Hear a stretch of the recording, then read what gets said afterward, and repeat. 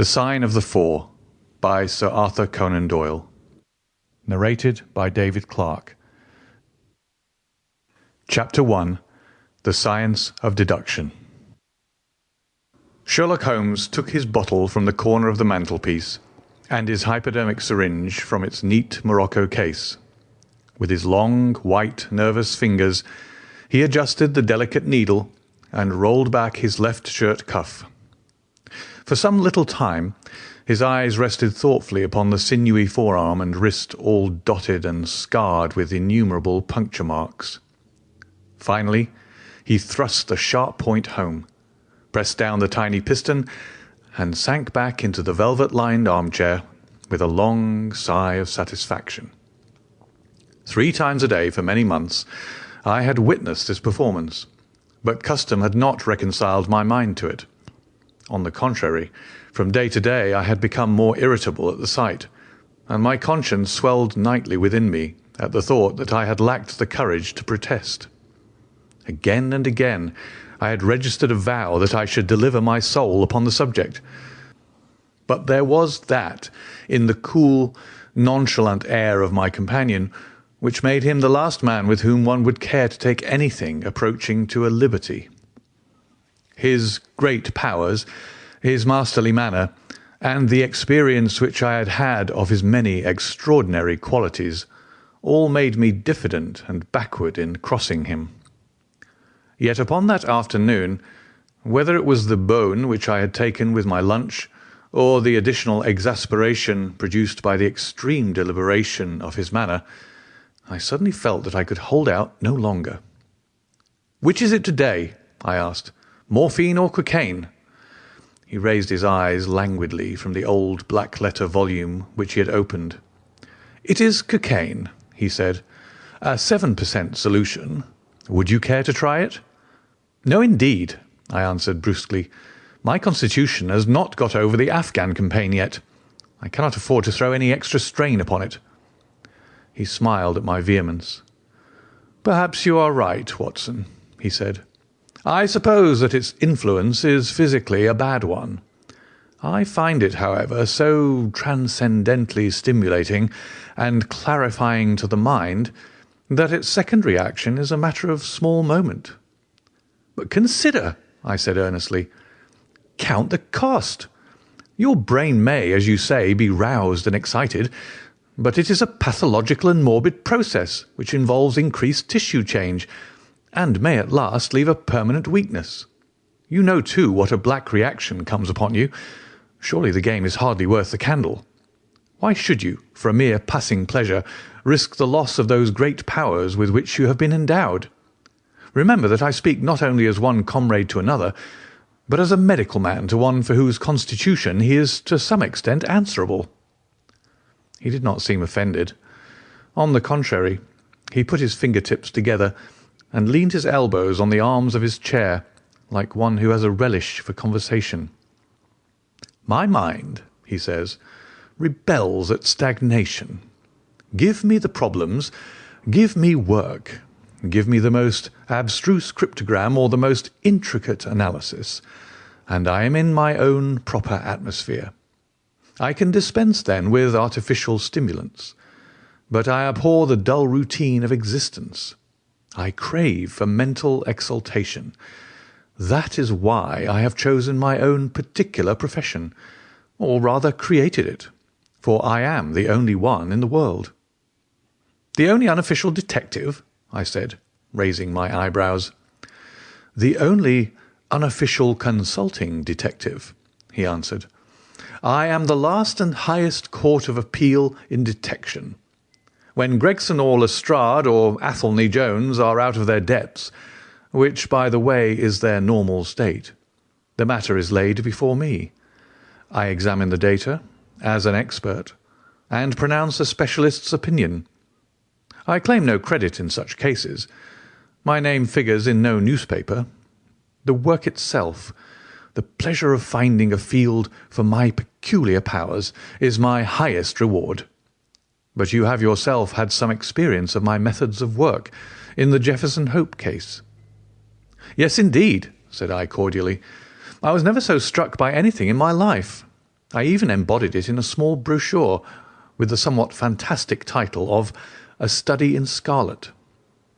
He shook his head sadly. "I glanced over it," said he. "Honestly, I cannot congratulate you upon it.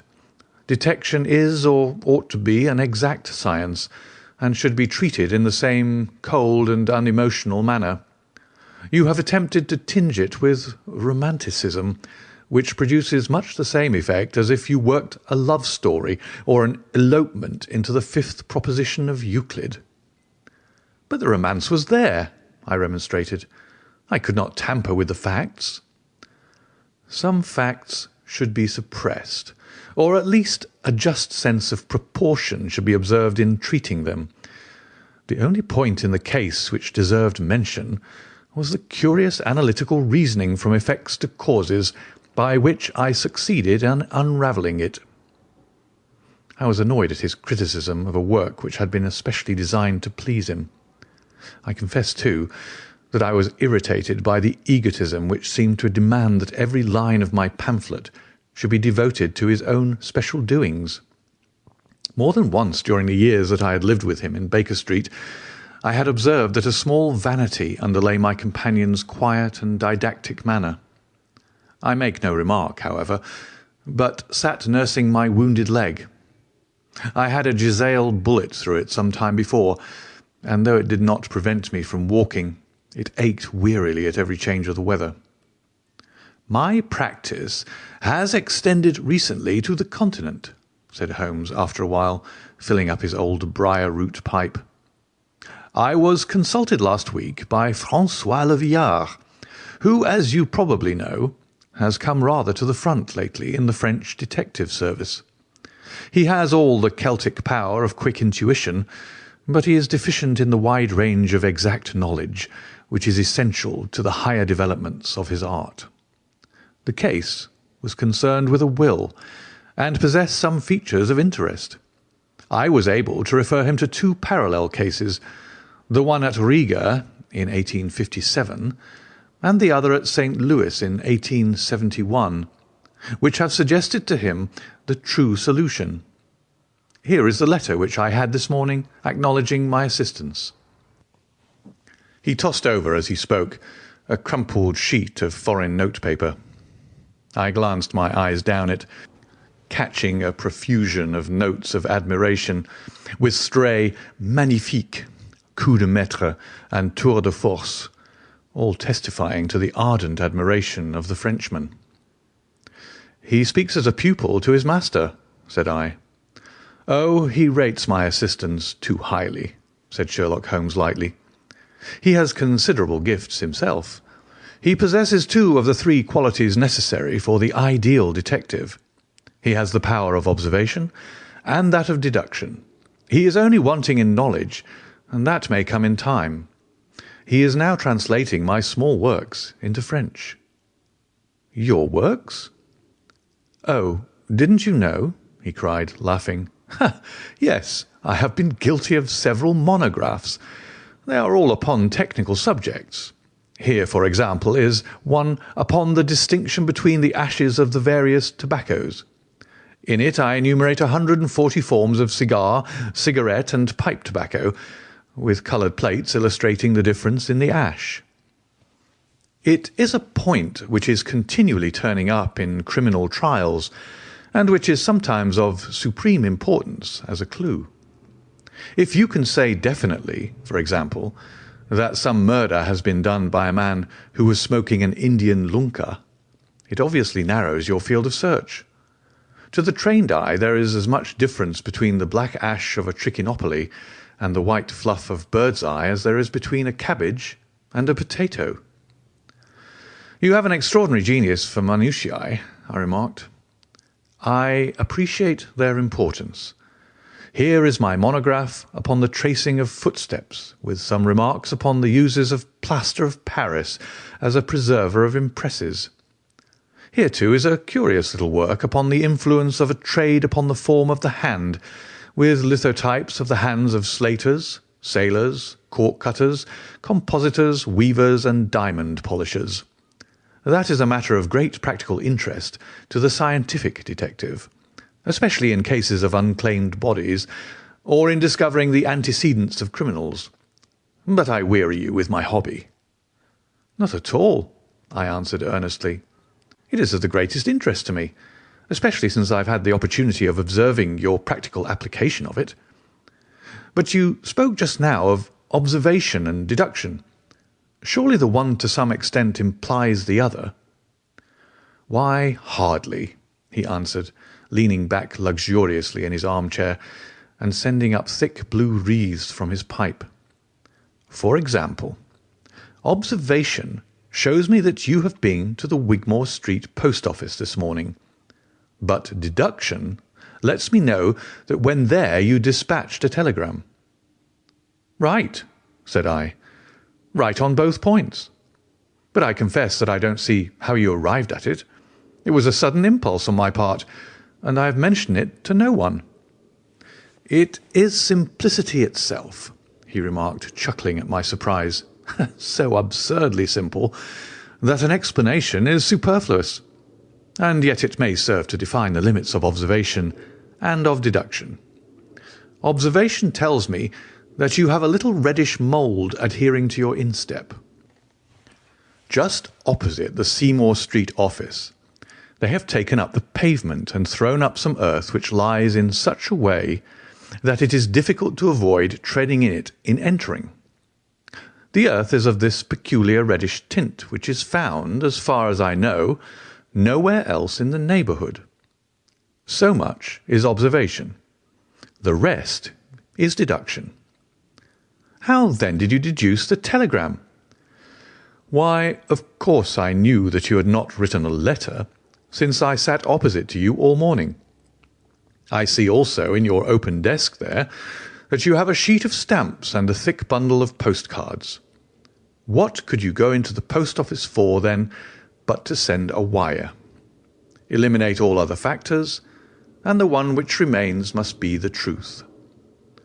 "In this case it certainly is so," I replied, after a little thought.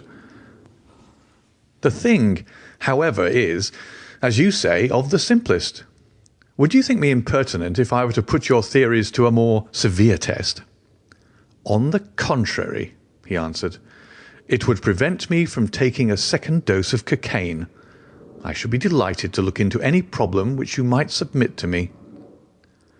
"I've heard you say that it's difficult for a man to have any object in daily use without leaving the impress of his individuality upon it in such a way that a trained observer might read it. Now, I have here a watch which has recently come into my possession. Would you have the kindness to let me have an opinion upon the character or habits of the late owner?" I handed him over the watch with some slight feeling of amusement in my heart, for the test was, as I thought, an impossible one, and I intended it as a lesson against the somewhat dogmatic tone which he occasionally assumed. He balanced the watch in his hand, gazed hard at the dial, opened the back and examined the works, first with his naked eyes and then with a powerful convex lens. I could hardly keep from smiling at his crestfallen face when he finally snapped the case to and handed it back. "There are hardly any data," he remarked. "The watch has been recently cleaned, which robs me of my most suggestive facts." "You're right," I answered. "It was cleaned before being sent to me." In my heart I accused my companion of putting forward a most lame and impotent excuse to cover his failure. What data could he expect from an uncleaned watch? "Though unsatisfactory, my research has not been entirely barren," he observed, staring up at the ceiling with dreamy, lack-lustre eyes. "Subject to your correction, I should judge that the watch belonged to your elder brother, who inherited it from your father." "That you gather, no doubt, from the H.W. on the back." "Quite so. The W suggests your own name. The date of the watch is nearly 50 years back, and the initials are as old as the watch. So it was made for the last generation. Jewellery usually descends to the eldest son, and he is most likely to have the same name as the father.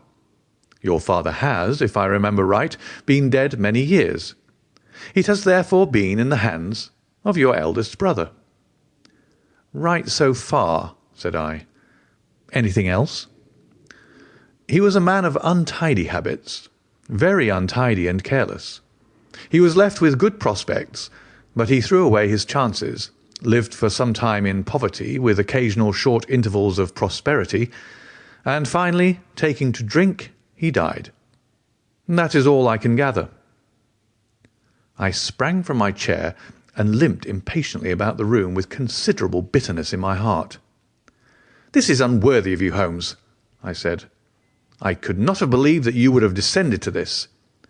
You have made inquiries into the history of my unhappy brother, and you now pretend to deduce this knowledge in some fanciful way. You cannot expect me to believe that you've read all this from his old watch.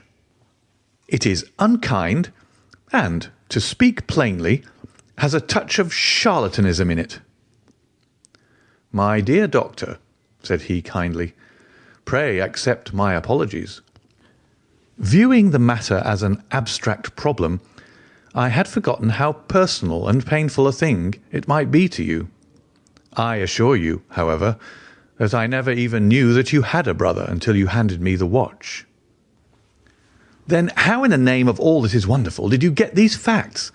They're absolutely correct in every particular." "Ah, that is good luck. I could only say what was the balance of probability. I did not at all expect to be so accurate." "But it was not mere guesswork." No, I never guess. It is a shocking habit, destructive to the logical faculty. What seems strange to you is only so because you do not follow my train of thought, or observe the small facts upon which large inferences may depend. For example, I began by stating that your brother was careless. When you observe the lower part of that watch case, you notice that it is not only dinted in 2 places, but it is cut and marked all over from the habit of keeping other hard objects, such as keys or coins, in the same pocket. Surely it is no great feat to assume that a man who treats a 50-guinea watch so cavalierly must be a careless man. Neither is it a very far-fetched inference that a man who inherits one article of such value is pretty well provided for in other respects." I nodded to show that I followed his reasoning. "It is very customary for pawnbrokers in England, when they take a watch, to scratch the number of the ticket with a pinpoint upon the inside of the case. It is more handy than a label, as there is no risk of the number being lost or transposed. There are no less than 4 such numbers visible to my lens on the inside of this case. Inference, that your brother was often at low water. Secondary inference, that he had occasional bursts of prosperity, or he could not have redeemed the pledge. Finally, I ask you to look at the inner plate, which contains the keyhole.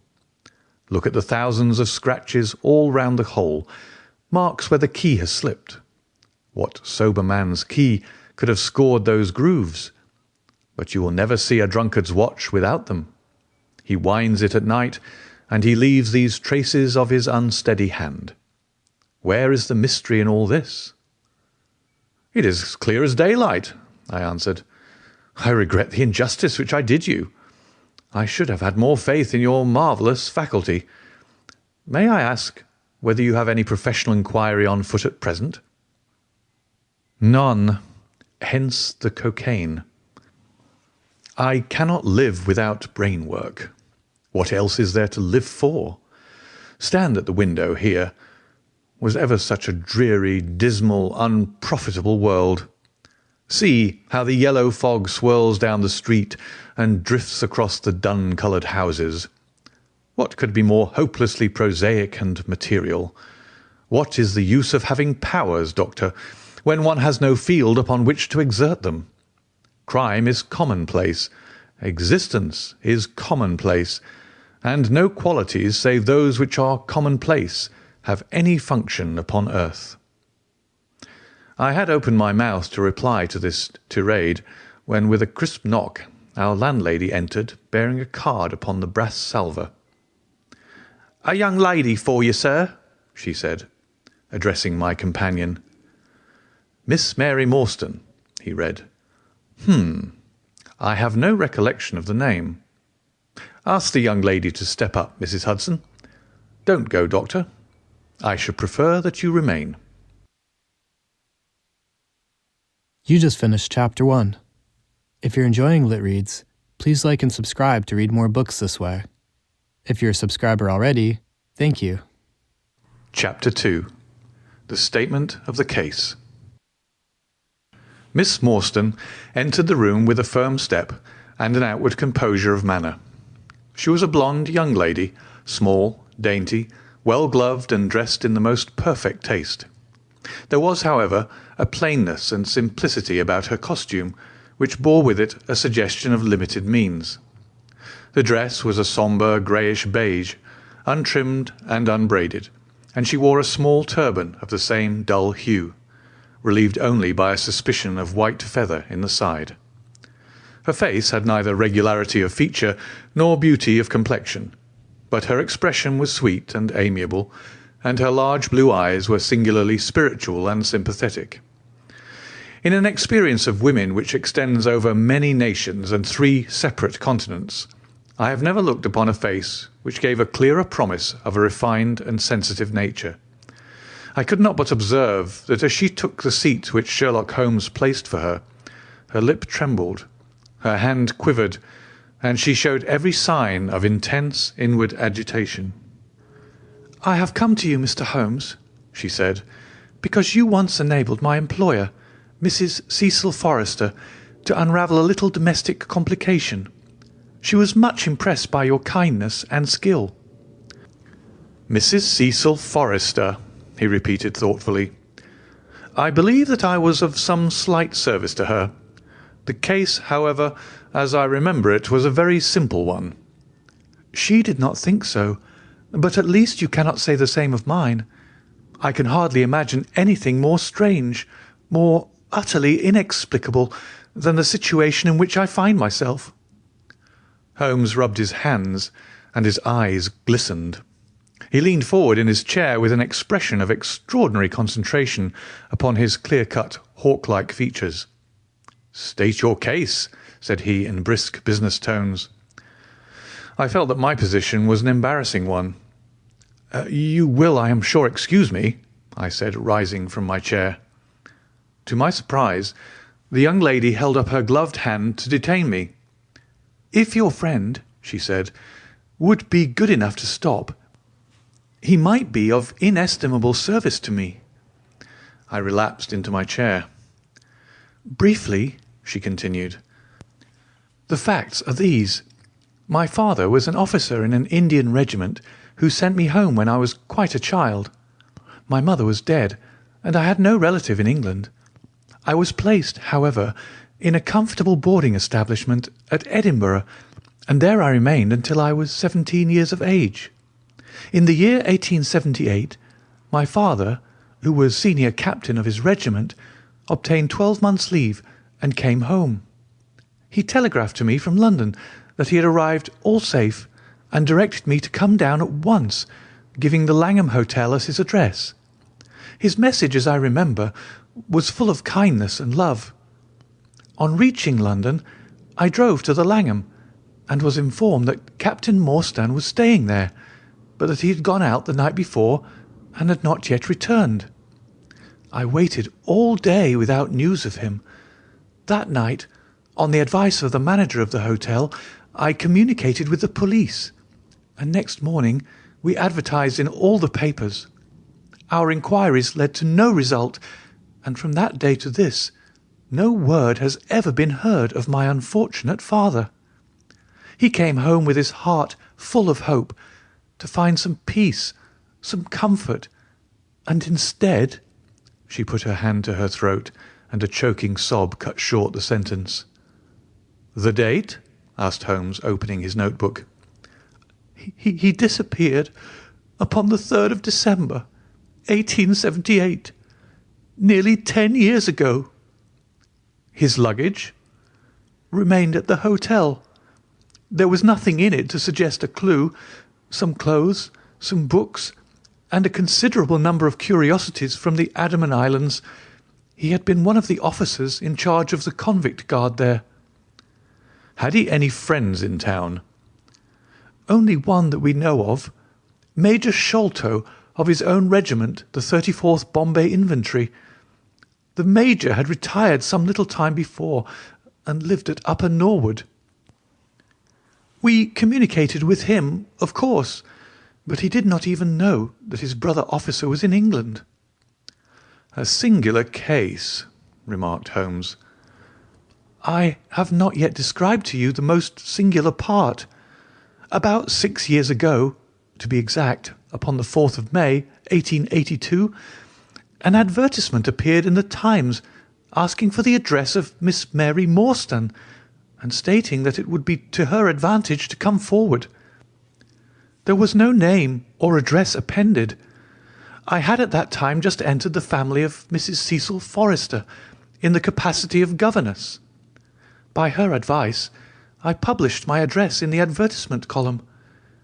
The same day, there arrived through the post a small cardboard box addressed to me, which I found to contain a very large and lustrous pearl. No word of writing was enclosed. Since then, every year, upon the same date, there has always appeared a similar box containing a similar pearl, without any clue as to the sender. They have been pronounced by an expert to be of a rare variety and of considerable value. You can see for yourselves that they are very handsome." She opened a flat box as she spoke, and showed me 6 of the finest pearls that I had ever seen.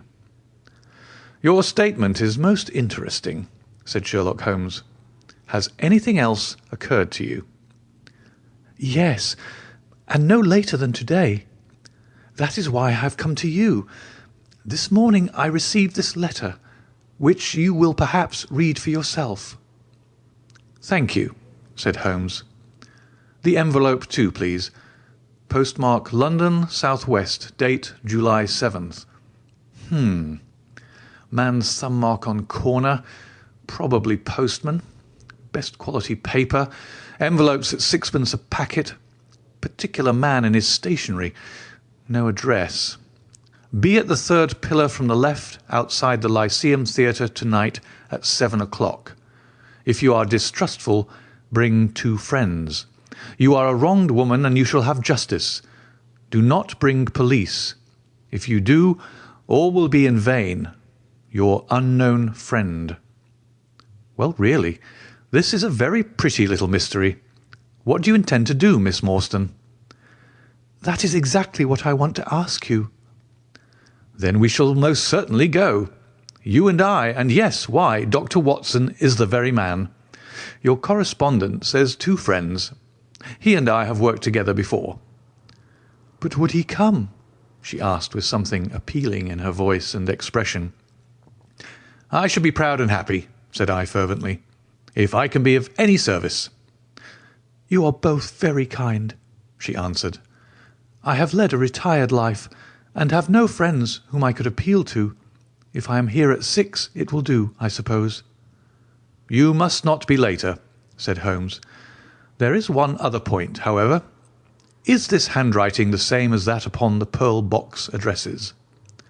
"I have them here," she answered, producing 6 pieces of paper. "You are certainly a model client. You have the correct intuition. Let us see now." He spread out the papers upon the table and gave little darting glances from one to the other. "They are disguised hands, except the letter," he said presently, "but there can be no question as to the authorship. See how the irrepressible Greek E will break out, and see the twirl of the final S. They are undoubtedly by the same person. I should not like to suggest false hopes, Miss Morstan, but is there any resemblance between this hand and that of your father?" "Nothing could be more unlike." "I expected to hear you say so. We shall look out for you, then, at 6. Pray allow me to keep the papers. I may look into the matter before then. It is only 3:30. Au revoir, then." "Au revoir," said our visitor, and with a bright, kindly glance from one to the other of us, She replaced her pearl box in her bosom and hurried away. Standing at the window, I watched her walking briskly down the street until the grey turban and white feather were but a speck in the sombre crowd. "What a very attractive woman!" I exclaimed, turning to my companion. He had lit his pipe again and was leaning back with drooping eyelids. "Is she?" he said languidly. "I did not observe."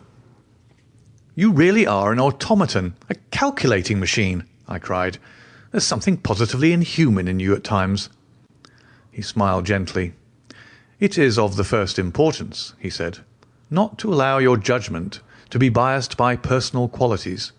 A client is to me a mere unit, a factor in a problem.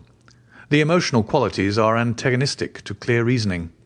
I assure you that the most winning woman I ever knew was hanged for poisoning 3 little children for their insurance money, and the most repellent man of my acquaintance is a philanthropist who has spent nearly $250,000 upon the London poor.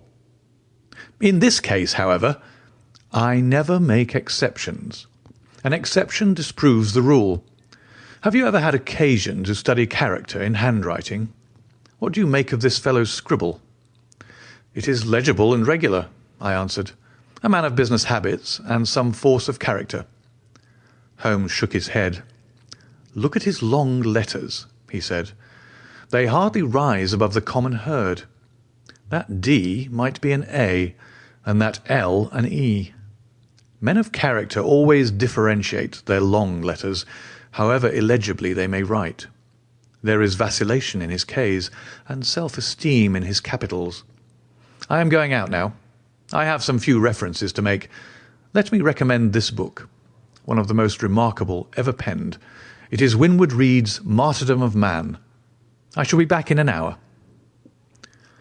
I sat in the window with the volume in my hand, but my thoughts were far from the daring speculations of the writer. My mind ran upon our late visitor, her smiles, the deep rich tones of her voice, the strange mystery which overhung her life. If she was 17 at the time of her father's disappearance, she must be 27 now, a sweet age when youth has lost its self-consciousness and become a little sobered by experience. So I sat and mused until such dangerous thoughts came into my head that I hurried away to my desk and plunged furiously into the latest treatise upon pathology. What was I, an army surgeon with a weak leg and a weaker banking account, that I should dare to think of such things? She was a unit, a factor, nothing more. If my future were black, it was better, surely, to face it like a man than to attempt to brighten it by mere will-o'-the-wisps of the imagination. Chapter 3. In Quest of a Solution. It was 5:30 before Holmes returned. He was bright, eager, and in excellent spirits, a mood which in his case alternated with fits of the blackest depression. "There is no great mystery in this matter," he said, taking the cup of tea which I had poured out for him. "The facts appear to admit of only one explanation." "What, you've solved it already?" "Well, that would be too much to say. I have discovered a suggestive fact, that is all. It is, however, very suggestive. The details are still to be added. I have just found, on consulting the back files of the Times, that Major Sholto, of Upper Norwood, late of the 34th Bombay Infantry, died upon the 28th of April, 1882. I may be very obtuse, Holmes, but I fail to see what this suggests." "No? You surprise me. Look at it in this way, then. Captain Morstan disappears. The only person in London whom he could have visited is Major Sholto. Major Sholto denies having heard that he was in London. 4 years later, Sholto dies. Within a week of his death, Captain Morstan's daughter receives a valuable present, which is repeated from year to year and now culminates in a letter which describes her as a wronged woman. What wrong can it refer to except this deprivation of her father? And why should the presents begin immediately after Sholto's death? unless it is that Sholto's heir knows something of the mystery and desires to make compensation. Have you any alternative theory which will meet the facts? But what a strange compensation! And how strangely made! Why, too, should he write a letter now, rather than 6 years ago? Again, the letter speaks of giving her justice. What justice can she have? It is too much to suppose that her father is still alive. There is no other injustice in her case that you know of. There are difficulties.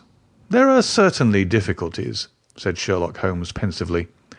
But our expedition of tonight will solve them all.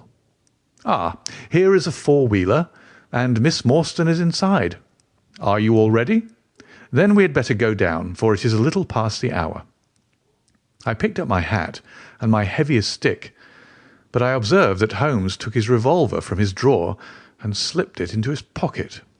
It was clear that he thought that our night's work might be a serious one. Miss Morstan was muffled in a dark cloak, and her sensitive face was composed but pale. She must have been more than woman if she did not feel some uneasiness at the strange enterprise upon which we were embarking, yet her self-control was perfect, and she readily answered the few additional questions which Sherlock Holmes put to her. "Major Sholto was a very particular friend of Papa's," she said. "His letters were full of allusions to the Major. He and Papa were in command of the troops at the Andaman Islands, so they were thrown a great deal together.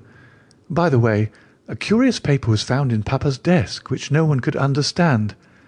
I don't suppose that it is of the slightest importance, but I thought you might care to see it, so I brought it with me. It is here." Holmes unfolded the paper carefully and smoothed it out upon his knee. He then very methodically examined it all over with his double lens. "It is paper of native Indian manufacture," he remarked. "It has at some time been pinned to a board. The diagram upon it appears to be a plan of part of a large building with numerous halls, corridors, and passages. At one point is a small cross done in red ink, and above it is a 337 from left in faded pencil writing. In the left-hand corner is a curious hieroglyphic like 4 crosses in a line with their arms touching. Beside it is written in very rough and coarse characters the sign of the four: Jonathan Small, Mahomet Singh, Abdullah Khan, Dost Akbar. No, I confess that I do not see how this bears upon the matter, yet it is evidently a document of importance. It has been kept carefully in a pocket-book, for the one side is as clean as the other." "It was in this pocket-book that we found it." "Preserve it carefully, then, Miss Morstan, for it may prove to be of use to us. I begin to suspect that this matter may turn out to be much deeper and more subtle than I at first supposed. I must reconsider my ideas." He leaned back in the cab, and I could see by his drawn brow and his vacant eye that he was thinking intently. Miss Morstan and I chatted in an undertone about our present expedition and its possible outcome, but our companion maintained his impenetrable reserve until the end of our journey. It was a September evening, and not yet 7 o'clock, but the day had been a dreary one, and a dense, drizzly fog lay low upon the great city. Mud-coloured clouds drooped sadly over the muddy streets. Down the Strand the lamps were but misty splotches of diffused light, which threw a feeble circular glimmer upon the slimy pavement. The yellow glare from the shop windows streamed out into the steamy, vaporous air, and threw a murky, shifting radiance across the crowded thoroughfare. There was, to my mind, something eerie and ghost-like in the endless procession of faces which flitted across these narrow bars of light. Sad faces, and glad, haggard and merry, like all humankind, they flitted from the gloom into the light, and so back into the gloom once more. I am not subject to impressions, but the dull, heavy evening, with the strange business upon which we were engaged, combined to make me nervous and depressed. I could see from Miss Morstan's manner that she was suffering from the same feeling. Holmes alone could rise superior to petty influences. He held his open notebook upon his knee, and from time to time he jotted down figures and memoranda in the light of his pocket lantern. At the Lyceum Theatre, the crowds were already thick at the side entrances. In front, a continuous stream of hansoms and four-wheelers were rattling up, discharging their cargoes of shirt-fronted men and beshawled, bediamonded women. We had hardly reached the third pillar, which was our rendezvous, before a small, dark, brisk man in the dress of a coachman accosted us. "Are you the parties who come with the Miss Morstan?" he asked. "I am Miss Morstan, and these two gentlemen are my friends," said she. He bent a pair of wonderfully penetrating and questioning eyes upon us.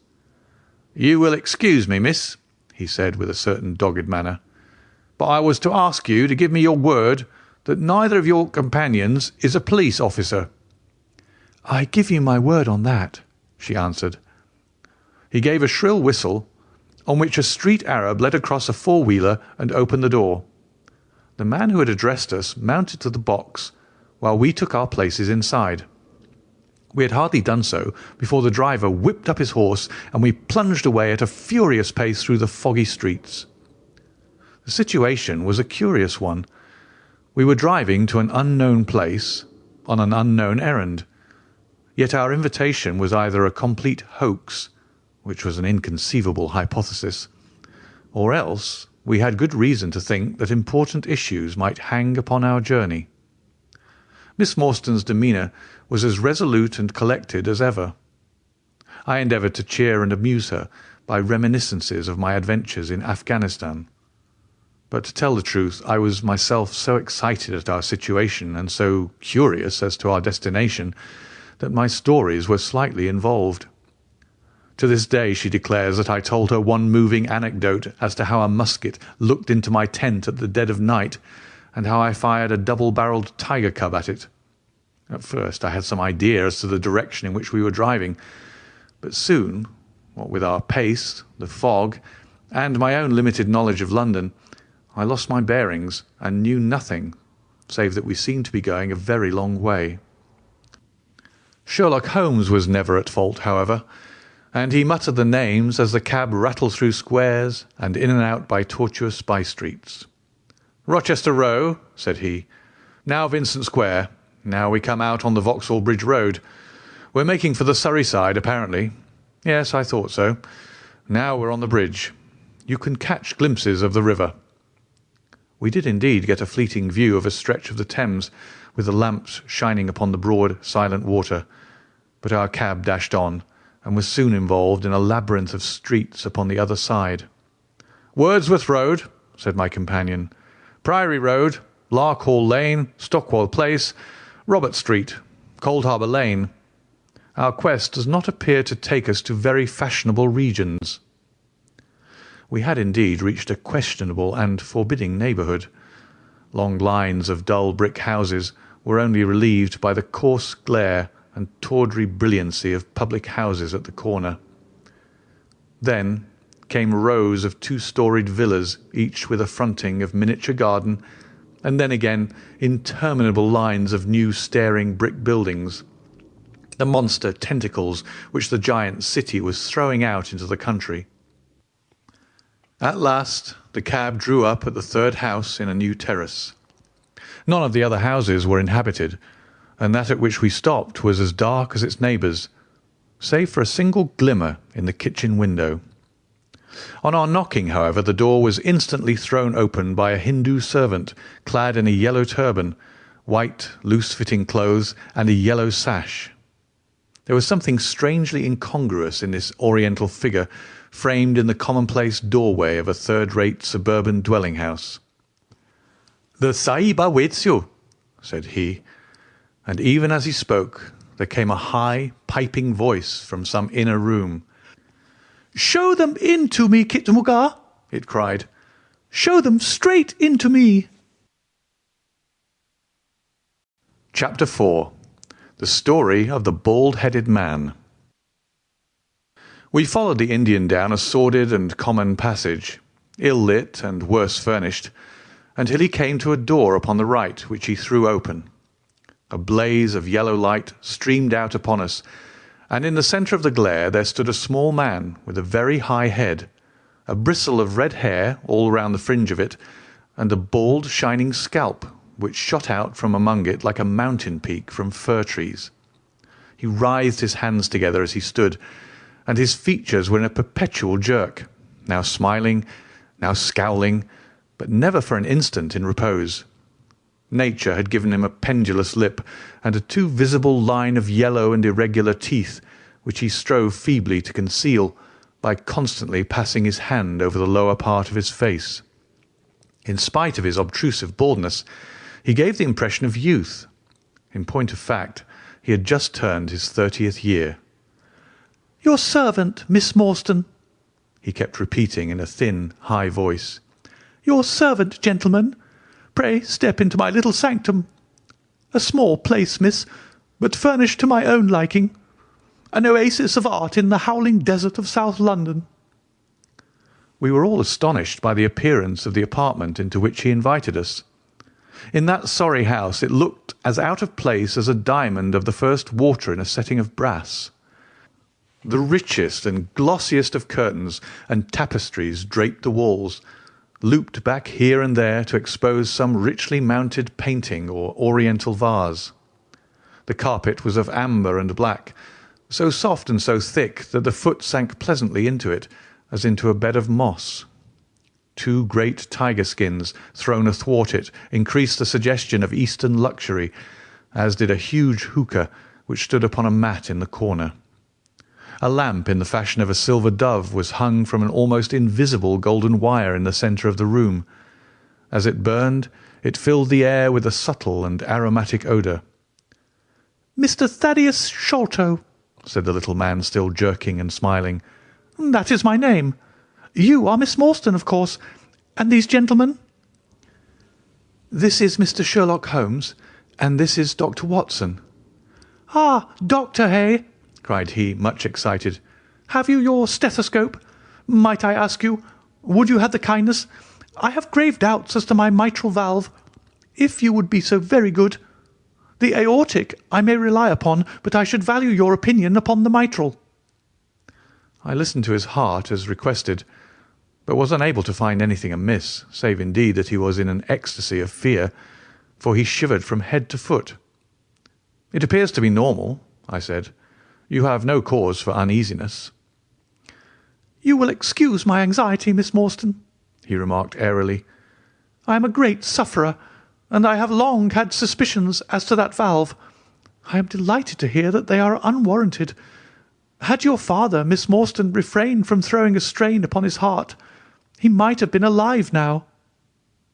I could have struck the man across the face, so hot was I at this callous and off-hand reference to so delicate a matter.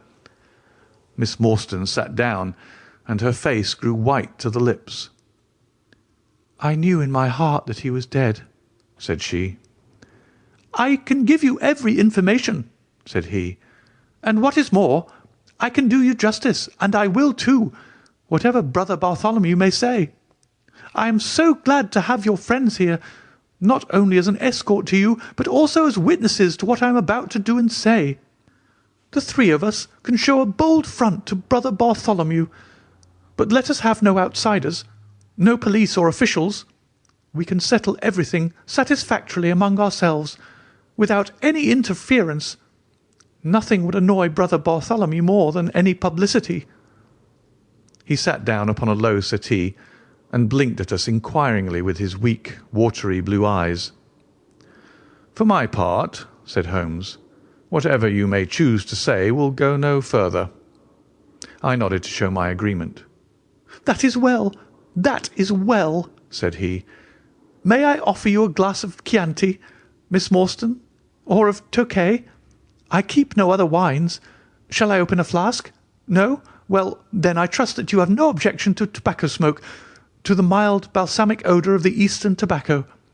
I am a little nervous, and I find my hookah an invaluable sedative." He applied a taper to the great bowl, and the smoke bubbled merrily through the rose water. We sat all three in a semicircle with our heads advanced and our chins upon our hands, while the strange, jerky little fellow, with his high, shining head, puffed uneasily in the centre. "When I first determined to make this communication to you," said he, "I might have given you my address, but I feared that you might disregard my request and bring unpleasant people with you.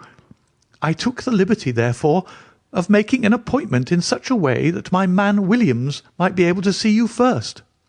I have complete confidence in his discretion, and he had orders, if he were dissatisfied, to proceed no further in the matter. You will excuse these precautions, but I am a man of somewhat retiring, and I might even say refined tastes, and there is nothing more unaesthetic than a policeman. I have a natural shrinking from all forms of rough materialism. I seldom come in contact with the rough crowd. I live, as you see, with some little atmosphere of elegance around me. I may call myself a patron of the arts. It is my weakness. The landscape is a genuine Corot, and though a connoisseur might perhaps throw a doubt upon that Salvator Rosa, there cannot be the least question about the Bouguereau. I am partial to the modern French school." "You will excuse me, Mr. Sholto," said Miss Morstan, "but I am here at your request to learn something which you desire to tell me.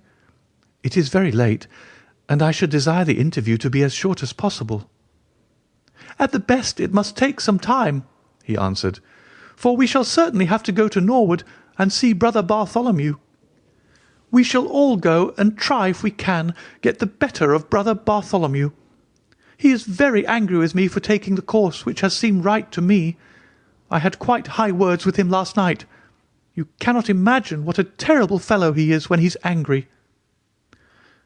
"If we're to go to Norwood, it would perhaps be as well to start at once," I ventured to remark. He laughed until his ears were quite red. "That would hardly do," he cried. "I don't know what he would say if I brought you in that sudden way. No, I must prepare you by showing you how we all stand to each other. In the first place, I must tell you that there are several points in the story of which I am myself ignorant. I can only lay the facts before you as far as I know them myself.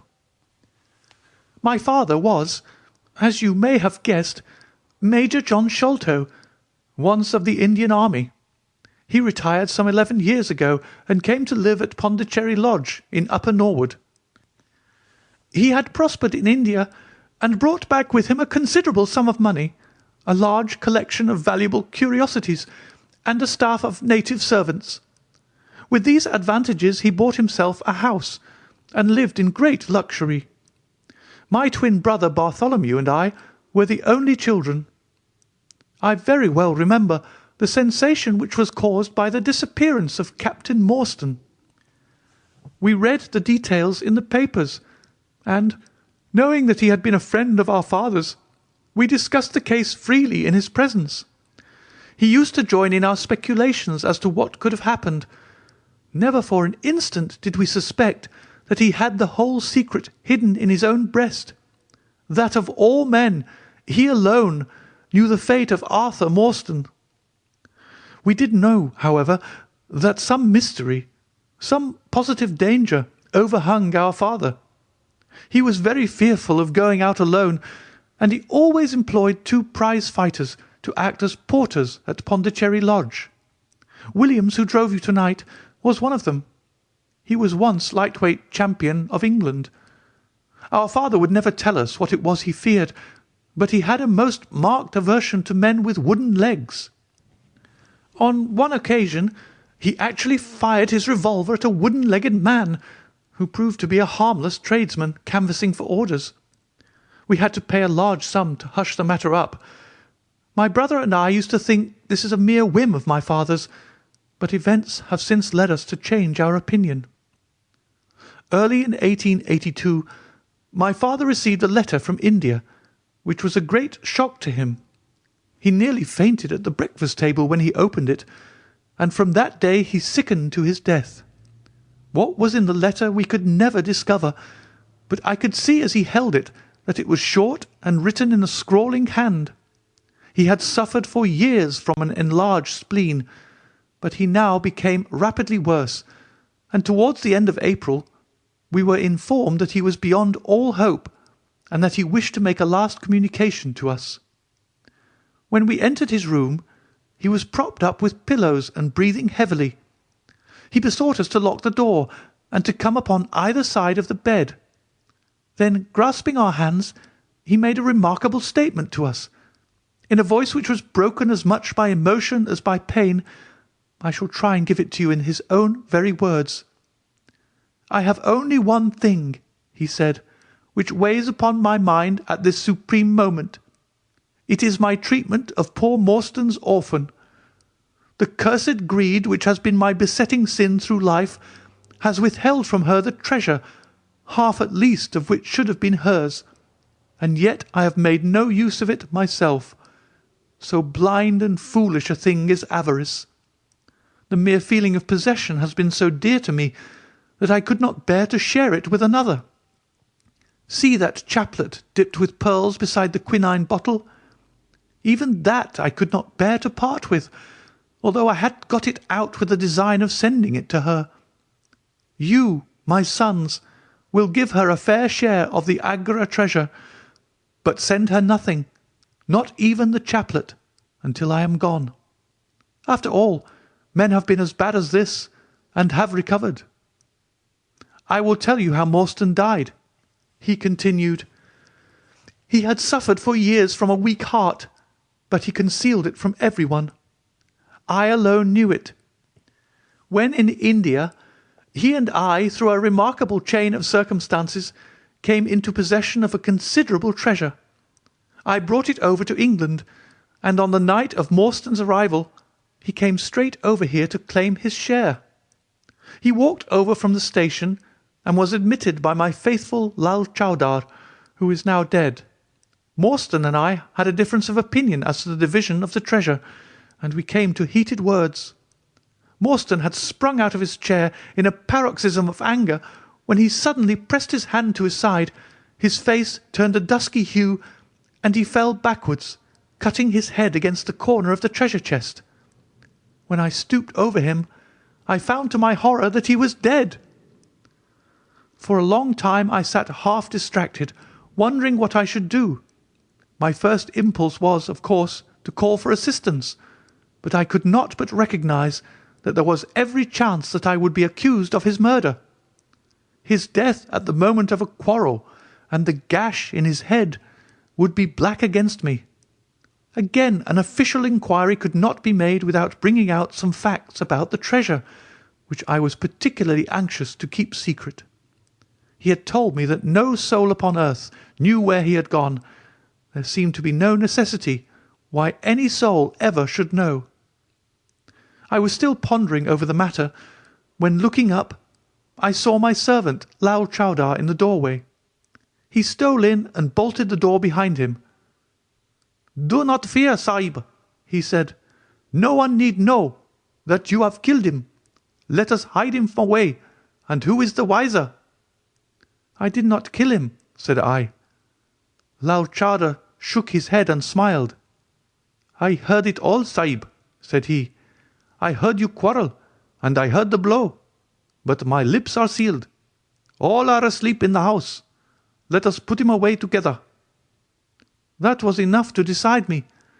If my own servant could not believe my innocence, how could I hope to make it good before 12 foolish tradesmen in a jury box? Lal Chowdar and I disposed of the body that night, and within a few days the London papers were full of mysterious disappearance of Captain Morstan. You will see from what I say that I can hardly be blamed in the matter. My fault lies in the fact that we concealed not only the body, but also the treasure, and that I have clung to Morstan's share as well as to my own. I wish you, therefore, to make restitution. Put your ears down to my mouth. The treasure is hidden in—" At this instant a horrible change came over his expression. His eyes stared wildly, his jaw dropped, and he yelled in a voice which I can never forget, "Keep him out! For Christ's sake, keep him out!" We both stared round at the window behind us, upon which his gaze was fixed. A face was looking in at us out of the darkness. We could see the whitening of the nose where it was pressed against the glass. It was a bearded, hairy face, with wild, cruel eyes and an expression of concentrated malevolence. My brother and I rushed towards the window, but the man was gone. When we returned to my father, his head had dropped and his pulse had ceased to beat.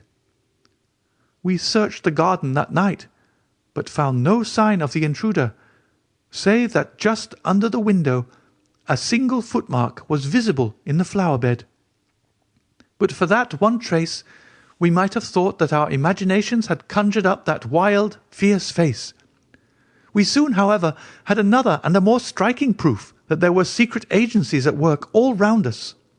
The window of my father's room was found open in the morning. His cupboards and boxes had been rifled, and upon his chest was fixed a torn piece of paper with the words, "The sign of the four," scrawled across it. What the phrase meant, or who our secret visitor may have been, we never knew. As far as we can judge, none of my father's property had been actually stolen, though everything had been turned out. My brother and I naturally associated this peculiar incident with the fear which haunted my father during his life, but it is still a complete mystery to us. The little man stopped to relight his hookah and puff thoughtfully for a few moments. We had all sat absorbed, listening to his extraordinary narrative. At the short account of her father's death, Miss Morstan had turned deadly white, and for a moment I feared that she was about to faint. She rallied, however, on drinking a glass of water which I quietly poured out for her from a Venetian carafe upon the side table. Sherlock Holmes leaned back in his chair with an abstracted expression and the lids drawn low over his glittering eyes. As I glanced at him, I could not but think how on that very day he had complained bitterly of the commonplaceness of life.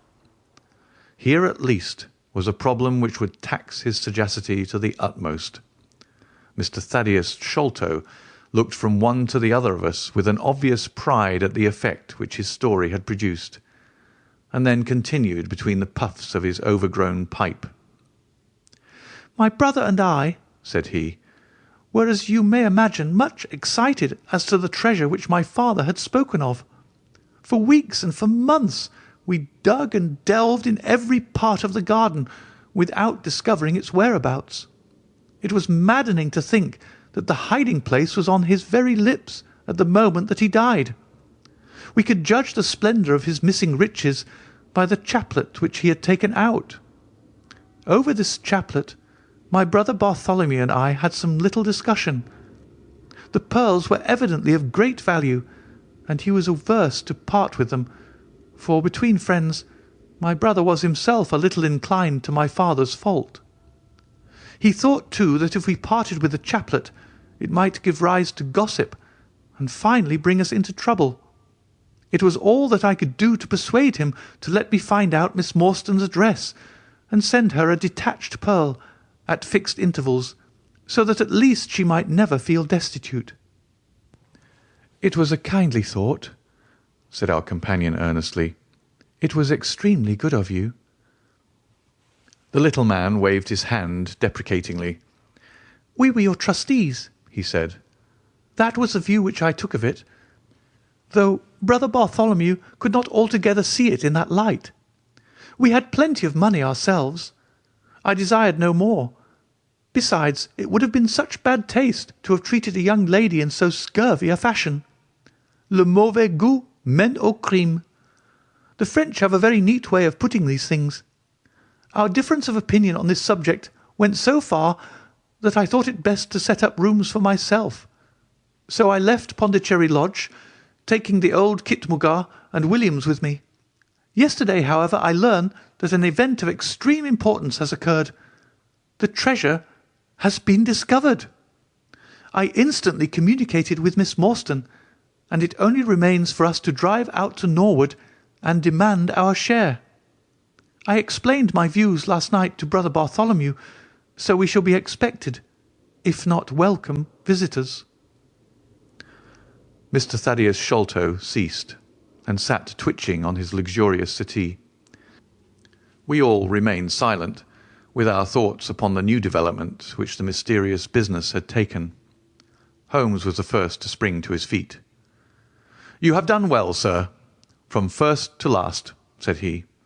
"It is possible that we may be able to make you some small return by throwing some light upon that which is still dark to you.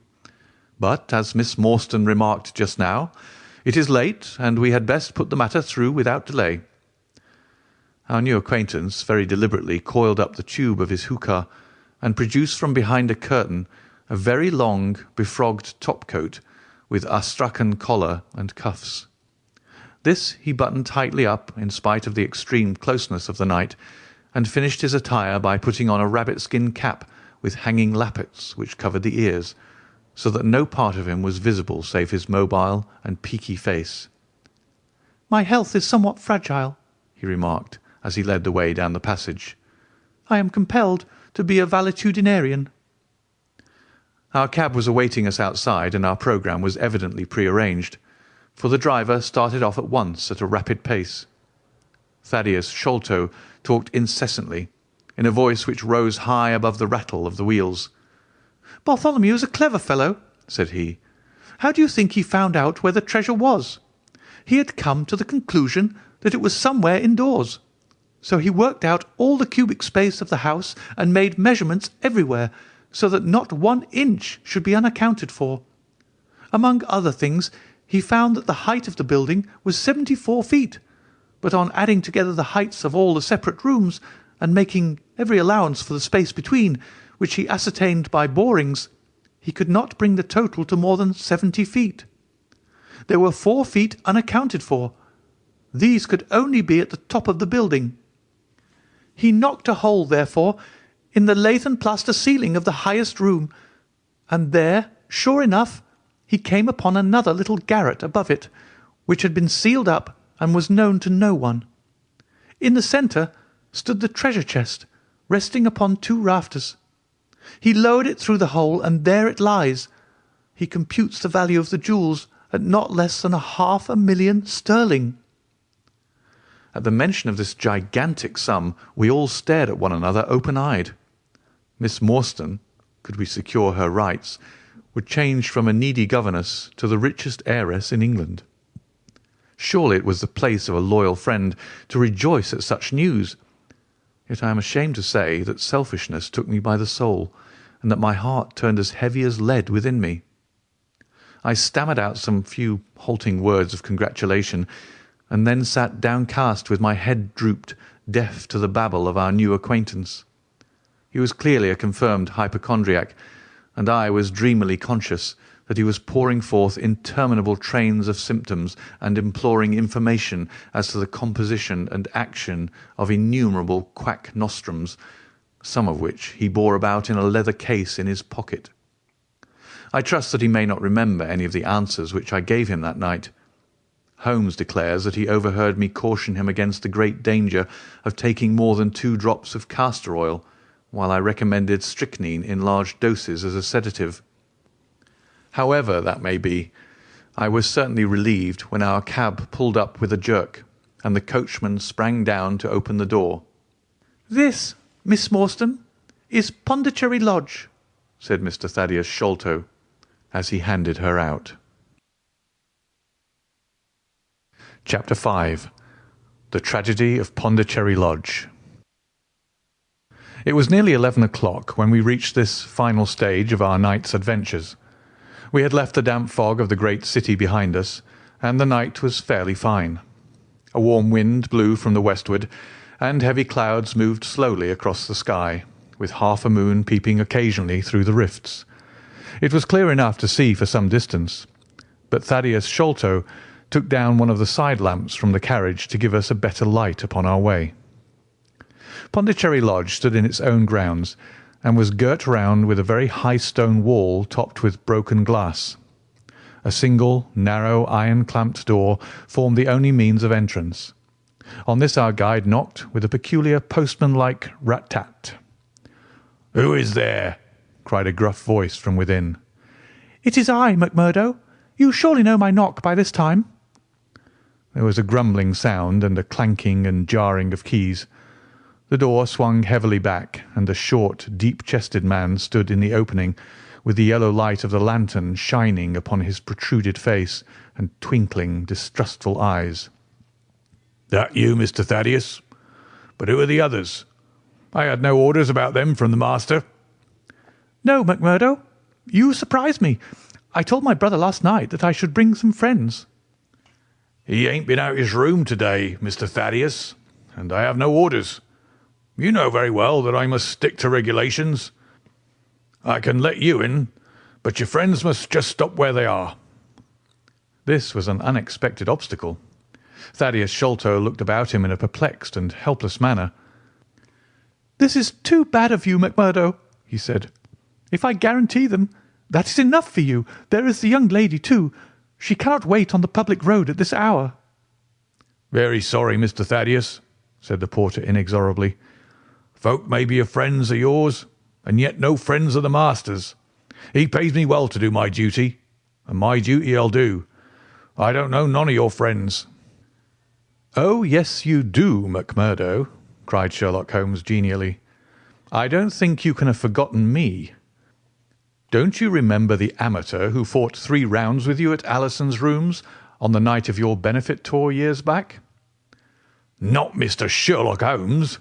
roared the prize-fighter. "God's truth, how could I have mistook you? If instead of standing there so quiet you just stepped up and given me that cross hit of yours under the jaw, I'd have known you without question. Ah, you're one that has wasted your gifts, you have. You might have aimed high if you'd joined the fancy." "You see, Watson, if all else fails me, I have still one of the scientific professions open to me," said Holmes, laughing. "Our friend won't keep us out in the cold now, I am sure." "In you come, sir, in you come, you and your friends," he answered. "Very sorry, Mr. Thaddeus, but orders are very strict. Had to be certain of your friends before I let 'em in." Inside, a gravel path wound through desolate grounds to a huge clump of a house, square and prosaic, all plunged in shadow save where a moonbeam struck one corner and glimmered in a garret window. The vast size of the building, with its gloom and its deathly silence, struck a chill to the heart. Even Thaddeus Sholto seemed ill at ease, and the lantern quivered and rattled in his hand. "I cannot understand it," he said. "There must be some mistake. I distinctly told Bartholomew that we should be here, and yet there is no light in his window. I do not know what to make of it." "Does he always guard the premises in this way?" asked Holmes. "Yes. He has followed my father's custom. He was the favourite son, you know, and I sometimes think that my father may have told him more than he ever told me. That is Bartholomew's window up there, where the moonshine strikes.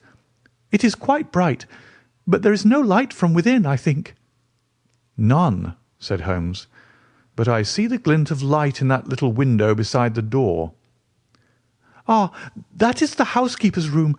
That is where old Mrs. Bernstone sits. She can tell us all about it, but perhaps you would not mind waiting here for a minute or two, for if we all go in together and she has no word of our coming, she may be alarmed. But hush! What is that?" He held up the lantern, and his hand shook until the circles of light flickered and wavered all around us. Miss Morstan seized my wrist, and we all stood with thumping hearts, straining our ears. From the great black house there sounded through the silent night the saddest and most pitiful of sounds, the shrill, broken whimpering of a frightened woman. "It is Mrs. Bernstone," said Sholto. "She is the only woman in the house. Wait here. I shall be back in a moment." He hurried for the door and knocked in his peculiar way. We could see a tall old woman admit him and sway with pleasure at the very sight of him. "Oh, Mr. Thaddeus, sir, I'm so glad you've come. I am so glad you've come, Mr. Thaddeus, sir." We heard her reiterated rejoicings until the door was closed and her voice died away into a muffled monotone. Our guide had left us the lantern. Holmes swung it slowly round and peered keenly at the house, and at the great rubbish heaps which cumbered the grounds. Miss Morstan and I stood together, and her hand was in mine. A wondrous subtle thing is love, for here we were, two who had never seen each other before that day, between whom no word or even look of affection had ever passed, and yet now, in an hour of trouble, our hands instinctively sought for each other. I have marvelled at it since, but at the time it seemed the most natural thing that I should go out to her so, and, as she has often told me, there was in her also the instinct to turn to me for comfort and protection. So we stood hand in hand like two children, and there was peace in our hearts for all the dark things that surrounded us. "What a strange place," she said, looking round. "It looks as though all the moles in England have been let loose in it. I've seen something of the sort on the side of a hill near Ballarat, where the prospectors have been at work." "And from the same cause," said Holmes. "These are the traces of the treasure-seekers. You must remember that they were 6 years looking for it. No wonder that the grounds look like a gravel pit." At that moment the door of the house burst open, and Thaddeus Sholto came running out with his hands thrown forward and terror in his eyes. "There is something amiss with Bartholomew," he cried. "I am frightened. My nerves cannot stand it." He was indeed half blubbering with fear, and his twitching, feeble face, peeping out from the great Astrakhan collar, had the helpless, appealing expression of a terrified child.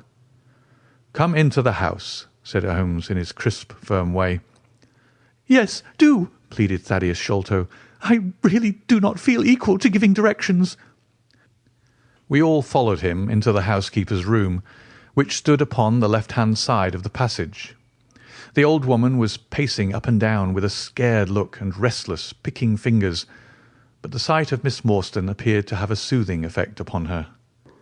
"God bless your sweet, calm face," she cried with an hysterical sob. "It does me good to see you. Oh, but I have been sorely tried this day." Our companion patted her thin, work-worn hand, and murmured some few words of kindly, womanly comfort, which brought the colour back into the other's bloodless cheeks. "Master has locked himself in, and will not answer me," she explained. "All day I've waited to hear from him, for he often likes to be alone, but an hour ago I feared that something was amiss, so I went up and peeped through the keyhole. You must go up, Mr. Thaddeus. You must go up and look for yourself. I've seen Mr. Bartholomew Sholto in joy and in sorrow for 10 long years, but I never saw him with such a face on him as that." Sherlock Holmes took the lamp and led the way, for Thaddeus Sholto's teeth were chattering in his head. So shaken was he that I had to pass my hand under his arm as we went up the stairs, for his knees were trembling under him. Twice as we ascended, Holmes whipped his lens out of his pocket and carefully examined marks which appeared to me to be mere shapeless smudges of dust upon the cocoa-nut matting which served as a stair carpet. He walked slowly from step to step, holding the lamp and shooting keen glances to right and left. Miss Morstan had remained behind with the frightened housekeeper. The third flight of stairs ended in a straight passage of some length, with a great picture in Indian tapestry upon the right of it, and 3 doors upon the left. Holmes advanced along it in the same slow and methodical way, while we kept close at his heels, with our long black shadows streaming backwards down the corridor. The third door was that which we were seeking. Holmes knocked without receiving any answer, and then tried to turn the handle and force it open.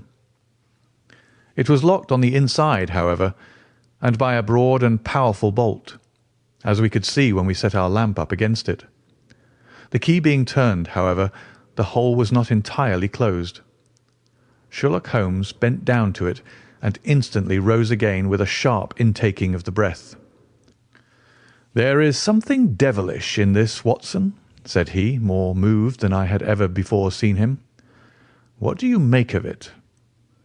I stooped to the hole and recoiled in horror. Moonlight was streaming into the room, and it was bright with a vague and shifty radiance. Looking straight at me, and suspended as it were in the air, for all beneath was in shadow, there hung a face, the very face of our companion Thaddeus. There was the same high shining head, the same circular bristle of red hair, the same bloodless countenance. The features were set, however, in a horrible smile, a fixed and unnatural grin, which in that still and moonlit room was more jarring to the nerves than any scowl or contortion. So like was the face to that of our little friend that I looked round at him to make sure that he was indeed with us. Then I recalled to mind that he had mentioned to us that his brother and he were twins. "This is terrible," I said to Holmes. "What is to be done?" "The door must come down," he answered, and springing against it, he put all his weight upon the lock. It creaked and groaned, but did not yield. Together we flung ourselves upon it once more, and this time it gave way with a sudden snap, and we found ourselves within Bartholomew Sholto's chamber. It appeared to have been fitted up as a chemical laboratory. A double line of glass-stoppered bottles was drawn up upon the wall opposite the door, and a table was littered over with Bunsen burners, test tubes, and retorts. In the corners stood carboys of acid in wicker baskets. One of these appeared to leak or to have been broken, for a stream of dark-coloured liquid had trickled out from it, and the air was heavy with a peculiarly pungent tar-like odour. A set of steps stood at one side of the room, in the midst of a litter of lath and plaster, and above them there was an opening in the ceiling large enough for a man to pass through. At the foot of the steps a long coil of rope was thrown carelessly together. By the table, in a wooden armchair, the master of the house was seated all in a heap, with his head sunk upon his left shoulder and that ghastly, inscrutable smile upon his face. He was stiff and cold, and had clearly been dead many hours. It seemed to me that not only his features, but all his limbs were twisted and turned in the most fantastic fashion. By his hand, upon the table there lay a peculiar instrument, a brown, close-grained stick, with a stone head like a hammer, rudely lashed on with coarse twine. Beside it was a torn sheet of note-paper with some words scrawled upon it.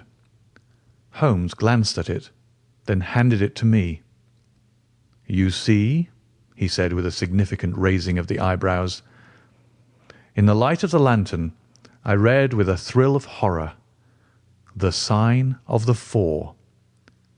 "In God's name, what does it all mean?" I asked. "It means murder," said he, stooping over the dead man. "Ah, I expected it. Look here."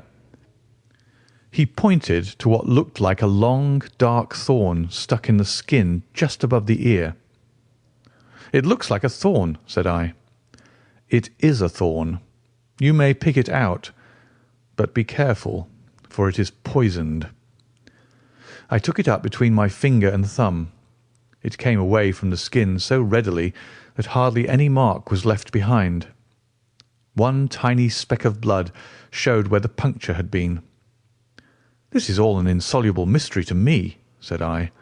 "It grows darker instead of clearer." "On the contrary," he answered, "it clears every instant. I only require a few missing links to have an entirely connected case." We had almost forgotten our companion's presence since we entered the chamber. He was still standing in the doorway, the very picture of terror, wringing his hands and moaning to himself.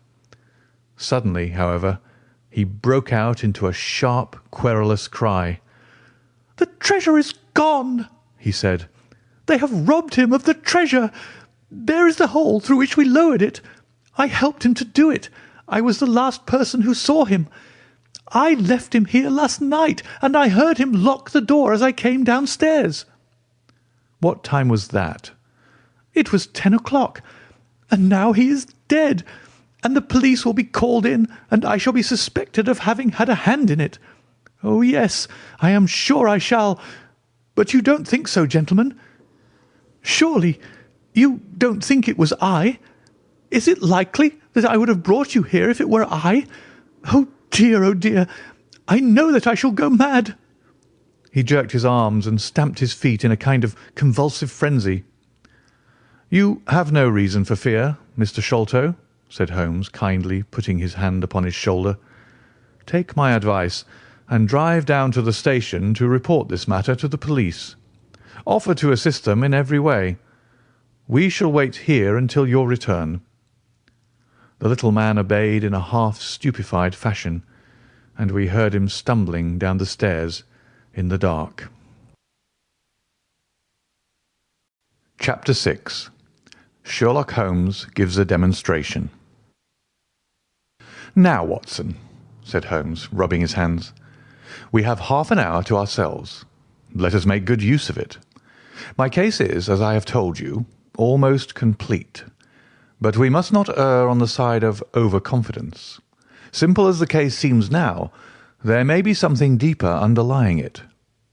"Simple!" I ejaculated. "Surely," said he, with something of the air of a clinical professor expounding to his class. "Just sit in the corner there, that your footprints may not complicate matters. Now to work. In the first place, how did these folk come, and how did they go? The door has not been opened since last night. How of the window?"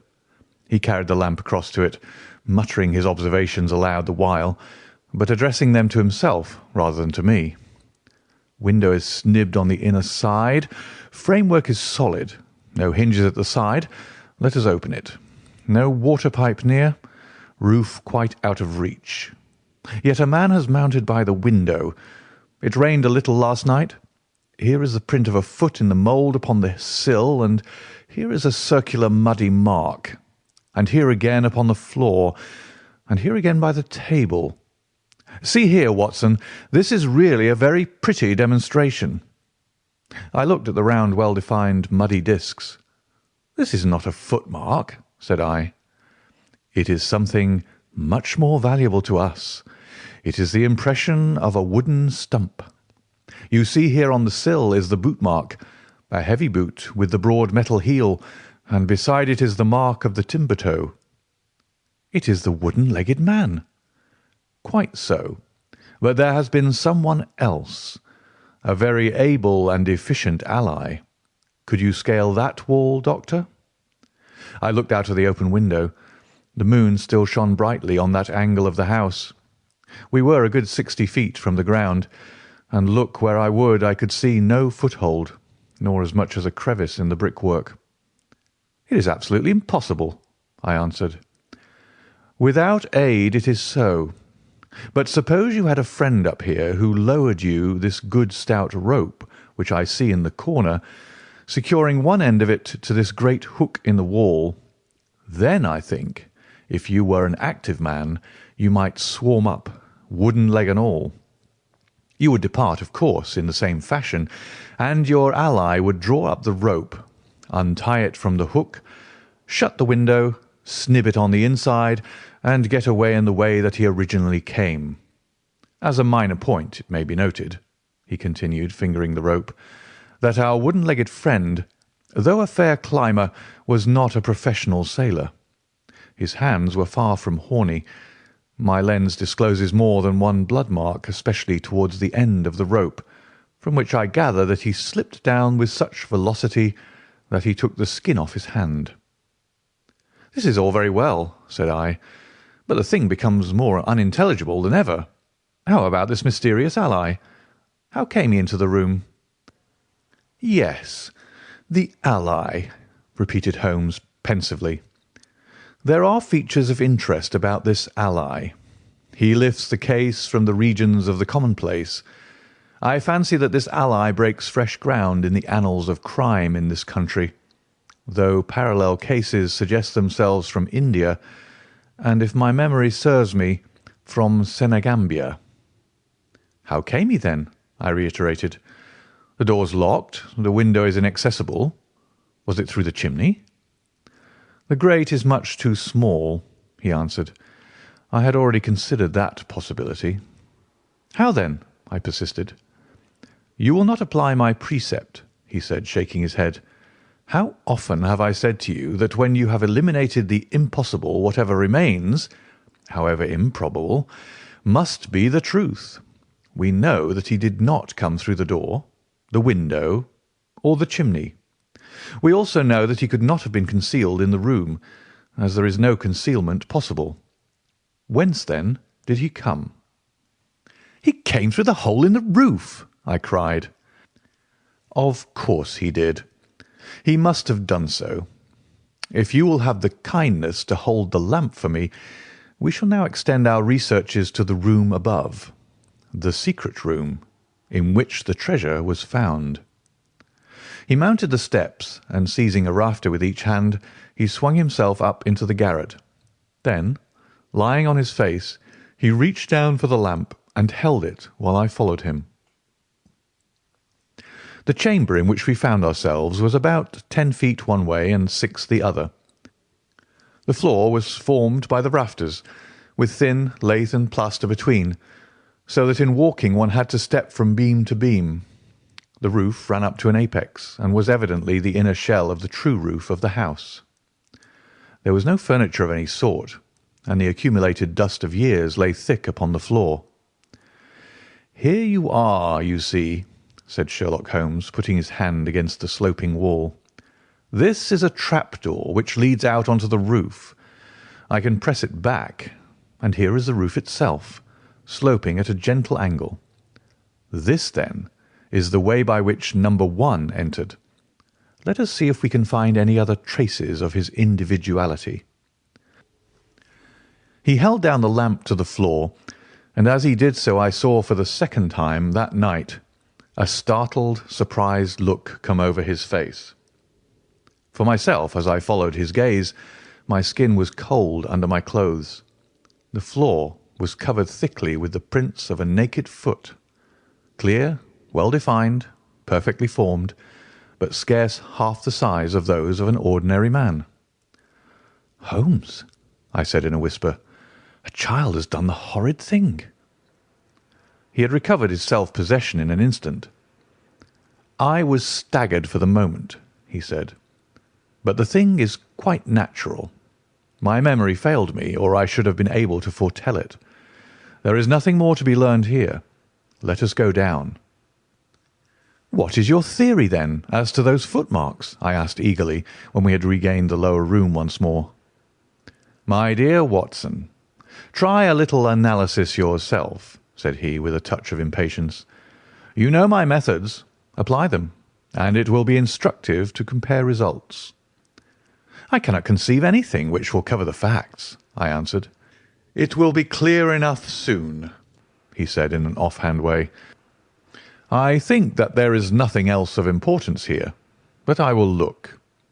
He whipped out his lens and a tape measure, and hurried about the room on his knees, measuring, comparing, examining, with his long, thin nose only a few inches from the planks, and his beady eyes gleaming and deep-set like those of a bird.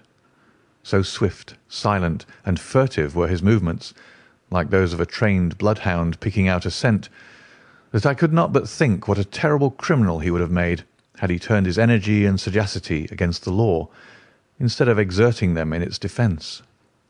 As he hunted about, he kept muttering to himself, and finally he broke out into a loud crow of delight. "We are certainly in luck," said he. "We ought to have very little trouble now. Number 1 has had the misfortune to tread in the creosote. You can see the outline of the edge of his small foot here at the side of this evil-smelling mess. The carboy has been cracked, you see, and the stuff has leaked out." "What then?" I asked. "Why, we have got him, that's all," said he. "I know a dog that would follow that scent to the world's end.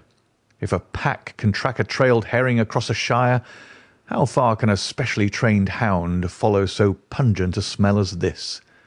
It sounds like a sum in the rule of 3. The answer should give us the— But hullo! Here are the accredited representatives of the law."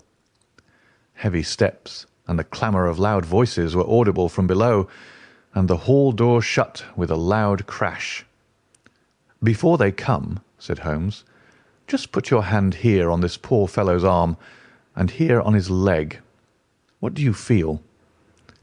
"The muscles are as hard as a board," I answered. Quite so. They are in a state of extreme contraction, far exceeding the usual rigor mortis. Coupled with this distortion of the face, this Hippocratic smile, or risus sardonicus, as the old writers called it, what conclusion would it suggest to your mind? Death from some powerful vegetable alkaloid, I answered. Some strychnine-like substance which would produce tetanus. That was the idea which occurred to me the instant I saw the drawn muscles of the face.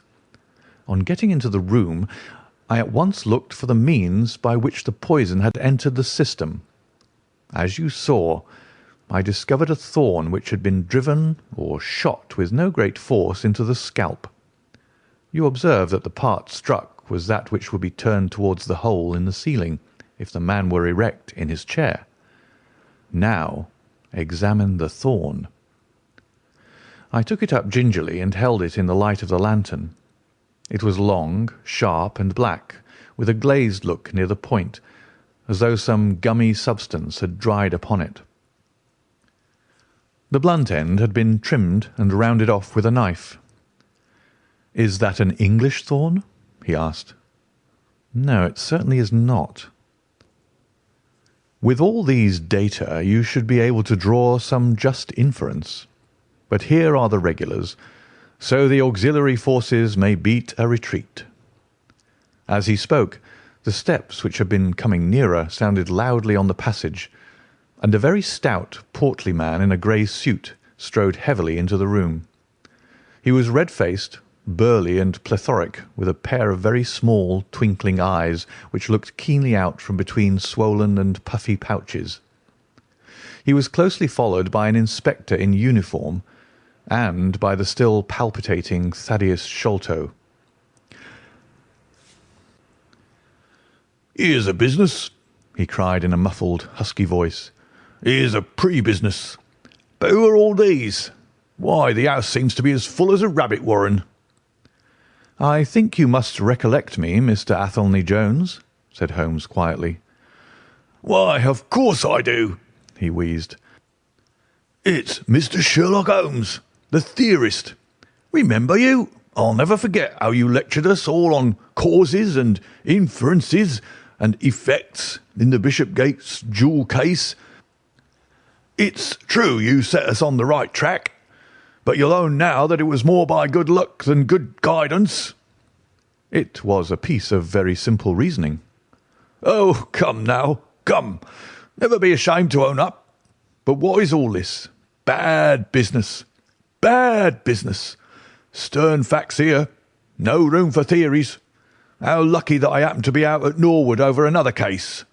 I was at the station when the message arrived. What do you think the man died of?" "Oh, this is hardly a case for me to theorise over," said Holmes dryly. "No, no. Still, we can't deny that you hit the nail on the head sometimes. Dear me. Door locked, I understand. Jewels worth $500,000 missing.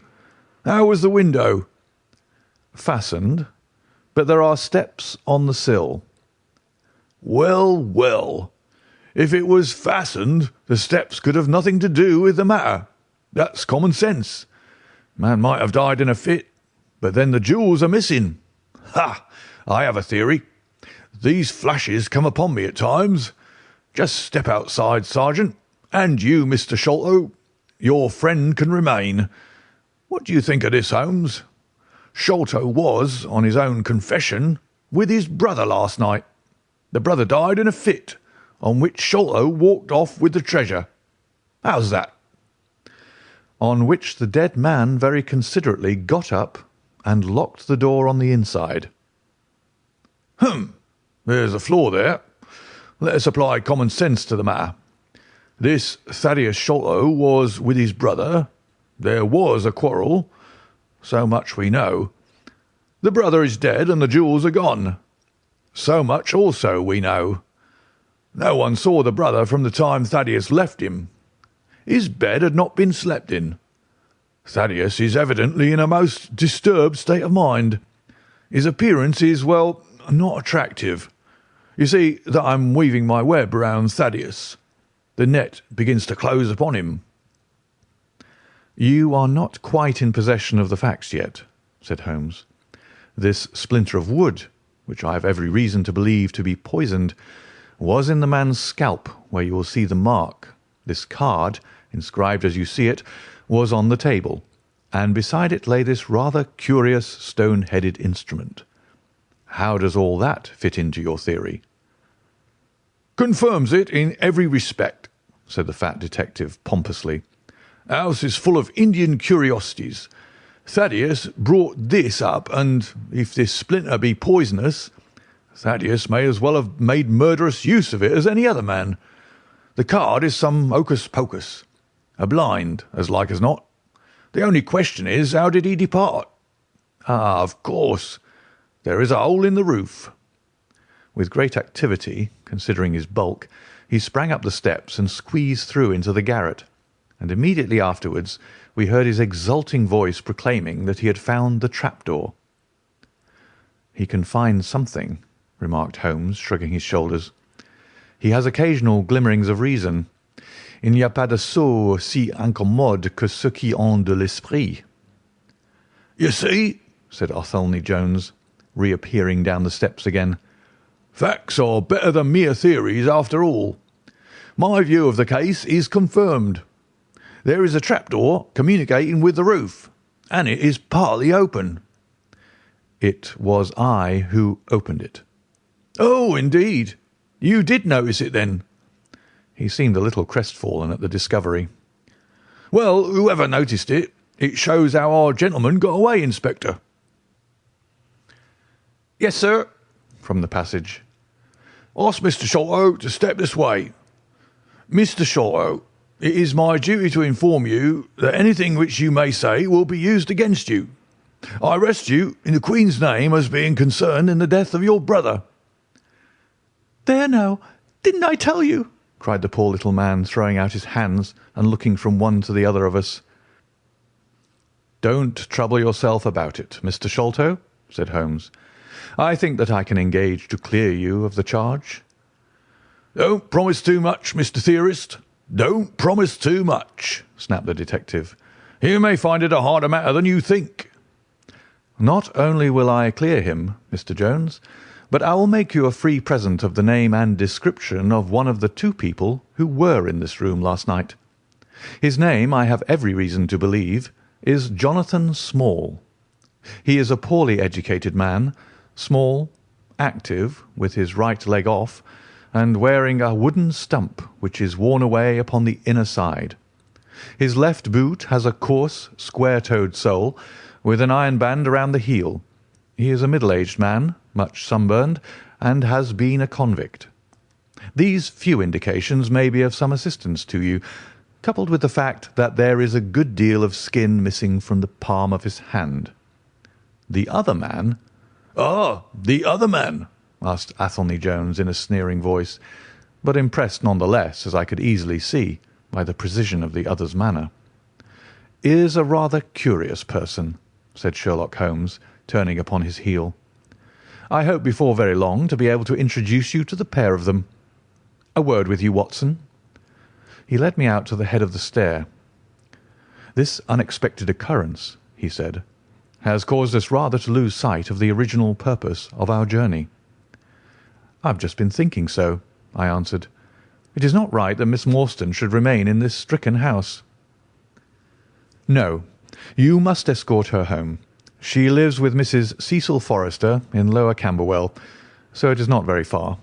I will wait for you here if you will drive out again, or perhaps you are too tired." "By no means. I don't think I could rest until I know more of this fantastic business.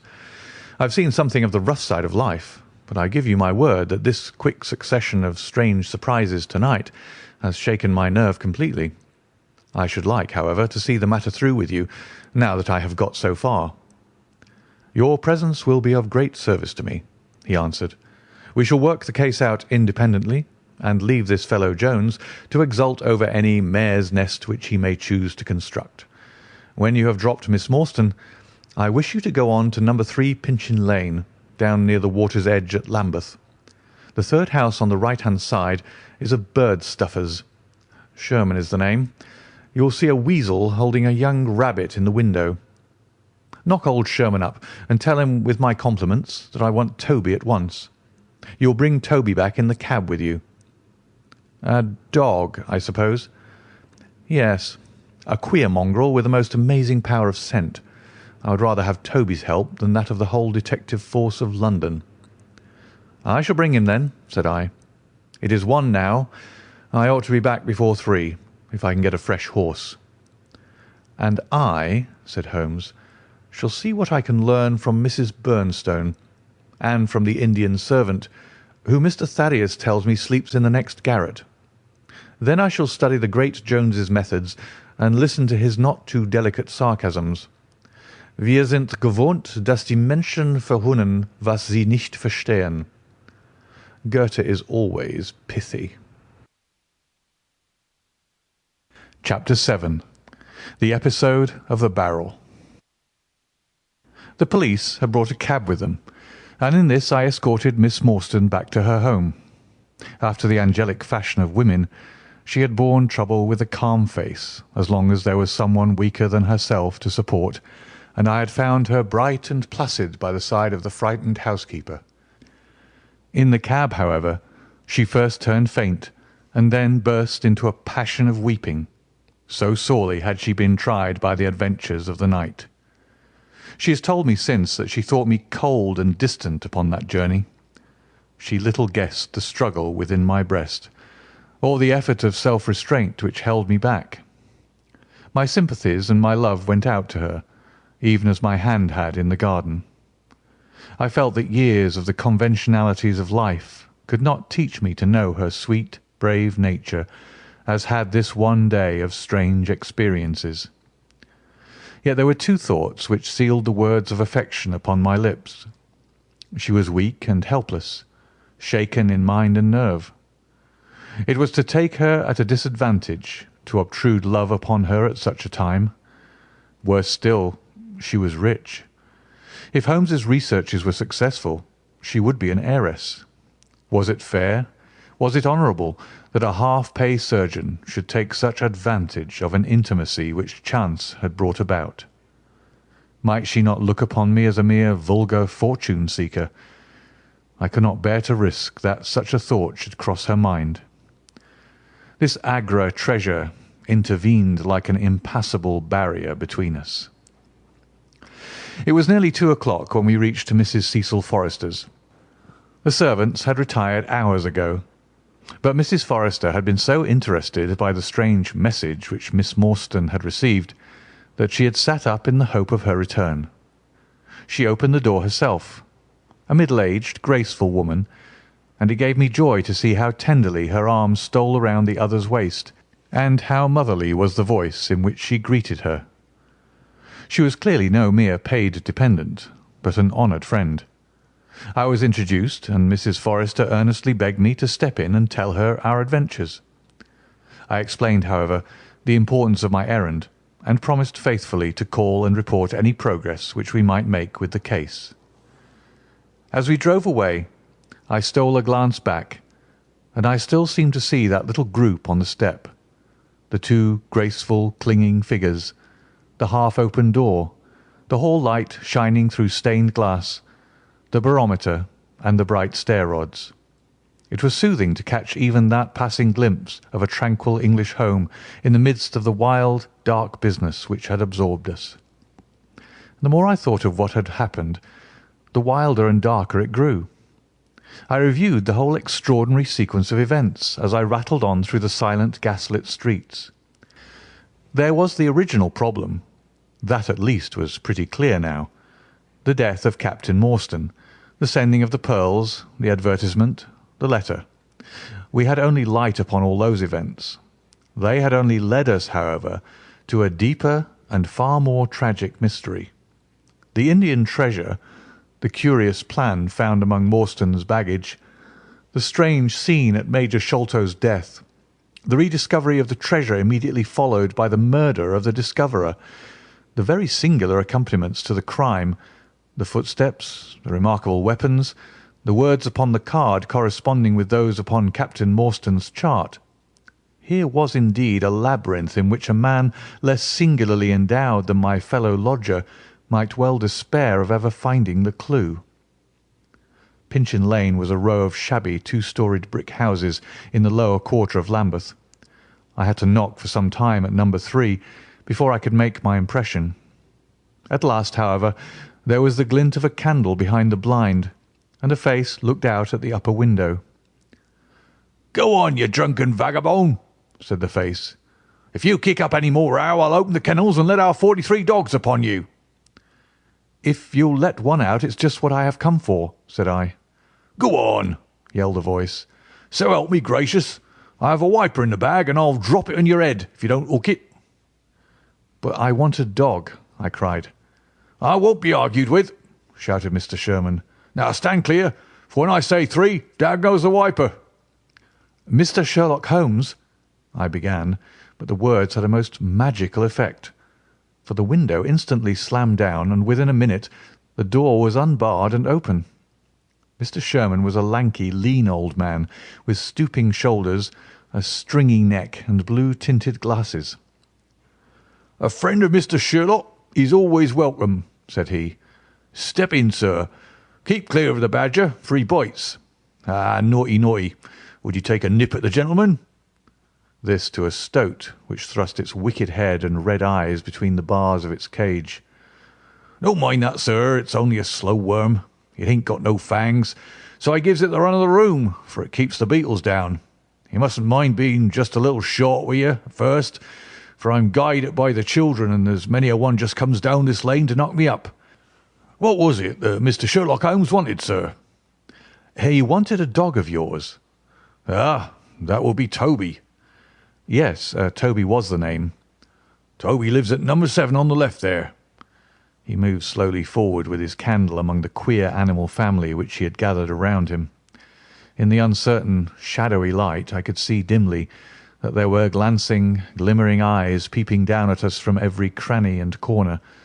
Even the rafters above our heads were lined by solemn fowls, who lazily shifted their weight from one leg to the other as our voices disturbed their slumbers.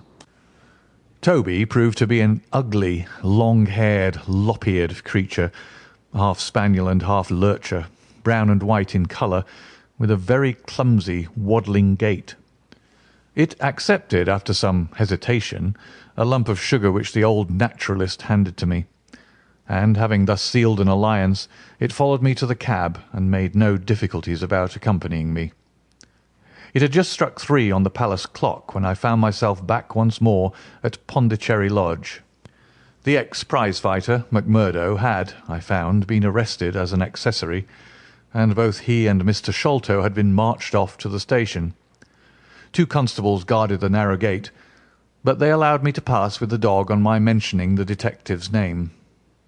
Holmes was standing on the doorstep, with his hands in his pockets, smoking his pipe. "Ah, you have him there," said he. "Good dog, then. Anthony Jones has gone. We've had an immense display of energy since you left. He has arrested not only friend Thaddeus, but the gatekeeper, the housekeeper, and the Indian servant. We have the place to ourselves, but for a sergeant upstairs. Leave the dog here and come up." We tied Toby to the hall table and reascended the stairs. The room was as he had left it, save that a sheet had been draped over the central figure. A weary-looking police sergeant reclined in the corner. "Lend me your bull's-eye, sergeant," said my companion. "Now, tie this bit of card round my neck so as to hang it in front of me. Thank you. Now I must kick off my boots and stockings. Just you carry them down with you, Watson.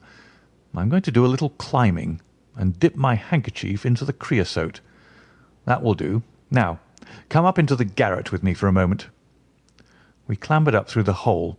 Holmes turned his light once more upon the footsteps in the dust. "I wish you particularly to notice these footmarks," he said. "Do you observe anything noteworthy about them?" "They belong," I said, "to a child or a small woman." "Apart from their size, though, is there nothing else?" "They appear to be much as other footmarks." "Not at all. Look here. This is the print of right foot in the dust. Now I make one with my naked foot beside it. What is the chief difference? Your toes are all cramped together. The other print has each toe distinctly divided. Quite so. That is the point. Bear that in mind. Now, would you kindly step over to that flap window and smell the edge of the woodwork? I shall stay here, as I have this handkerchief in my hand. I did as he directed, and was instantly conscious of a strong tarry smell. That is where he put his foot in getting out. If you can trace him, I should think that Toby will have no difficulty. Now run downstairs, loose the dog, and look out for Blondin.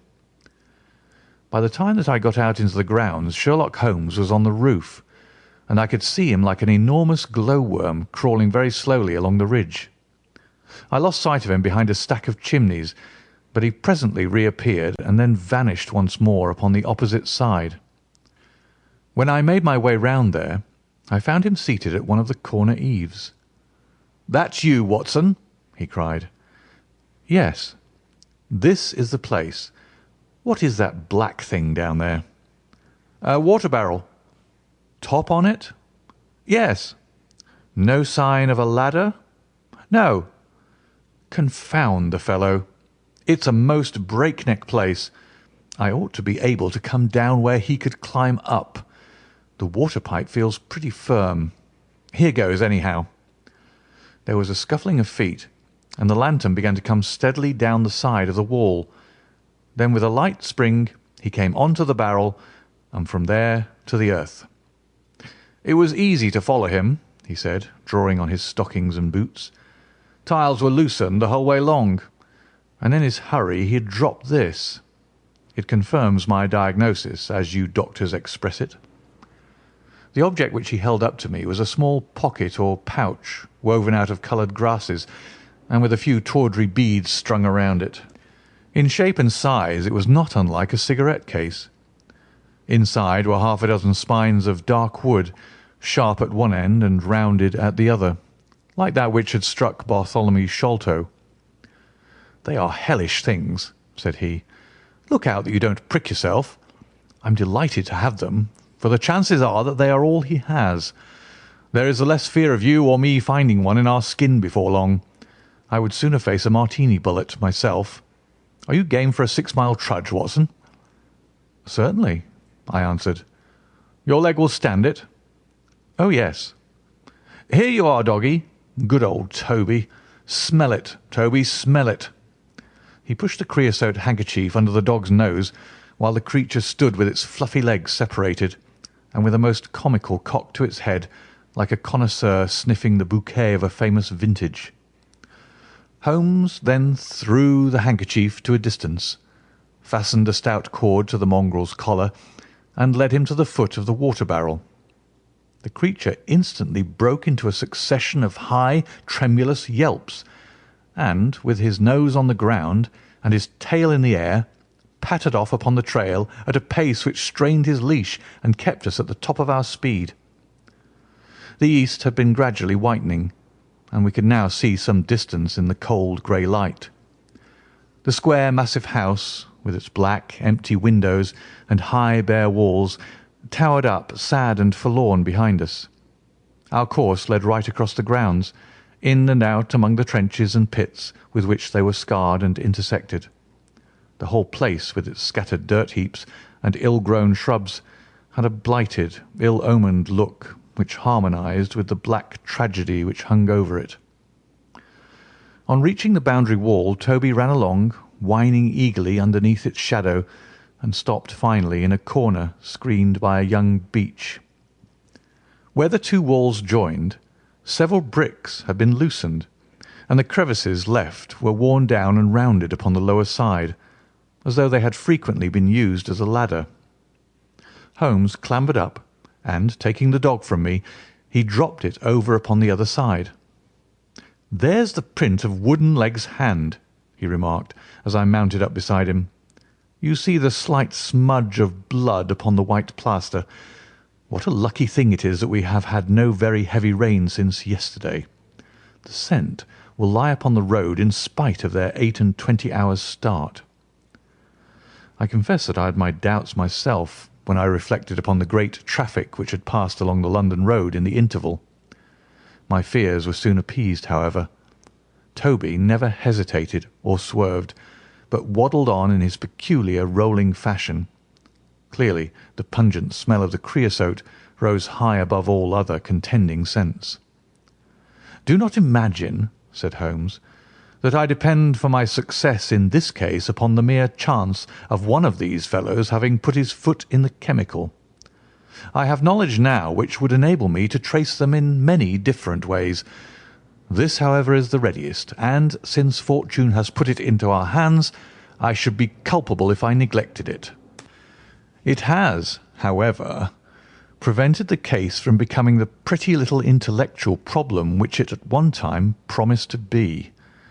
There might have been some credit to be gained out of it, but for this too palpable clue." "There is credit and to spare," said I. "I assure you, Holmes, that I marvel at the means by which you obtain your results in this case even more than I did in the Jefferson Hope murder. The thing seems to me to be deeper and more inexplicable. How, for example, could you describe with such confidence the wooden-legged man?" "Pah, my dear boy, it was simplicity itself. I don't wish to be theatrical. It is all patent and above board. Two officers who are in command of a convict guard learn an important secret as to buried treasure.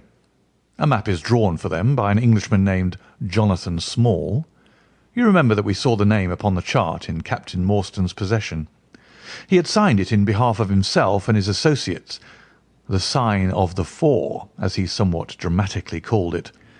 Aided by this chart, the officers, or one of them, gets the treasure and brings it to England, leaving, we will suppose, some condition under which he received it unfulfilled. Now then, why did not Jonathan Small get the treasure himself? The answer is obvious. The chart is dated at a time when Morstan was brought into close association with convicts. Jonathan Small did not get the treasure because he and his associates were themselves convicts and could not get away." "But that's mere speculation," said I. "It is more than that. It is the only hypothesis which covers the facts. Let us see how it fits in with the sequel. Major Sholto remains at peace for some years, happy in the possession of his treasure. Then he receives a letter from India which gives him a great fright. What was that? A letter to say that the men whom he had wronged had been set free, or had escaped. That is much more likely, for he would have known what their term of imprisonment was. It would not have been a surprise to him. What does he do then? He guards himself against a wooden-legged man, a white man, mark you, for he mistakes a white tradesman for him and actually fires a pistol at him. Now only one white man's name is on the chart. The others are Hindus or Mohammedans. There is no other white man. Therefore we may say with confidence that the wooden-legged man is identical with Jonathan Small. Does the reasoning strike you as being faulty?" "No, it's clear and concise." "Well now, let us put ourselves in the place of Jonathan Small. Let us look at it from his point of view. He comes to England with the double idea of regaining what he would consider to be his rights, and of having his revenge upon the man who had wronged him. He found out where Sholto lived, and very possibly he established communications with someone inside the house. There is this butler, Lal Rao, whom we have not seen. Mrs. Bernstone gives him far from a good character. Small could not find out, however, where the treasure was hid, for no one ever knew save the Major and one faithful servant who had died. Suddenly, Small learns that the Major is on his deathbed. In a frenzy, lest the secret of the treasure die with him, he runs the gauntlet of the guards, makes his way to the dying man's window, and is only deterred from entering by the presence of his two sons. Mad with hate, however, against the dead man, he enters the room that night, searches his private papers in the hope of discovering some memorandum relating to the treasure, and finally leaves a memento of his visit in the short inscription upon the card. He had doubtless planned beforehand that should he slay the Major he would leave some such record upon the body as a sign that it was not a common murder, but from the point of view of the four associates, something in the nature of an act of justice. Whimsical and bizarre conceits of this kind are common enough in the annals of crime, and usually afford valuable indications as to the criminal. Do you follow all this? Very clearly. Now, what could Jonathan Small do? He could only continue to keep a secret watch upon the efforts made to find the treasure. Possibly he leaves England and only comes back at intervals. Then comes the discovery of the garret, and he is instantly informed of it. We again trace the presence of some confederate in the household. Jonathan, with his wooden leg, is utterly unable to reach the lofty room of Bartholomew Sholto. He takes with him, however, a rather curious associate, who gets over this difficulty, but dips his naked foot into creosote. Whence comes Toby, and a 6-mile limp for a half-pay officer with a damaged tendo Achilles. But it was the associate and not Jonathan who committed the crime. Quite so, and rather to Jonathan's disgust, to judge by the way he stamped about when he got into the room. He bore no grudge against Bartholomew Sholto, and would have preferred if he could have been simply bound and gagged. He did not wish to put his head in a halter. There was no help for it, however. The savage instincts of his companion had broken out, and the poison had done its work. So Jonathan Small left his record, lowered the treasure box to the ground, and followed it himself. That was the train of events as far as I can decipher them. Of course, as to his personal appearance, he must be middle-aged, and must be sunburned after serving his time in such an oven as the Andamans. His height is readily calculated from the length of his stride, and we know that he was bearded. His hairiness was the one point which impressed itself upon Thaddeus Sholto when he saw him at the window. I don't know that there is anything else. The associate? Ah, well, there is no great mystery in that, but you will know all about it soon enough. How sweet the morning air is! See how that one little cloud floats like a pink feather from some gigantic flamingo. Now the red rim of the sun pushes itself over the London cloud bank. It shines on a good many folk, but on none, I dare bet, who are on a stranger errand than you and I. How small we feel with our petty ambitions and strivings in the presence of the great elemental forces of nature. Are you well up in your Jean Paul? Fairly so. I worked back to him through Carlyle. That was like following the brook to the parent lake. He makes one curious but profound remark. It is that the chief proof of man's real greatness lies in his perception of his own smallness. It argues, you see, a power of comparison and of appreciation, which is in itself a proof of nobility. There is much food for thought in Richter. You have not a pistol, have you? I have my stick. It is just possible that we may need something of the sort if we get to their lair. Jonathan I shall leave to you, but if the other turns nasty I shall shoot him dead. He took out his revolver as he spoke, and having loaded 2 of the chambers, he put it back into the right-hand pocket of his jacket. We had during this time been following the guidance of Toby down the half-rural villa-lined roads which lead to the metropolis. Now, however, we were beginning to come among continuous streets, where labourers and dockmen were already astir, and slatternly women were taking down shutters and brushing doorsteps. At the square-topped corner, public houses business was just beginning, and rough-looking men were emerging, rubbing their sleeves across their beards after their morning wet. Strange dogs sauntered up and stared wonderingly at us as we passed, but our inimitable Toby looked neither to the right nor to the left, but trotted onwards with his nose to the ground and an occasional eager whine which spoke of a hot scent. We had traversed Streatham, Brixton, Camberwell, and now found ourselves in Kennington Lane, having borne away through the side streets to the east of the Oval. The men whom we pursued seemed to have taken a curiously zigzag road, with the idea probably of escaping observation. They had never kept to the main road if a parallel side street would serve their turn. At the foot of Kennington Lane they had edged away to the left through Bond Street and Miles Street.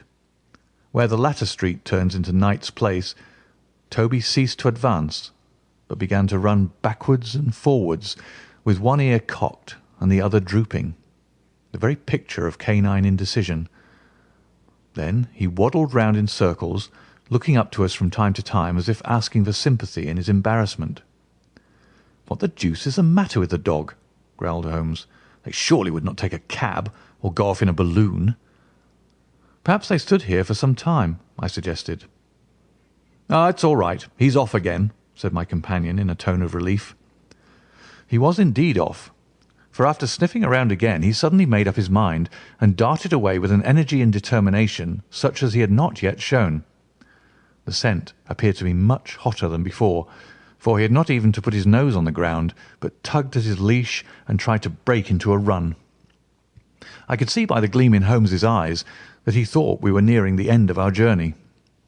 Our course now ran down 9 Elms until we came to Broderick and Nelson's large timber yard, just past the White Eagle Tavern. Here the dog, frantic with excitement, turned down through the side gate into the enclosure where the sawyers were already at work.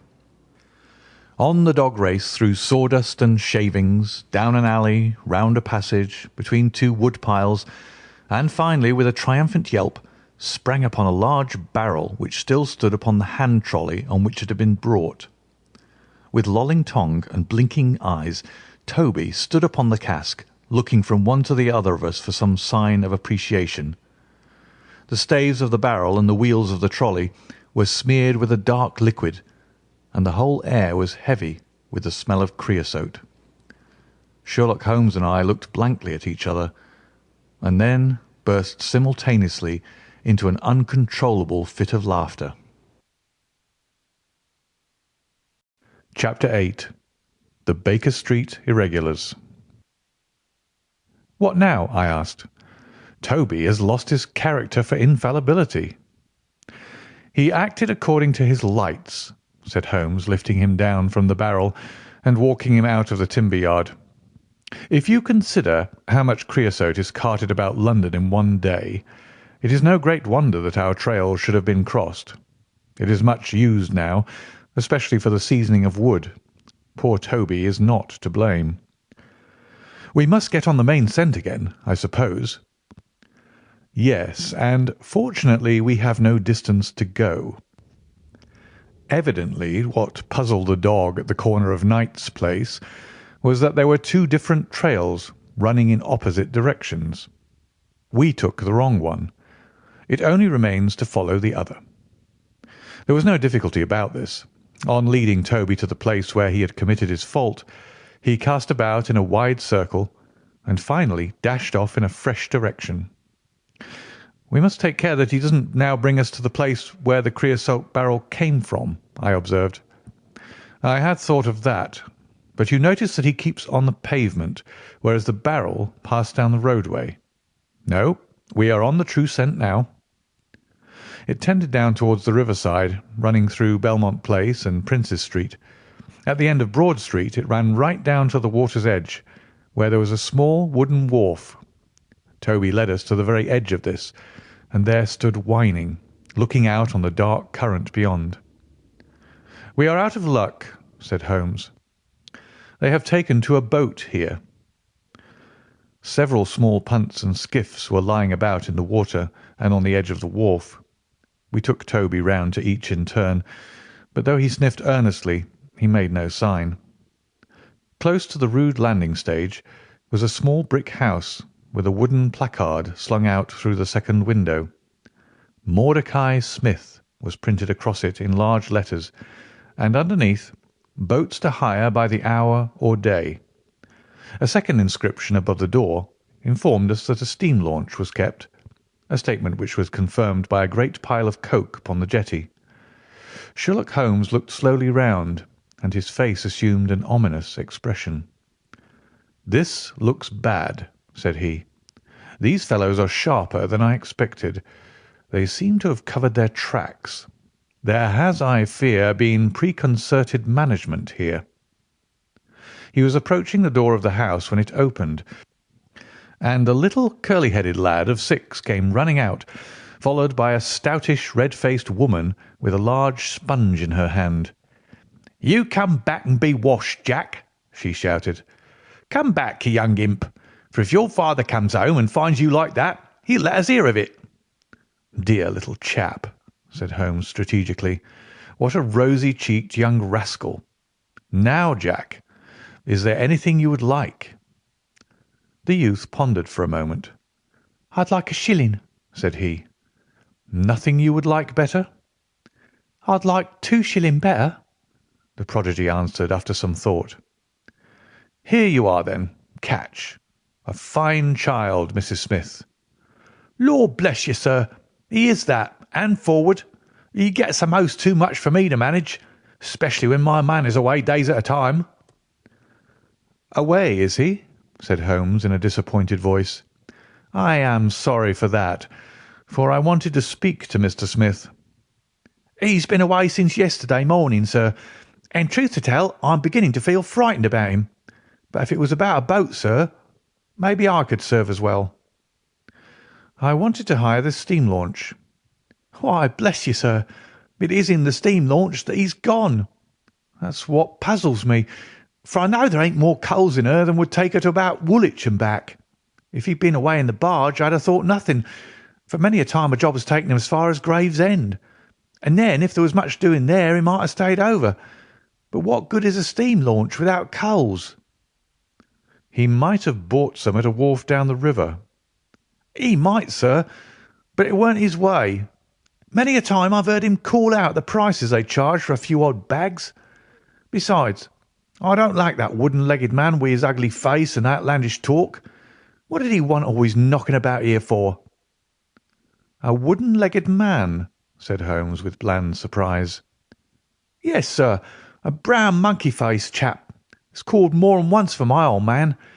It was him that roused him up yesternight, and what's more, my man knew he was coming, for he had steam up in the launch. I tell you straight, sir, I don't feel easy in my mind about it." "But, my dear Mrs. Smith," said Holmes, shrugging his shoulders, "you are frightening yourself about nothing. How could you possibly tell that it was the wooden-legged man who came in the night? I don't quite understand how you can be so sure." "His voice, sir. I know his voice, which is kind of thick and foggy. He tapped at the winder, about 3 it would be. 'Show a leg, matey,' says he. 'Time to turn out guard.' My old man woke up, Jim, that's my eldest, and away they went without so much as a word to me. I could hear the wooden leg clacking on the stones."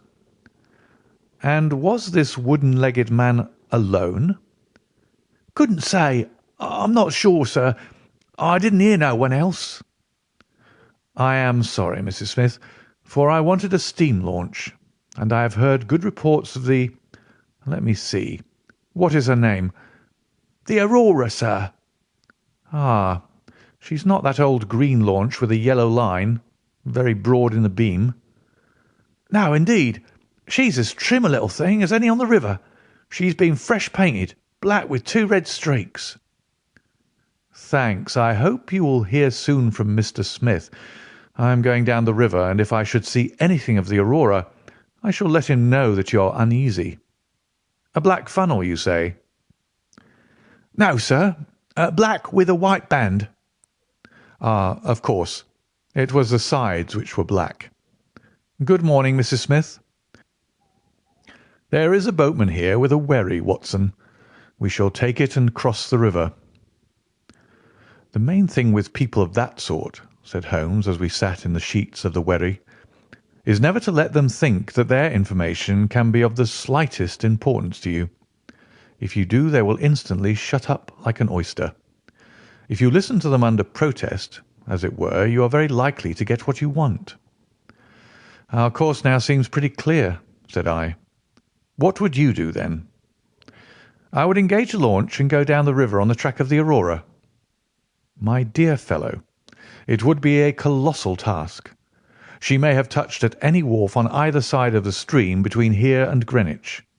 Below the bridge there is a perfect labyrinth of landing places for miles. It would take you days and days to exhaust them, if you set about it alone. Employ the police, then? No, I shall probably call Athelney Jones in at the last moment. He is not a bad fellow, and I should not like to do anything which would injure him professionally. But I have a fancy for working it out myself, now that we have gone so far. Could we advertise, then, asking for information from wharfingers? Worse and worse. Our men would know that the chase was hot at their heels, and they would be off out of the country. As it is, they are likely enough to leave, but as long as they think they are perfectly safe, they will be in no hurry. Jones's energy will be of use to us there, for his view of the case is sure to push itself into the daily press, and the runaways will think that everyone is off on the wrong scent. What are we to do, then? I asked, as we landed near Millbank Penitentiary. Take this hansom, drive home, have some breakfast, and get an hour's sleep. It is quite on the cards that we may be afoot tonight again. Stop at a telegraph office, cabby. We will keep Toby, for he may be of use to us yet. We pulled up at the Great Peter Street post office, and Holmes dispatched his wire. "Whom do you think that is to?" he asked, as we resumed our journey. "I'm sure I don't know." "You remember the Baker Street division of the detective police force whom I employed in the Jefferson Hope case?" "Well," said I, laughing, "this is just the case where they might be invaluable. If they fail, I have other resources, but I shall try them first. That wire was to my dirty little Lieutenant Wiggins, and I expect that he and his gang will be with us before we have finished our breakfast." It was between 8 and 9 o'clock now, and I was conscious of a strong reaction after the successive excitements of the night. I was limp and weary, befogged in mind and fatigued in body. I had not the professional enthusiasm which carried my companion on, nor could I look at the matter as a mere abstract intellectual problem. As far as the death of Bartholomew Sholto went, I had heard little good of him, and could feel no intense antipathy to his murderers. The treasure, however, was a different matter. That, or part of it, belonged rightfully to Miss Morstan. While there was a chance of recovering it, I was ready to devote my life to the one object. True, if I found it, it would probably put her forever beyond my reach. Yet it would be a petty and selfish love which would be influenced by such a thought as that. If Holmes could work to find the criminals, I had a tenfold stronger reason to urge me on to find the treasure. A bath at Baker Street and a complete change freshened me up wonderfully. When I came down to our room, I found the breakfast laid and Holmes pouring out the coffee. "Here it is," said he, laughing and pointing to an open newspaper. "The energetic Jones and the ubiquitous reporter have fixed it up between them. But you've had enough of the case. Better have your ham and eggs first." I took the paper from him and read the short notice, which was headed "Mysterious Business at Upper Norwood." "About 12 o'clock last night," said the Standard, "Mr. Bartholomew Sholto of Pondicherry Lodge, Upper Norwood, was found dead in his room under circumstances which point to foul play. As far as we can learn, no actual traces of violence were found upon Mr. Sholto's person, but a valuable collection of Indian gems, which the deceased gentleman had inherited from his father, has been carried off. The discovery was first made by Mr. Sherlock Holmes and Dr. Watson, who had called at the house with Mr. Thaddeus Sholto, brother of the deceased. By a singular piece of good fortune, Mr. Athelney Jones, the well-known member of the detective police force, happened to be at the Norwood police station, and was on the ground within half an hour of the first alarm. His trained and experienced faculties were at once directed towards the detection of the criminals, with the gratifying result that the brother, Thaddeus Sholto, has already been arrested, together with the housekeeper, Mrs. Burnstone, an Indian butler named Lal Rao, and a porter or gatekeeper named McMurdo. It is quite certain that the thief or thieves were well acquainted with the house, for Mr. Jones's well-known technical knowledge and his powers of minute observation have enabled him to prove conclusively that the miscreants could not have entered by the door or by the window, but must have made their way across the roof of the building, and so through a trap-door into a room which communicated with that in which the body was found. This fact, which has been very clearly made out, proves conclusively that it was no mere haphazard burglary. The prompt and energetic action of the officers of the law shows the great advantage of the presence on such occasions of a single, vigorous, and masterful mind. We cannot but think that it supplies an argument to those who would wish to see our detectives more decentralised, and so brought into closer and more effective touch with the cases which it is their duty to investigate. "Isn't it gorgeous?" said Holmes, grinning over his coffee cup. "What do you think of it?" "I think that we have had a close shave ourselves of being arrested for the crime." "So do I. I wouldn't answer for our safety now, if he should happen to have another of his attacks of energy." At this moment there was a loud ring at the bell, and I could hear Mrs. Hudson, our landlady, raising her voice in a wail of expostulation and dismay. "By heavens, Holmes," I said, half rising, "I believe that they are really after us." "No, it's not quite so bad as that. It is the unofficial force, the Baker Street Irregulars." As he spoke, there came a swift pattering of naked feet upon the stairs, a clatter of high voices, and in rushed a dozen dirty and ragged little street Arabs. There was some show of discipline among them, despite their tumultuous entry, for they instantly drew up in line and stood facing us with expectant faces. One of their number, taller and older than the others, stood forward with an air of lounging superiority, which was very funny in such a disreputable little scarecrow. "Got your message, sir," said he, "and brought 'em on sharp. 3 bob and a tanner for tickets." "Here you are," said Holmes, producing some silver. "In future they can report to you, Wiggins, and you to me. I cannot have the house invaded in this way. However, it is just as well that you should all hear the instructions. I want to find the whereabouts of a steam launch called the Aurora. Owner, Mordecai Smith, black with 2 red streaks, funnel black with a white band. She is down the river somewhere. I want one boy to be at Mordecai Smith's landing stage opposite Millbank to say if the boat comes back. You must divide it out among yourselves, and do both banks thoroughly.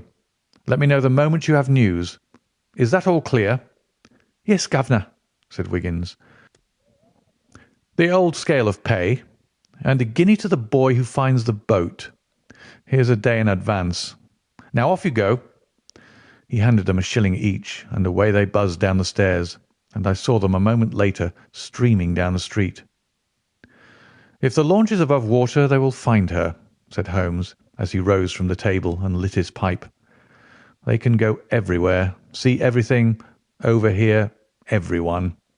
I expect to hear before evening that they have spotted her. In the meanwhile, we can do nothing but await results. We cannot pick up the broken trail until we find either the Aurora or Mr. Mordecai Smith. Toby could eat these scraps, I dare say. Are you going to bed, Holmes?" "No, I am not tired. I have a curious constitution. I never remember feeling tired by work, though idleness exhausts me completely. I am going to smoke and to think over this queer business to which my fair client has introduced us. If ever man had an easy task, this of ours ought to be. Wooden-legged men are not so common, but the other man must, I shouldn't think, be absolutely unique. That other man again. I have no wish to make a mystery of him, to you anyway, but you must have formed your own opinion. Now do consider the data. Diminutive footmarks, toes never fettered by boots, naked feet, stone-headed wooden mace, great agility, small poisoned darts. What do you make of all this?" "A savage!" I exclaimed. "Perhaps one of those Indians who were the associates of Jonathan Small." "Hardly that," said he. "When first I saw signs of strange weapons, I was inclined to think so. but the remarkable character of the footmarks caused me to reconsider my views. Some of the inhabitants of the Indian peninsula are small men, but none could have left such marks as that. The Hindu proper has long and thin feet. The sandal-wearing Mohammedan has the great toe well separated from the others, because the thong is commonly passed between. These little darts, too, could only be shot in one way. They are from a blowpipe. Now then, where are we to find our savage? South American? I hazarded. He stretched his hand up and took down a bulky volume from the shelf. This is the first volume of a gazetteer which is now being published. It may be looked upon as the very latest authority. What have we here? Andaman Islands, situated 340 miles to the north of Sumatra in the Bay of Bengal. Hum. What's all this? Moist climate, coral reefs, sharks, Port Blair, convict barracks, Rutland Island, cottonwoods. Ah, here we are. The aborigines of the Andaman Islands may perhaps claim the distinction of being the smallest race upon this earth, though some anthropologists prefer the Bushmen of Africa, the Digger Indians of America, and the Terra del Fuegans. The average height is rather below 4 feet, although many full-grown adults may be found who are very much smaller than this. They are a fierce, morose, and intractable people, though capable of forming most devoted friendships when their confidence has once been gained. Mark that, Watson. Now then, listen to this. They are naturally hideous, having large misshapen heads, small fierce eyes, and distorted features. Their feet and hands, however, are remarkably small. So intractable and fierce are they that all the efforts of the British official have failed to win them over in any degree. They have always been a terror to shipwrecked crews, braining the survivors with their stone-headed clubs, or shooting them with their poisoned arrows. These massacres are invariably concluded by a cannibal feast. Nice, amiable people, Watson. If this fellow had been left to his own unaided devices, this affair might have taken an even more ghastly turn. I fancy that, even as it is, Jonathan Small would give a good deal not to have employed him. But how came he to have such singular a companion? That is more than I can tell. Since, however, we had already determined that Small had come from the Andamans, it is not so very wonderful that this islander should be with him. No doubt we shall know all about it in time. Look here, Watson, you look regularly done. Lie down there on the sofa and see if I can put you to sleep." He took up his violin from the corner, and as I stretched myself out he began to play some low, dreamy, melodious air. His own, no doubt, for he had a remarkable gift for improvisation. I have a vague remembrance of his gaunt limbs, his earnest face, and the rise and fall of his bow. Then I seemed to be floated peacefully away upon a soft sea of sound, until I found myself in dreamland, with the sweet face of Mary Morstan looking down upon me. Chapter 9. A Break in the Chain. It was late in the afternoon before I woke, strengthened and refreshed. Sherlock Holmes still sat exactly as I had left him, save that he had laid aside his violin and was deep in a book.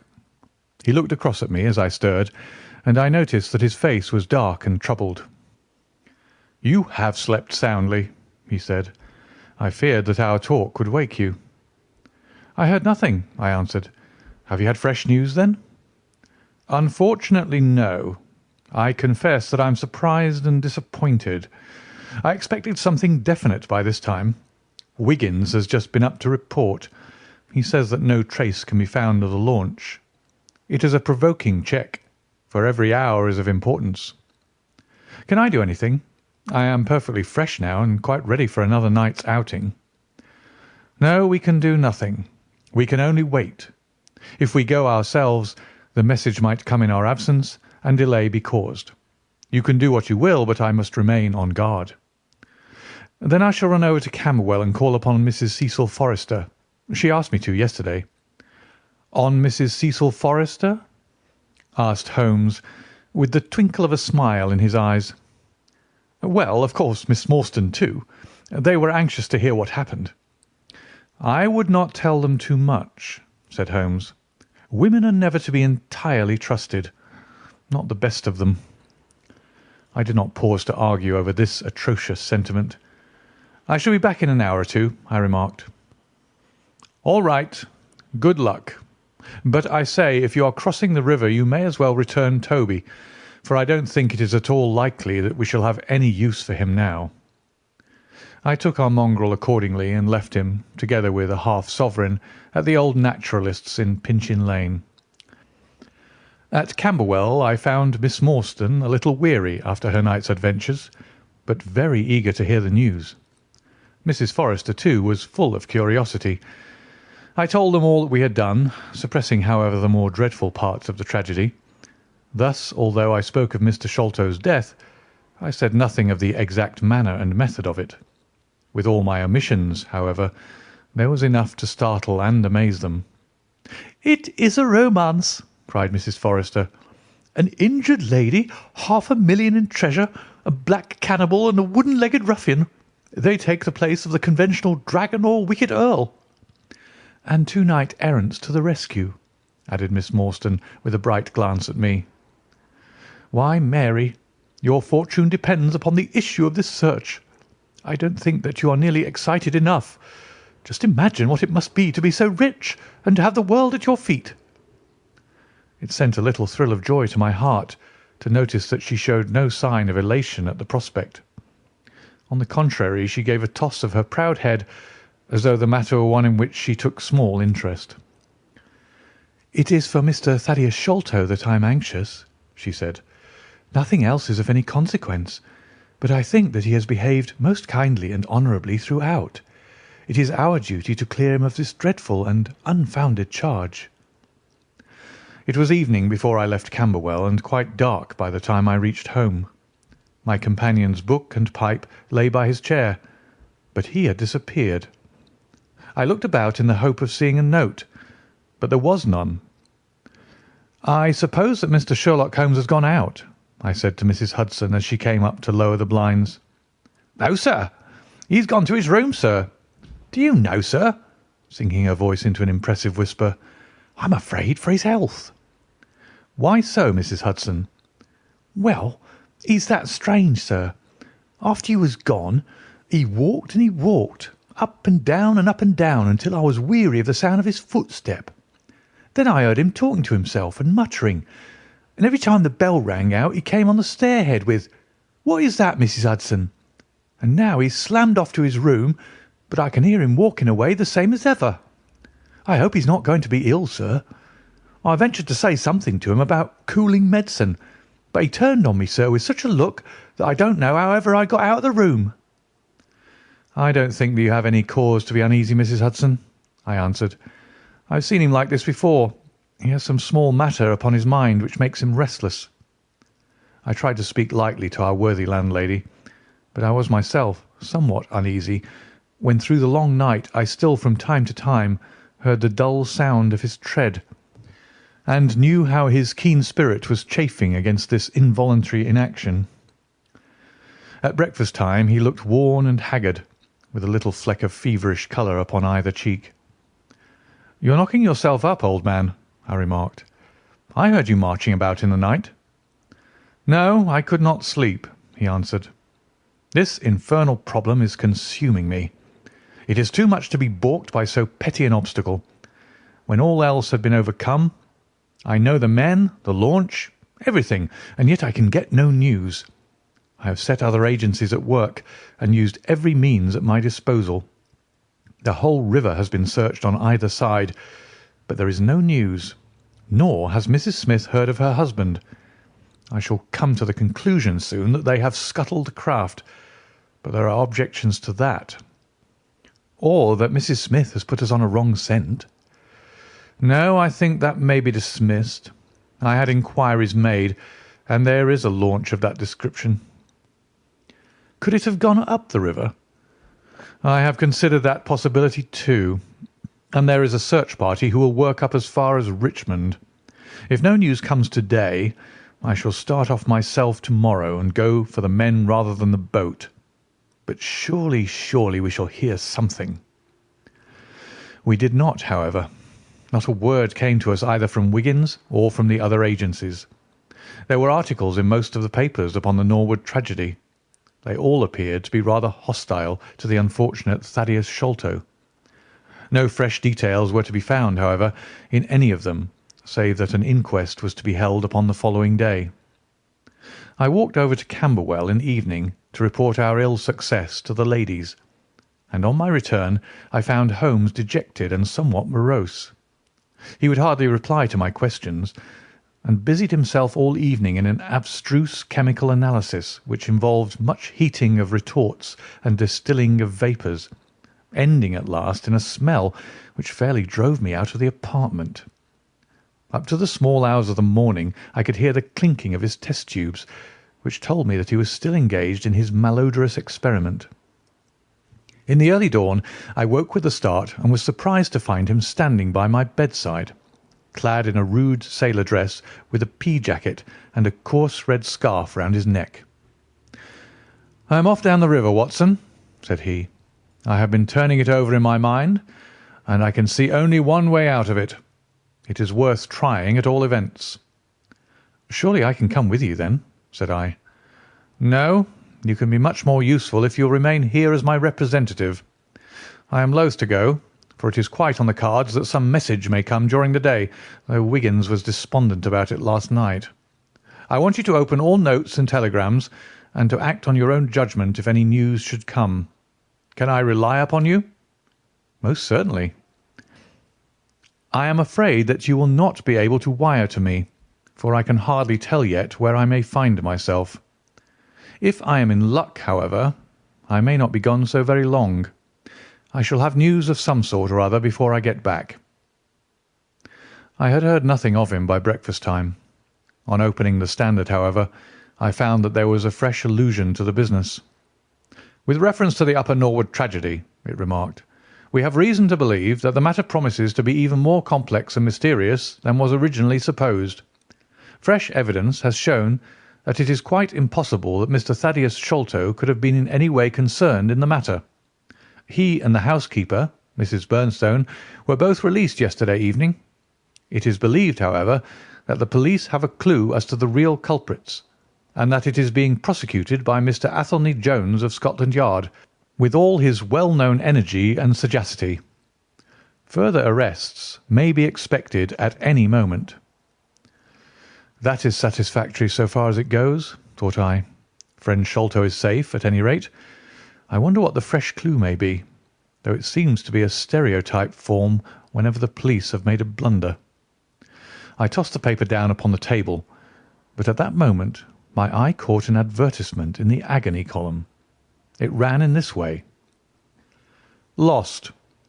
Whereas Mordecai Smith, boatman, and his son Jim left Smith's Wharf at or about 3 o'clock last Tuesday morning in the steam launch Aurora, black with 2 red stripes, funnel black with a white band, the sum of £5 will be paid to anyone who can give information to Mrs. Smith at Smith's Wharf or at 221B Baker Street as to the whereabouts of the said Mordecai Smith and the launch Aurora."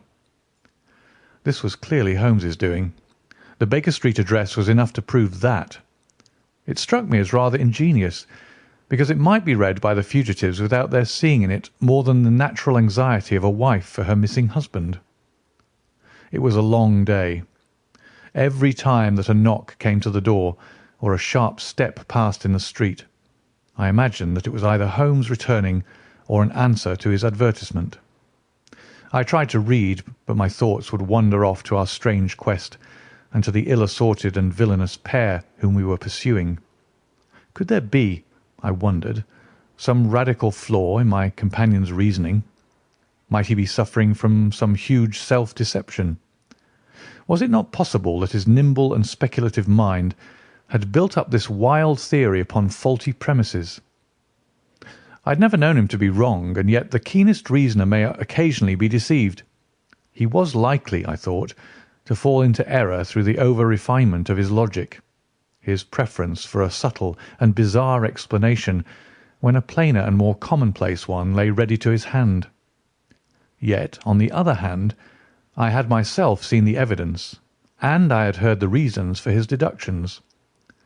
When I looked back on the long chain of curious circumstances, many of them trivial in themselves, but all tending in the same direction, I could not disguise from myself that even if Holmes's explanation were incorrect, the true theory must be equally outre and startling. At 3 o'clock in the afternoon there was a loud peal at the bell, an authoritative voice in the hall, and, to my surprise, no less a person than Mr. Athelney Jones was shown up to me. Very different was he, however, from the brusque and masterful professor of common sense who had taken over the case so confidently at Upper Norwood. His expression was downcast, and his bearing meek, and even apologetic. "Good day, sir, good day," said he. "Mr. Sherlock Holmes is out, I understand?" "Yes, and I cannot be sure when he'll be back, but perhaps you would care to wait. Take that chair and try one of these cigars." "Thank you. I don't mind if I do," said he, mopping his face with a red bandana handkerchief. "And a whisky and soda?" "Well, half a glass. It is very hot for the time of year, and I have had a good deal to worry and try me.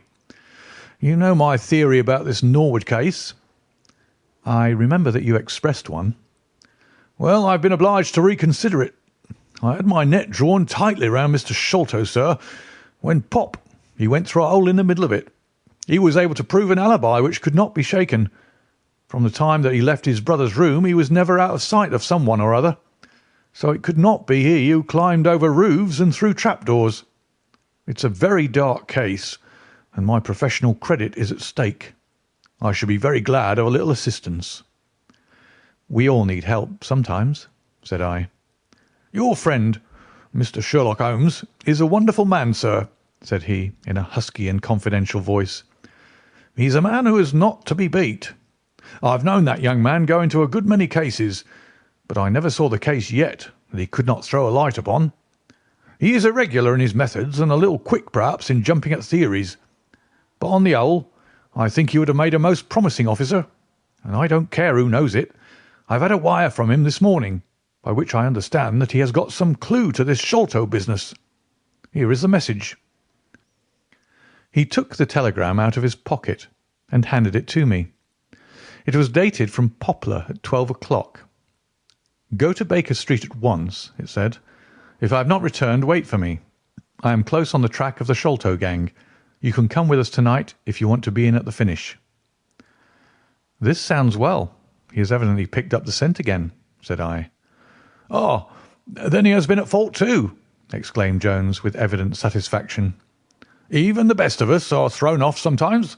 Of course, this may prove to be a false alarm, but it is my duty as an officer of the law to allow no chance to slip. But there is someone at the door. Perhaps this is he."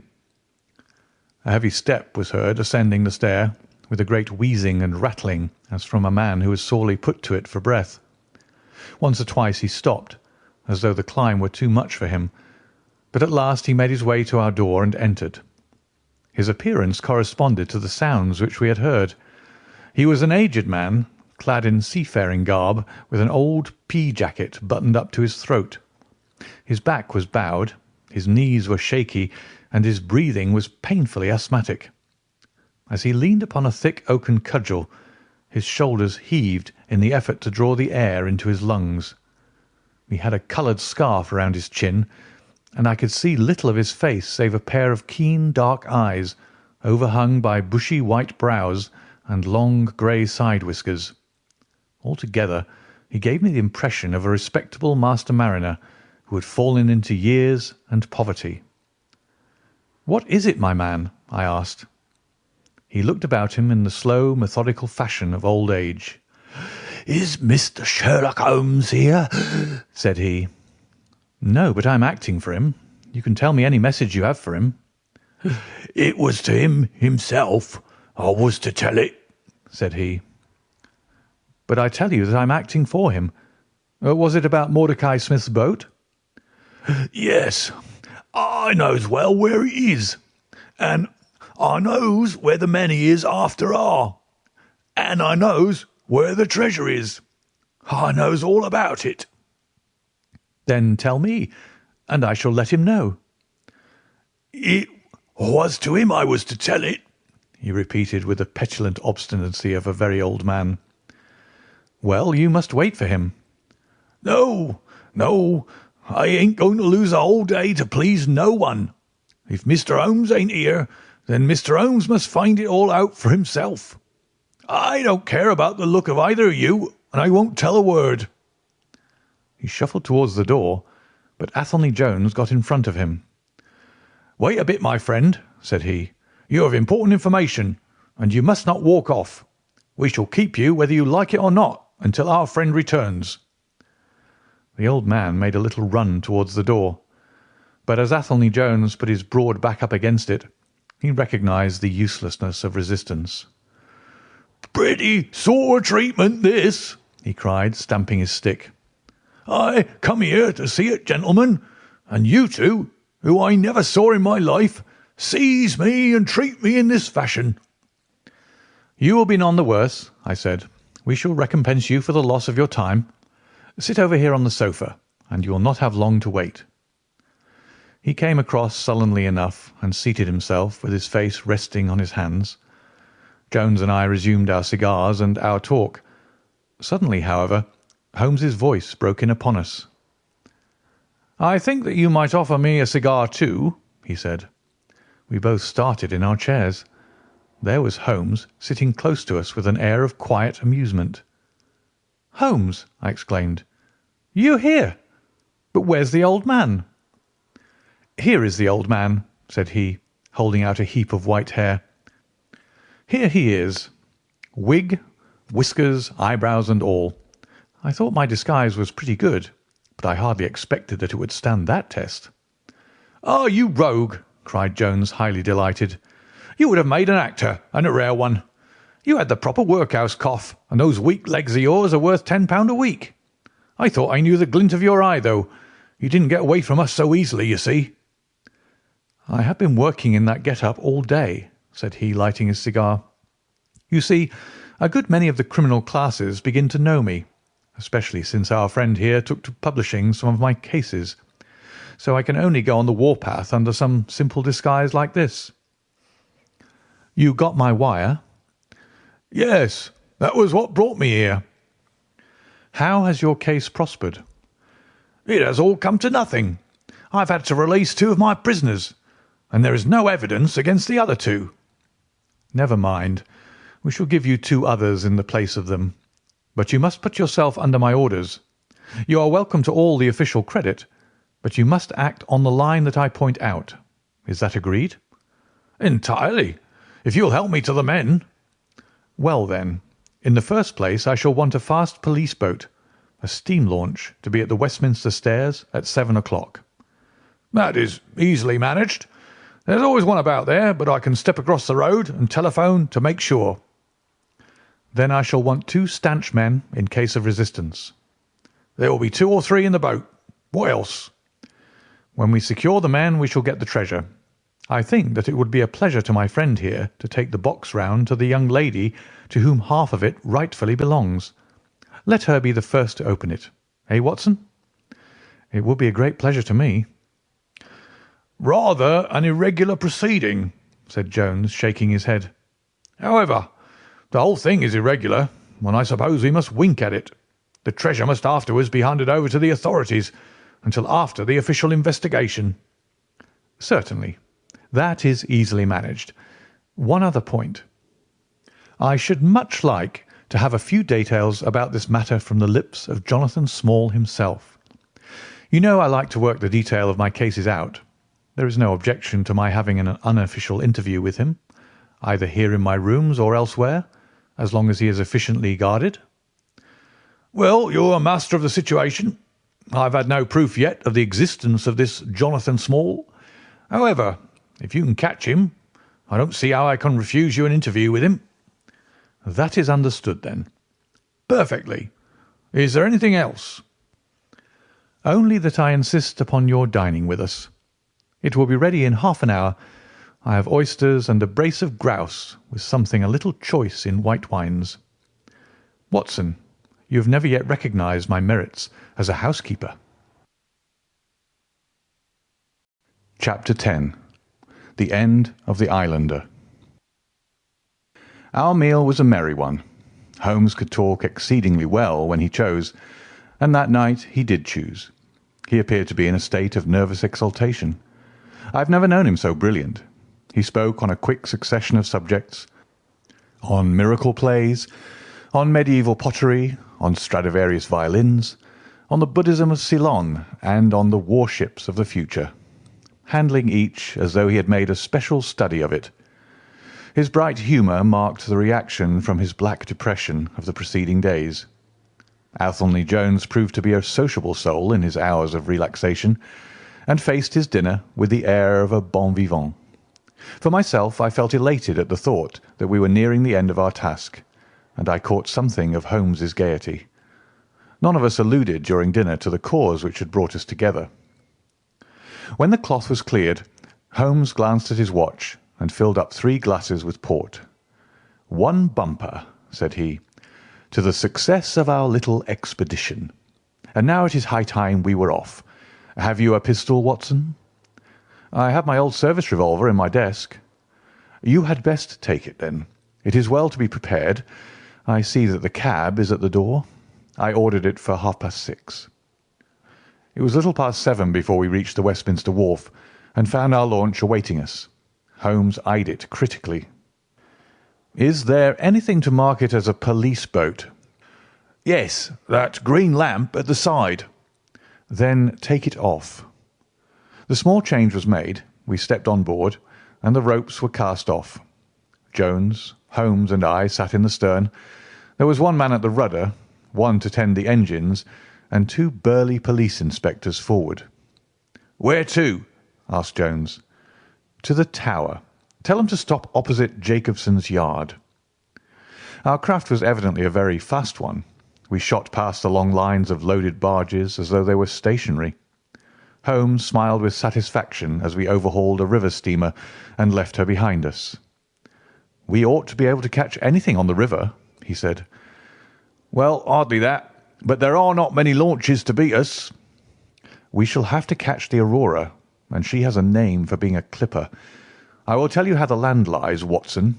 You recollect how annoyed I was at being balked by so small a thing?" "Yes."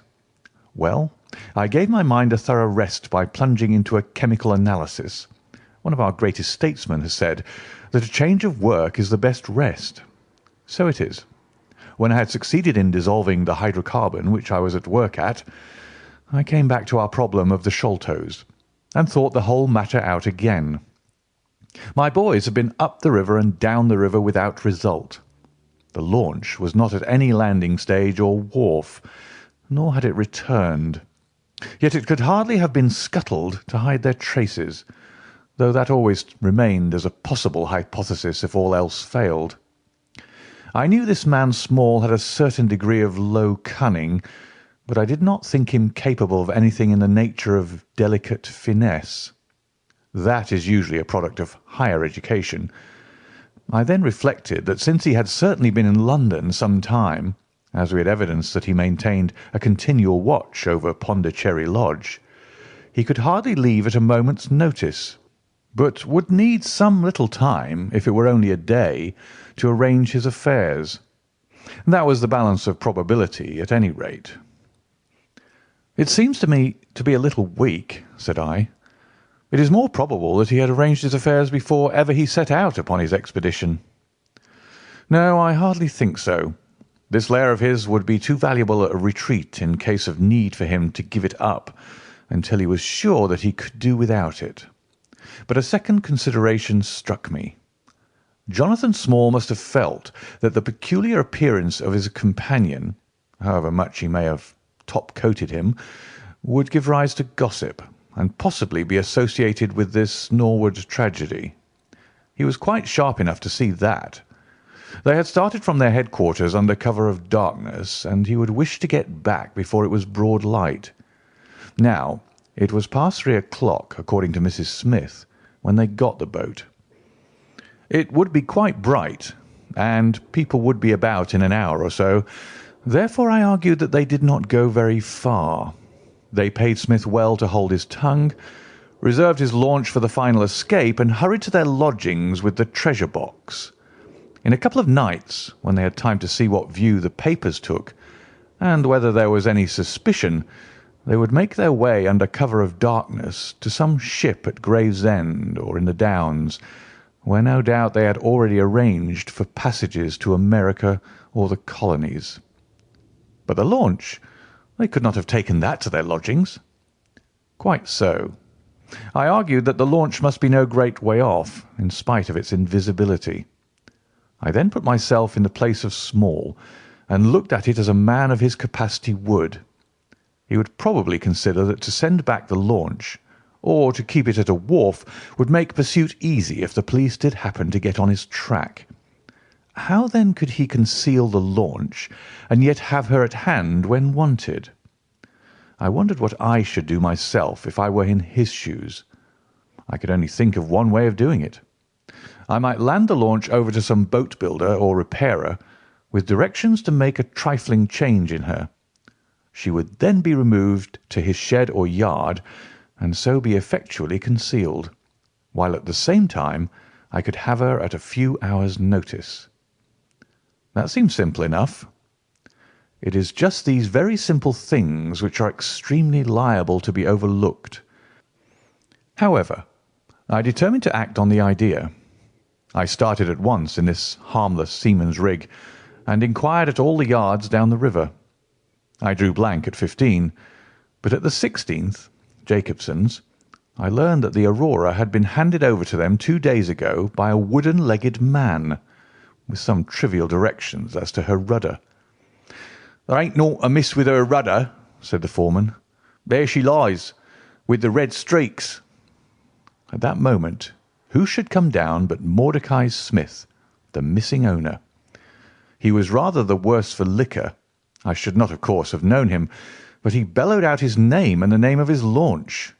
"I want her tonight at 8 o'clock," said he. 8 o'clock sharp, mind, for I have 2 gentlemen who won't be kept waiting." They had evidently paid him well, for he was very flush of money, chucking shillings about to the men. I followed him some distance, but he subsided into an alehouse. So I went back to the yard, and happening to pick up one of my boys on the way, I stationed him as a sentry over the launch. He is to stand at water's edge and wave his handkerchief to us when they start. We shall be lying off in the stream, and it will be a strange thing if we do not take men, treasure, and all. "You have planned it all very neatly, whether they are the right men or not," said Jones. "But if the affair were in my hands, I should have had a body of police in Jacobson's yard and arrested them when they came down." Which would have been never. This man Small is a pretty shrewd fellow. He would send a scout on ahead, and if anything made him suspicious, lie snug for another week. "But you might have stuck to Mordecai Smith, and so been led to their hiding place," said I. "In that case I would have wasted my day. I think that it is 100 to 1 against Smith knowing where they live. As long as he has liquor and a good pay, why should he ask questions? They send him messages what to do. No, I thought every possible course, and this is the best." While this conversation had been proceeding, we had been shooting the long series of bridges which span the Thames. As we passed the city, the last rays of the sun were gilding the cross upon the summit of St. Paul's. It was twilight before we reached the tower. "That is Jacobson's yard," said Holmes, pointing to a bristle of masts and rigging on the Surrey side. "Cruise gently up and down here under cover of this string of lighters." He took a pair of night glasses from his pocket and gazed some time at the shore. "I see my sentry at his post," he remarked, "but no sign of a handkerchief." "Suppose we go downstream a short way and lie in wait for them," said Jones eagerly. We were all eager by this time, even the policemen and stokers, who had a very vague idea of what was going forward. "We have no right to take anything for granted," Holmes answered. It is certainly 10 to 1 that they go downstream, but we cannot be certain. From this point we can see the entrance of the yard, and they can hardly see us. It will be a clear night and plenty of light. We must stay where we are. See how the folk swarm over yonder in the gaslight. They are coming from work in the yard. Dirty-looking rascals, but I suppose every one has some little immortal spark concealed about him. You would not think it, to look at them. There is no a priori probability about it. A strange enigma is man. Someone calls him a soul concealed in an animal, I suggested. Winwood Reade is good upon the subject, said Holmes. He remarks that while the individual man is an insoluble puzzle, in the aggregate he becomes a mathematical certainty. You can, for example, never foretell what any one man will do, but you can say with precision what an average number will be up to. Individuals vary, but percentages remain constant. So says the statistician. But do I see a handkerchief? Surely there is a white flutter over yonder. Yes, it is your boy, I cried. I can see him plainly. And there is the Aurora, exclaimed Holmes, and going like the devil. Full speed ahead, engineer. Make after that launch with the yellow light. By heaven, I shall never forgive myself if she proves to have the heels of us. She had slipped unseen through the yard entrance and passed behind 2 or 3 small craft, so that she had fairly got her speed up before we saw her. Now she was flying down the stream, near into the shore, going at a tremendous rate. Jones looked gravely at her and shook his head. "She's very fast," he said. "I doubt if we shall catch her." "We must catch her," cried Holmes between his teeth. "Heap it on, stokers. Make her do all she can. If we burn the boat, we must have them." We were fairly after her now. The furnaces roared and the powerful engines whizzed and clanked like a great metallic heart. Her sharp, steep prow cut through the river water and sent 2 rolling waves to right and to left of us. With every throb of the engines we sprang and quivered like a living thing. One great yellow lantern in our bows threw a long, flickering funnel of light in front of us.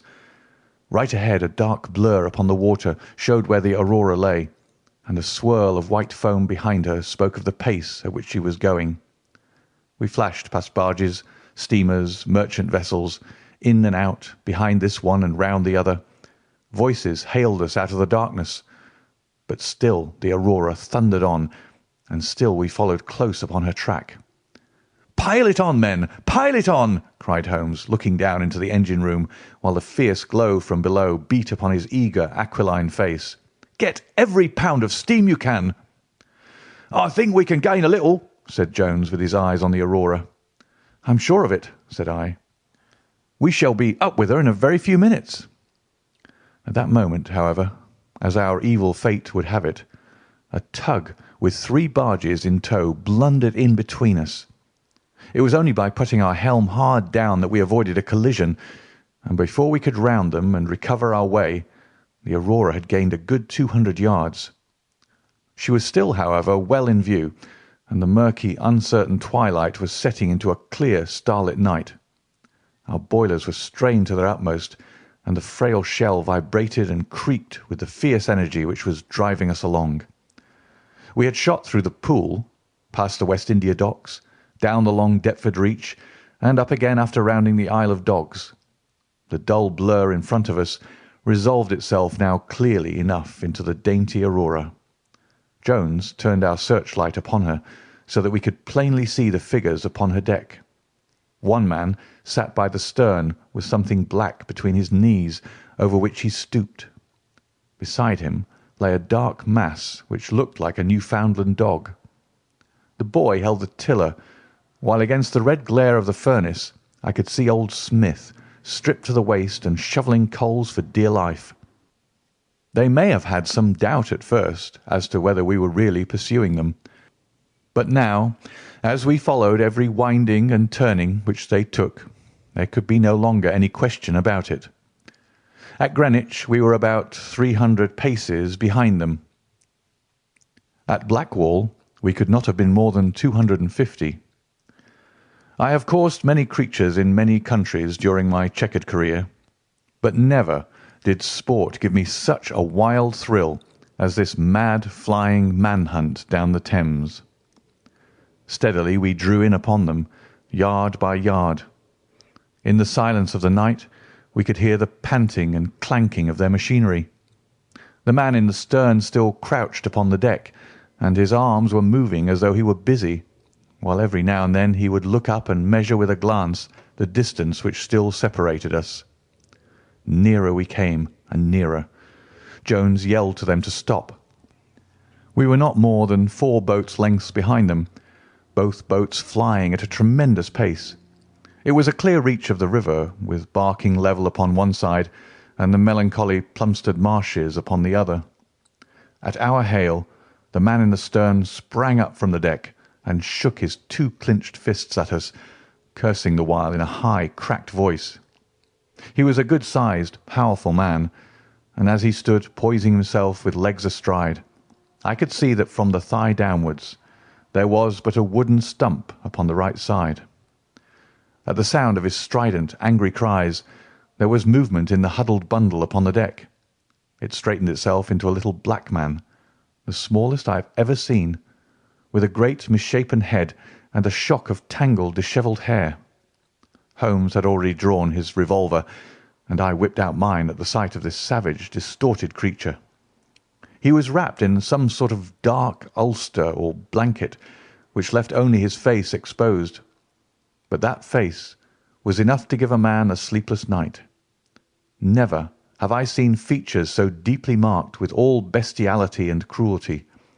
His small eyes glowed and burned with a sombre light, and his thick lips were writhed back from his teeth, which grinned and chattered at us with a half-animal fury.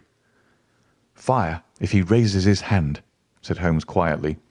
We were within a boat's length by this time, and almost within touch of our quarry. I can see the 2 of them now as they stood, the white man with his legs far apart, shrieking out curses, and the unhallowed dwarf with his hideous face and his strong yellow teeth gnashing at us in the light of our lantern. It was well that we had so clear a view of him. Even as we looked, he plucked out from under his covering a short, round piece of wood like a school ruler and clapped it to his lips. Our pistols rang out together. He whirled round, threw up his arms, and with a kind of choking cough fell sideways into the stream. I caught one glimpse of his venomous, menacing eyes amid the white swirl of the waters. At the same moment the wooden-legged man threw himself upon the rudder and put it hard down so that his boat made straight in for the southern bank, while we shot past her stern, only clearing her by a few feet. We were round after her in an instant, but she was already nearly at the bank. It was a wild and desolate place where the moon glimmered upon a wide expanse of marshland, with pools of stagnant water and beds of decaying vegetation. The launch, with a dull thud, ran up upon the mudbank with her bow in the air and her stern flush with the water. The fugitive sprang out, but his stump instantly sank its whole length into the sodden soil. In vain he struggled and writhed. Not one step could he possibly take, either forwards or backwards. He yelled in impotent rage and kicked frantically into the mud with his other foot, but his struggles only bored his wooden pin the deeper into the sticky bank. When we brought our launch alongside, he was so firmly anchored that it was only by throwing the end of a rope over his shoulders that we were able to haul him out and to drag him, like some evil fish, over our side. The 2 Smiths, father and son, sat sullenly in their launch, but came aboard meekly enough when commanded. The Aurora herself was hauled off and made fast to our stern. A solid iron chest of Indian workmanship stood upon the deck. This, there could be no question, was the same that had contained the ill-omened treasure of the Sholtos. There was no key, but it was of considerable weight, so we transferred it carefully to our own little cabin. As we steamed slowly upstream again, we flashed our searchlight in every direction, but there was no sign of the islander. Somewhere in the dark ooze at the bottom of the Thames, lie the bones of that strange visitor to our shores. "See here," said Holmes, pointing to the wooden hatchway. "We were hardly quick enough with our pistols." There, sure enough, just behind where we had been standing, stuck one of those murderous darts which we knew so well. It must have whizzed between us at the instant that we fired. Holmes smiled at it and shrugged his shoulders in his easy fashion. But I confess that it turned me sick to think of the horrible death which had passed so close to us that night. Chapter 11. The Great Agra Treasure.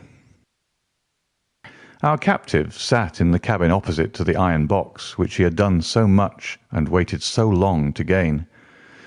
He was a sunburned, reckless-eyed fellow with a network of lines and wrinkles all over his mahogany features, which told of a hard, open-air life. There was a singular prominence about his bearded chin, which marked a man who was not to be easily turned from his purpose. His age may have been 50 or thereabouts, for his black curly hair was thickly shot with grey. His face in repose was not an unpleasing one, though his heavy brows and aggressive chin gave him, as I had lately seen, a terrible expression when moved to anger. He sat now with his handcuffed hands upon his lap and his head sunk upon his breast, while he looked with his keen twinkling eyes at the box which had been the cause of his ill-doings. It seemed to me that there was more sorrow than anger in his rigid and contained countenance. Once he looked up at me with a gleam of something like humour in his eyes. "Well, Jonathan Small," said Holmes, lighting a cigar, "I am sorry that it has come to this." "And so am I, sir," he answered frankly. "I don't believe that I can swing over the job. I give you my word on the book that I never raised a hand against Mr. Sholto. It was that little hellhound Tonga who shot one of his cursed darts into him. I had no part in it, sir. I was as grieved as if it had been my blood relation. I welted the little devil with the slack end of the rope for it, but it was done, and I could not undo it again." "Have a cigar," said Holmes, "and you had best take a pull out of my flask, for you're very wet. How could you expect so small and weak a man as this black fellow to overpower Mr. Sholto and hold him while you were climbing the rope?" "You seem to know as much about it as if you were there, sir. The truth is I had hoped to find the room clear. I knew the habits of the house pretty well, and it was the time when Mr. Sholto usually went down to his supper. I shall make no secret of the business. The best defence that I can make is just the simple truth. Now, if it had been the old Major, I would have swung for him with a light heart. I would have thought no more of knifing him than of smoking this cigar. But it's cursed hard that I should be lagged over this young Sholto, with whom I had no quarrel whatever. You are under the charge of Mr. Athelney Jones of Scotland Yard. He is going to bring you up to my rooms, and I shall ask you for a true account of the matter. You must make a clean breast of it, for if you do I hope that I may be of use to you. I think I can prove that the poison acts so quickly that the man was dead before ever you reached the room." "That he was, sir. I never got such a turn in my life as when I saw him grinning at me with his head on his shoulder as I climbed through the window. It fairly shook me, sir. I'd have half killed Tonga for it if he had not scrambled off. That was how he came to leave his club, and some of his darts too, as he tells me, which I dare say helped to put you on our track, though how you kept on it is more than I could tell. I don't feel no malice against you for it, but it does seem a queer thing," he added with a bitter smile, "that I, who have a fair claim to nigh upon £500,000 of money, should spend the first half of my life building a breakwater in the Andamans, and am like to spend the other half digging drains at Dartmoor.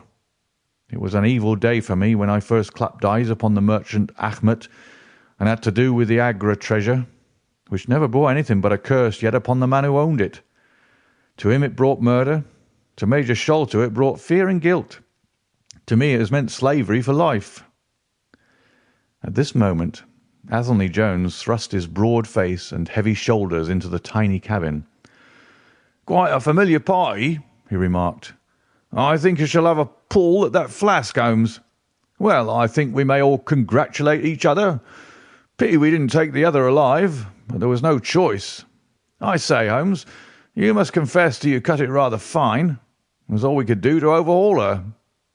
"All is well that ends well," said Holmes, "but I certainly did not know that the Aurora was such a clipper."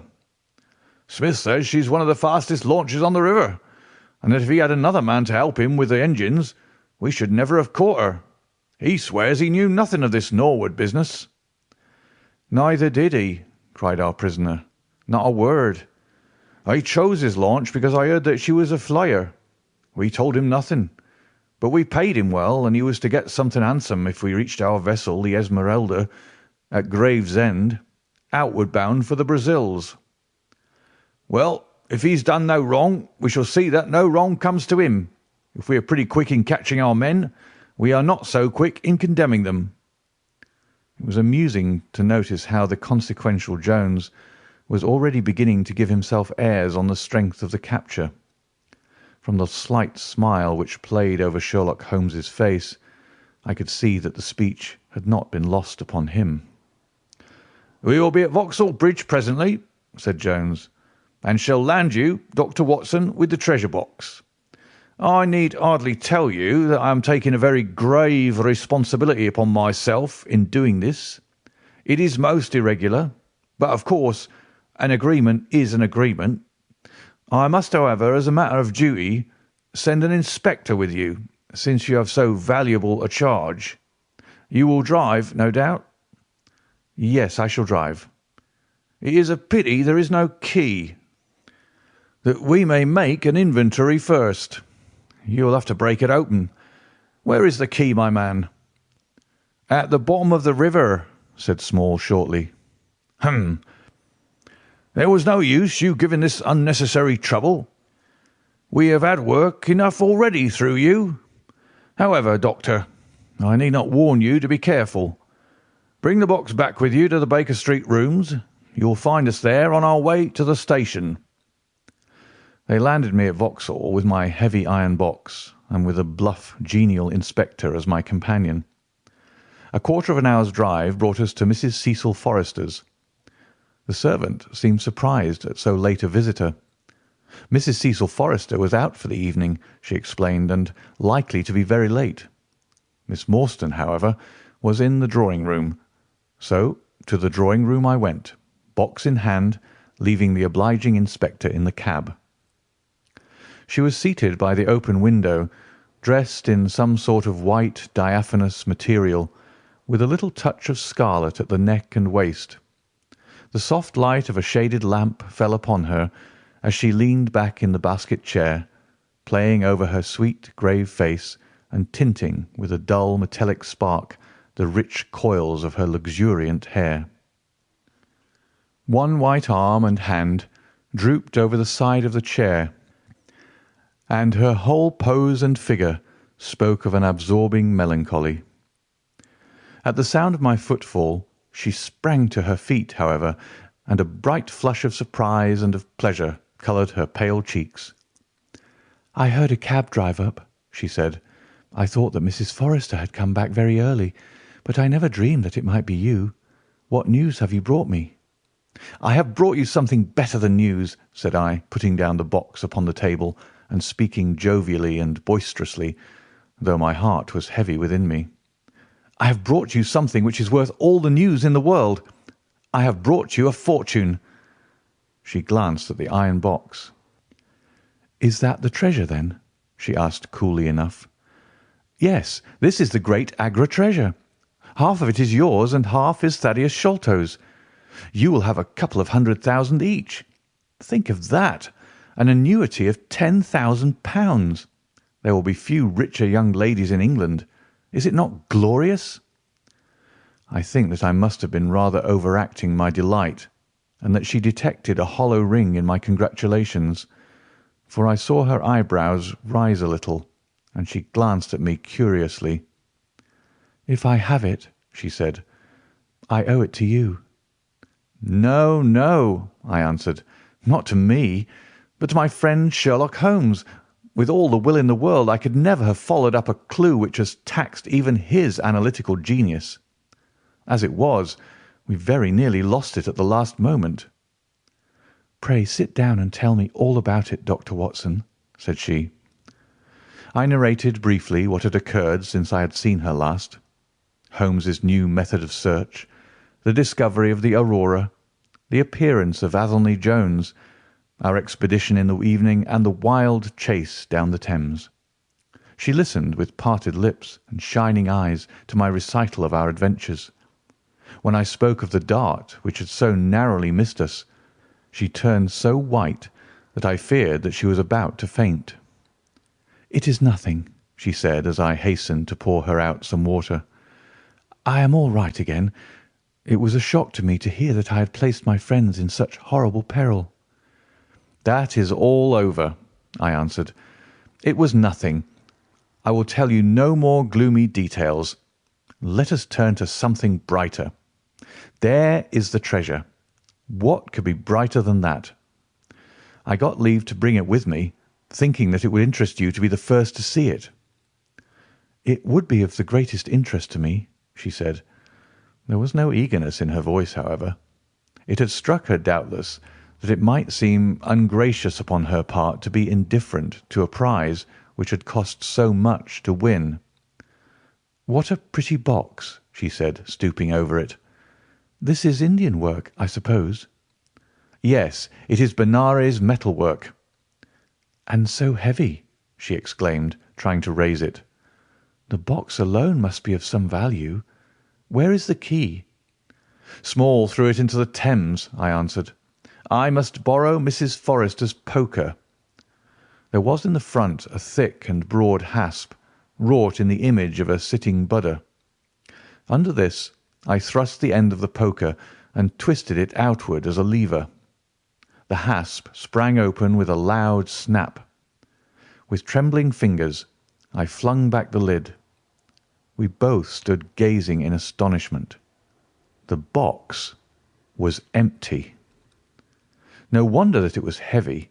The ironwork was 2/3 of an inch thick all round.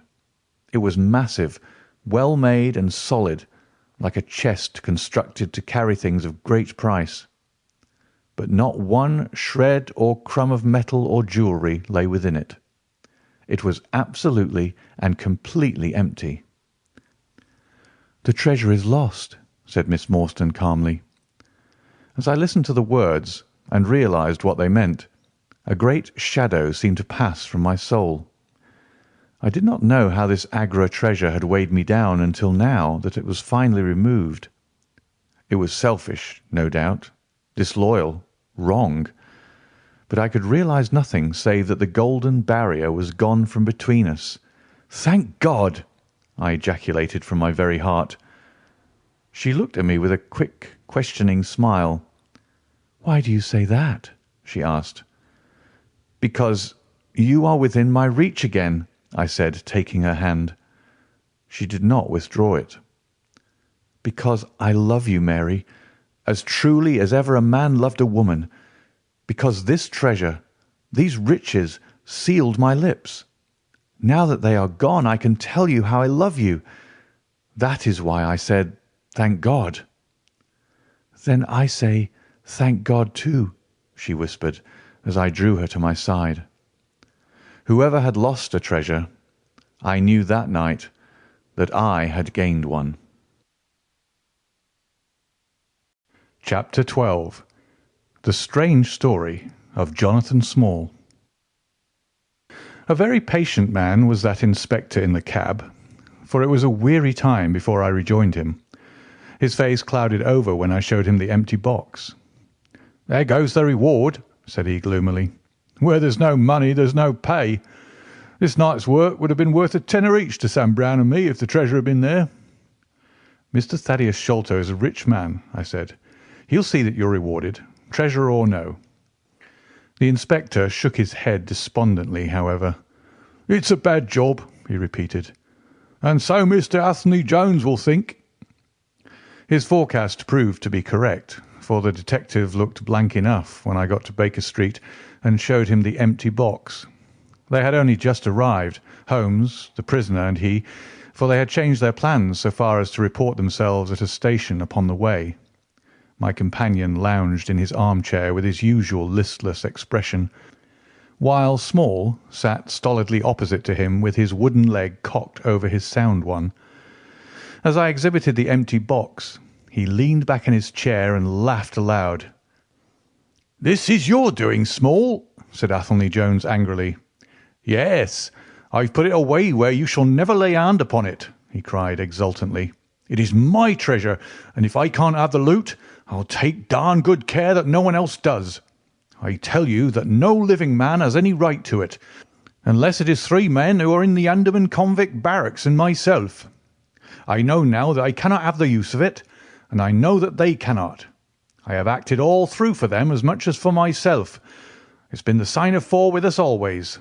Well, I know now that they would have had me do just what I've done, and throw the treasure into the Thames, rather than let it go to kith or kin of Sholto or of Morstan.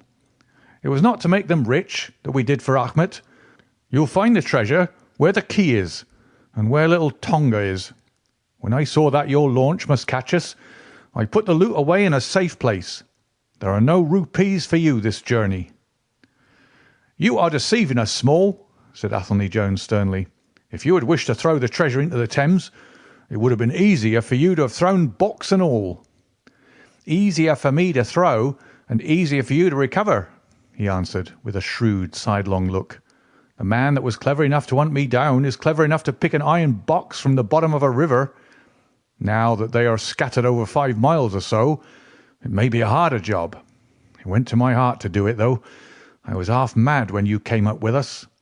However, there's no good grieving over it.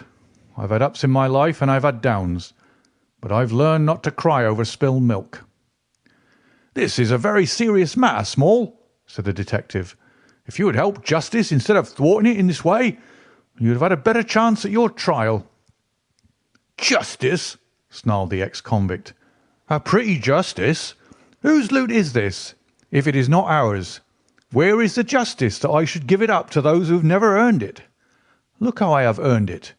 20 long years in that fever-ridden swamp, all day at work under the mangrove tree, all night chained up in the filthy convict huts, bitten by mosquitoes, racked with ague, bullied by every cursed black-faced policeman who loved to take it out of a white man.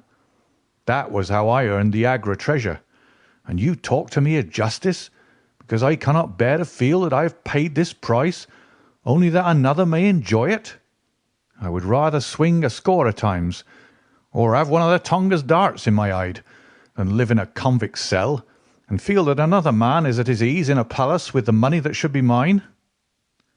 Small had dropped his mask of stoicism, and all this came out in a wild whirl of words, while his eyes blazed and the handcuffs clanked together with the impassioned movement of his hands. I could understand, as I saw the fury and the passion of the man, that it was no groundless or unnatural terror which had possessed Major Sholto when he first learned that the injured convict was upon his track.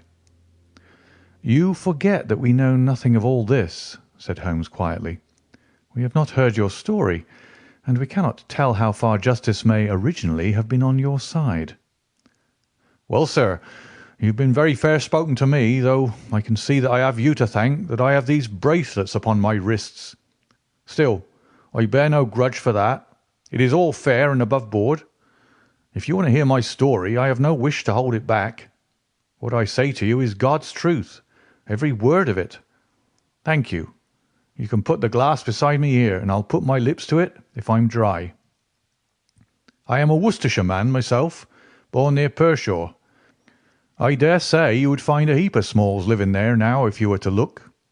I have often thought of taking a look around there, but the truth is that I was never much of a credit to the family, and I doubt if they would be so very glad to see me. They were all steady, chapel-going folk, small farmers, well known and respected over the countryside, while I was always a bit of a rover. At last, however, when I was about 18, I gave them no more trouble, for I got into a mess over a girl, and could only get out of it again by taking the Queen's shilling and joined the 3D Buffs, which was just starting for India. I wasn't destined to do much soldiering, however. I just got past the goose step and learned to handle my musket when I was fool enough to go swimming in the Ganges. Luckily for me, my company sergeant, John Alder, was in the water at the same time, and he was one of the finest swimmers in the service. A crocodile took me, just as I was halfway across, and nipped off my right leg as clean as a surgeon would have done, just above the knee.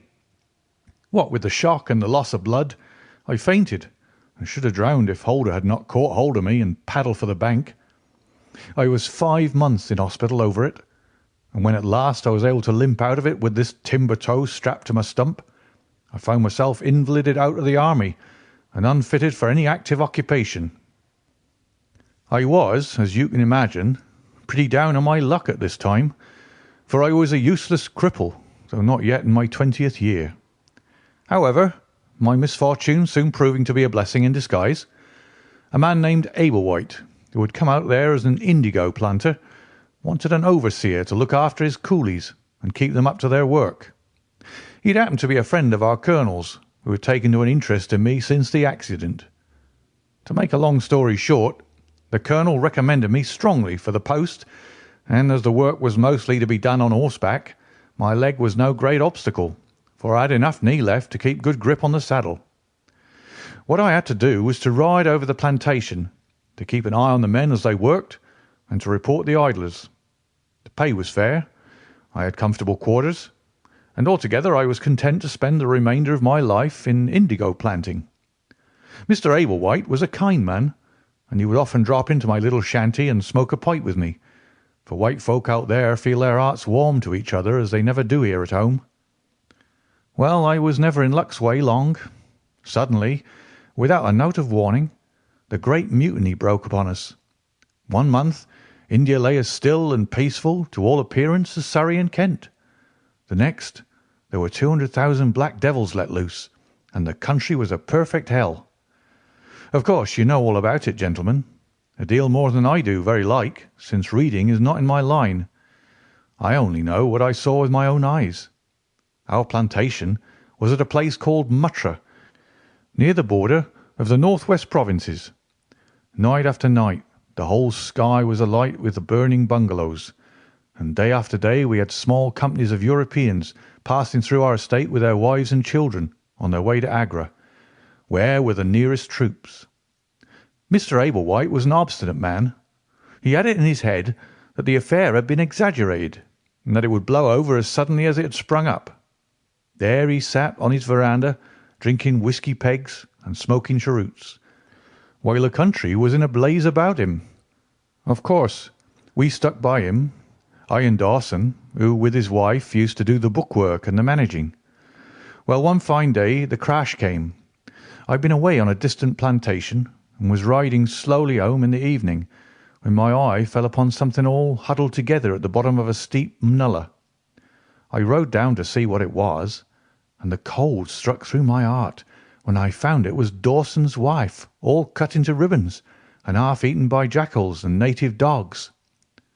A little further up the road, Dawson himself was lying on his face, quite dead, with an empty revolver in his hand and 4 sepoys lying across each other in front of him. I reined up my horse, wondering which way I should turn, but at that moment I saw thick smoke curling up from Ablewhite's bungalow, and the flames beginning to burst through the roof. I knew then that I could do my employer no good, but would only throw my own life away if I meddled in the matter. From where I stood, I could see hundreds of the black fiends, with their red coats still on their backs, dancing and howling round the burning house. Some of them pointed at me, and a couple of bullets sang past my head. So I broke away across the paddy fields and found myself late at night safe within the walls at Agra. As it proved, however, there was no great safety there either. The whole country was up like a swarm of bees. Wherever the English could collect in little bands, they held just the ground that their guns commanded. Everywhere else they were helpless fugitives. It was a fight of the millions against the hundreds, and the cruellest part of it was that these men that we fought against, foot, horse, and gunners, were our own picked troops, whom we had taught and trained, handling our own weapons and blowing our own bugle calls. At Agra, There were the 3D Bengal Fusiliers, some Sikhs, 2 troops of horse, and a battery of artillery. A volunteer corps of clerks and merchants had been formed, and this I joined, wooden leg and all. We went out to meet the rebels at Shah Gunj early in July, and we beat them back for a time, but our powder gave out, and we had to fall back upon the city. Nothing but the worst news came to us from every side, which is not to be wondered at, for if you look at the map, you will see that we were right in the heart of it. Lucknow is rather better than 100 miles to the east, and Cawnpore about as far to the south. For every point on the compass there was nothing but torture and murder and outrage. The city of Agra is a great place, swarming with fanatics and fierce devil worshippers of all sorts. Our handful of men were lost among the narrow winding streets. Our leader moved across the river, therefore, and took up his position in the old fort at Agra. I don't know if any of you gentlemen have ever read or heard anything of that old fort. It is a very queer place, the queerest that ever I was in, and I have been in some rum corners too. First of all, it is enormous in size. I should think that the enclosure must be acres and acres.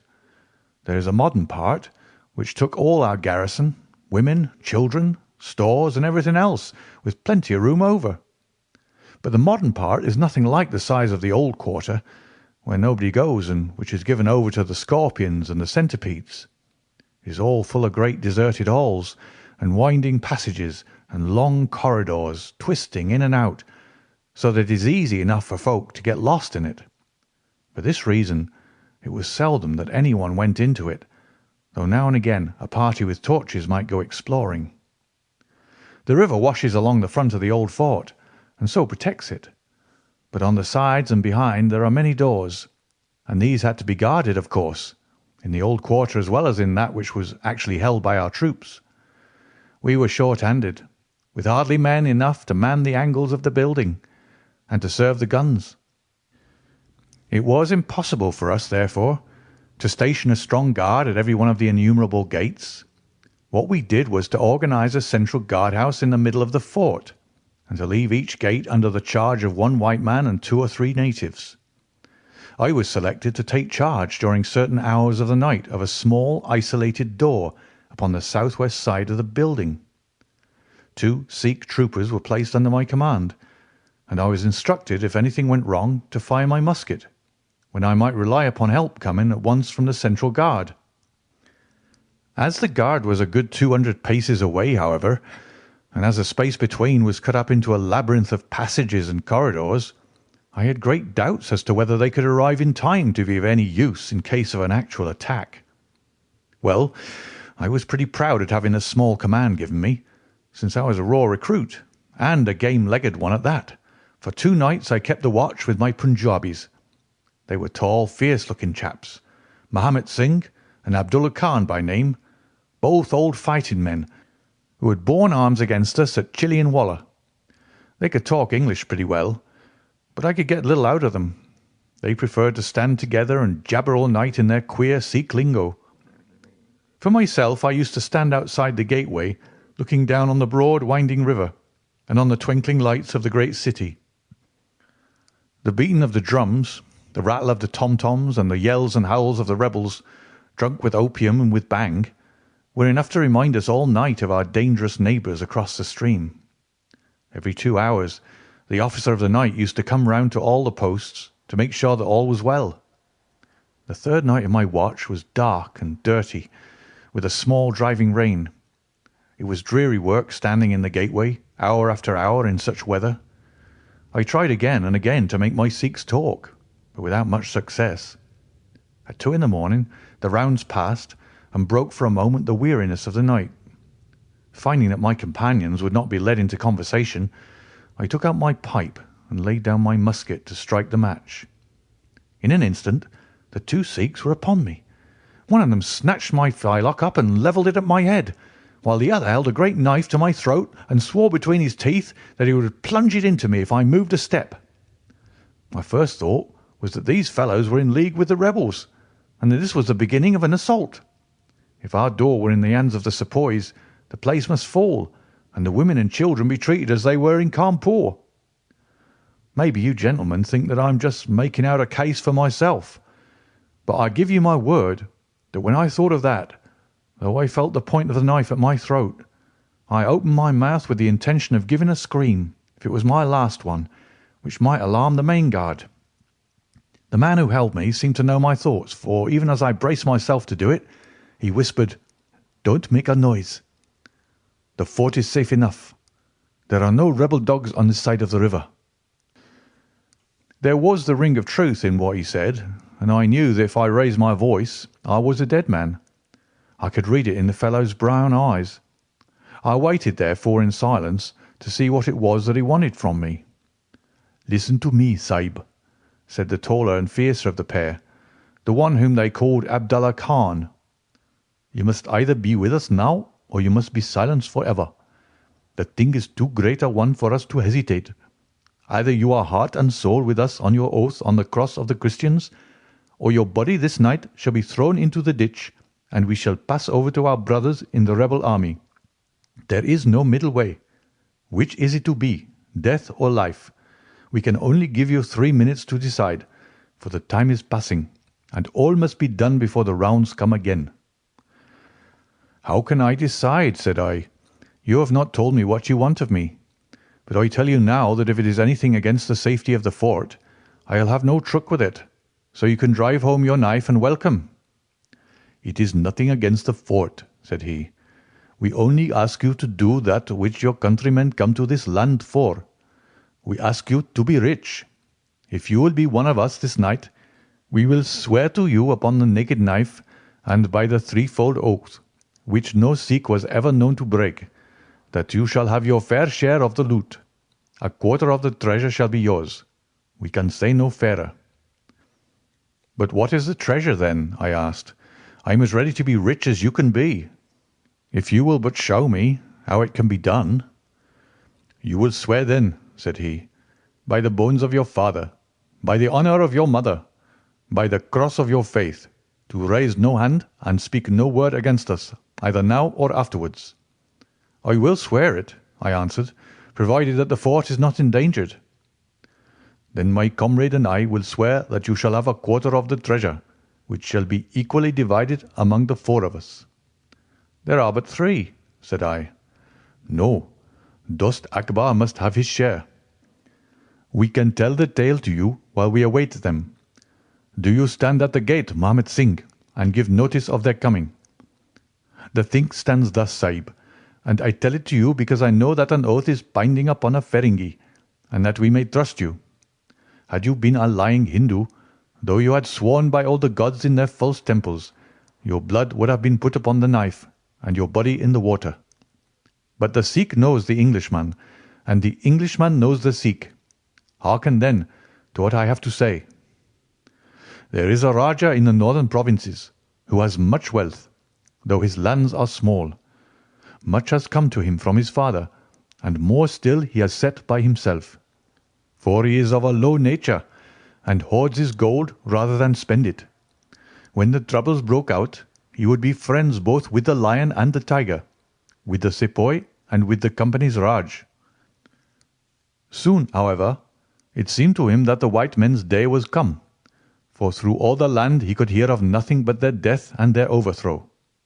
Yet being a careful man, he made such plans that, come what may, half at least of his treasure should be left to him. That which was in gold and silver he kept by him in the vaults of his palace. But the most precious stones and the choicest pearls that he had he put in an iron box, and sent it by a trusty servant who, under the guise of a merchant, should take it to the fort at Agra, there to lie until the land is at peace. Thus, if the rebels won, he would have his money. But if the company conquered, his jewels would be saved to him. Having thus divided his hoard, he threw himself into the cause of the sepoys, since they were strong upon his borders. By doing this, mark you, Sahib, his property becomes the due of those who have been true to their salt. This pretended merchant, who travels under the name of Ahmed, is now in the city of Agra, and desires to gain his way into the fort. He has with him as travelling companion my foster brother Dost Akbar, who knows his secret. Dost Akbar has promised this night to lead him to a side postern of the fort, and has chosen this one for his purpose. Here he will come presently, and here he will find Mahmud Singh and myself awaiting him. The place is lonely, and none shall know of his coming. The world shall know of the merchant Ahmed no more, but the great treasure of the Rajah shall be divided among us. What say you to it, Sahib?" In Worcestershire the life of a man seems a great and a sacred thing. But it is very different when there is fire and blood all round you, and you have been used to meeting death at every turn. Whether Ahmed the merchant lived or died was a thing as light as air to me, but at the talk about the treasure my heart turned to it, and I thought of what I might do in the old country with it, and how my folk would stare when they saw their ne'er-do-well coming back with his pockets full of gold moidores. I had therefore already made up my mind. Abdullah Khan, however, thinking that I hesitated, pressed the matter more closely. "Consider, Sahib," said he, "that if this man is taken by the commandant, he will be hung or shot, and his jewels taken by the government, so that no man will be a rupee the better for them. Now, since we do the taking of him, why should we not do the rest as well? The jewels will be as well with us as in the company's coffers. There will be enough to make every one of us rich men and great chiefs. No one can know about the matter, for here we are, cut off from all men. What could be better for the purpose? Say again then, Sahib, whether you are with us, or if we must look upon you as an enemy." "I am with you heart and soul," said I. "It is well," he answered, handing me back my firelock. "You see that we trust you, for your word, like ours, is not to be broken. We have now only to wait for my brother and the merchant." "Does your brother know, then, of what you will do?" I asked. "The plan is this. He has devised it. We will go to the gate and share the watch with Mahmud Singh." The rain was still falling steadily, for it was just the beginning of the wet season. Brown, heavy clouds were drifting across the sky, and it was hard to see more than a stone cast. A deep moat lay in front of our door, but the water was in places nearly dried up, and it could easily be crossed. It was strange to me to be standing there with these two wild Punjabis waiting for the man who was coming to his death. Suddenly my eye caught the glint of a shaded lantern at the other side of the moat. It vanished among the mound heaps, and then appeared again, coming slowly in our direction. "Here they are!" I exclaimed. "You will challenge him, Sahib, as usual," whispered Abdullah. "Give him no cause for fear. Send us in with him, and we shall do the rest while you stay here on guard. Have the lantern ready to uncover, that we may be sure that it is indeed the man." The light had flickered onwards, now stopping and now advancing, until I could see two dark figures upon the other side of the moat. I let them scramble down the sloping bank, splash through the mire, and climb halfway up to the gate before I challenged them. "Who goes there?" said I in a subdued voice. "Friends," came the answer. I uncovered my lantern and threw a flood of light upon them. The first was an enormous Sikh with a black beard which swept nearly down to his cummerbund. Outside of a show I had never seen so tall a man. The other was a little fat round fellow with a great yellow turban and a bundle in his hand, done up in a shawl.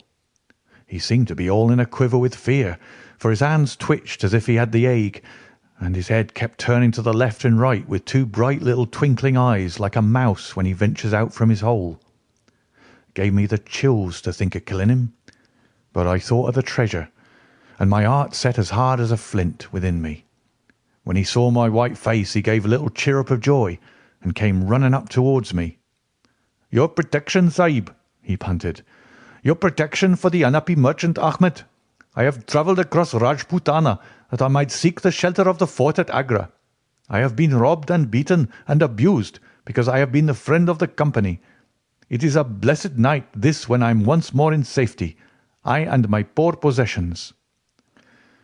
"What have you in the bundle?" I asked. "An iron box," he answered, "which contains one or two little family matters which are of no value to others, but which I should be sorry to lose. Yet I am not a beggar, and I shall reward you, young Sahib, and your governor also, if you would give me the shelter I ask." I could not trust myself to speak longer with the man. The more I looked at his fat, frightened face, the harder did it seem that we should slay him in cold blood. It was best to get it over. "Take him to the main guard," said I. The two Sikhs closed in upon him on each side, and the giant walked behind, while they marched in through the dark gateway. Never was a man so compassed round with death. I remained at the gateway with the lantern. I could hear the measured tramp of the footsteps sounding through the lonely corridors. Suddenly it ceased, and I heard voices and a scuffle with the sound of blows. A moment later there came, to my horror, a rush of footsteps coming in my direction, with the loud breathing of a running man. I turned my lantern down the long, straight passage, and there was the fat man, running like the wind, with a smear of blood across his face, and close at his heels, bounding like a tiger, the great black-bearded Sikh, with a knife flashing in his hand. I have never seen a man run so fast as that little merchant. He was gaining on the Sikh, and I could see that if he once passed me and got to the open air he would save himself yet. My heart softened to him, but again the thought of his treasure turned me hard and bitter. I cast my firelock between his legs as he raced past, and he rolled twice over like a shot rabbit. Ere he could stagger to his feet, the Sikh was upon him and buried his knife twice in his side. The man never uttered moan nor moved muscle, but lay where he had fallen. I think myself that he may have broken his neck with the fall. You see, gentlemen, that I am keeping my promise. I am telling you every work of the business just exactly as it happened, whether it is in my favour or not." He stopped and held out his manacled hands for the whisky and water which Holmes had brewed for him. For myself, I confess that I had now conceived the utmost horror of the man, not only for this cold-blooded business in which he had been concerned, but even more for the somewhat flippant and careless way in which he narrated it. Whatever punishment was in store for him, I felt that he might expect no sympathy from me. Sherlock Holmes and Jones sat with their hands upon their knees, deeply interested in the story, but with the same disgust written upon their faces.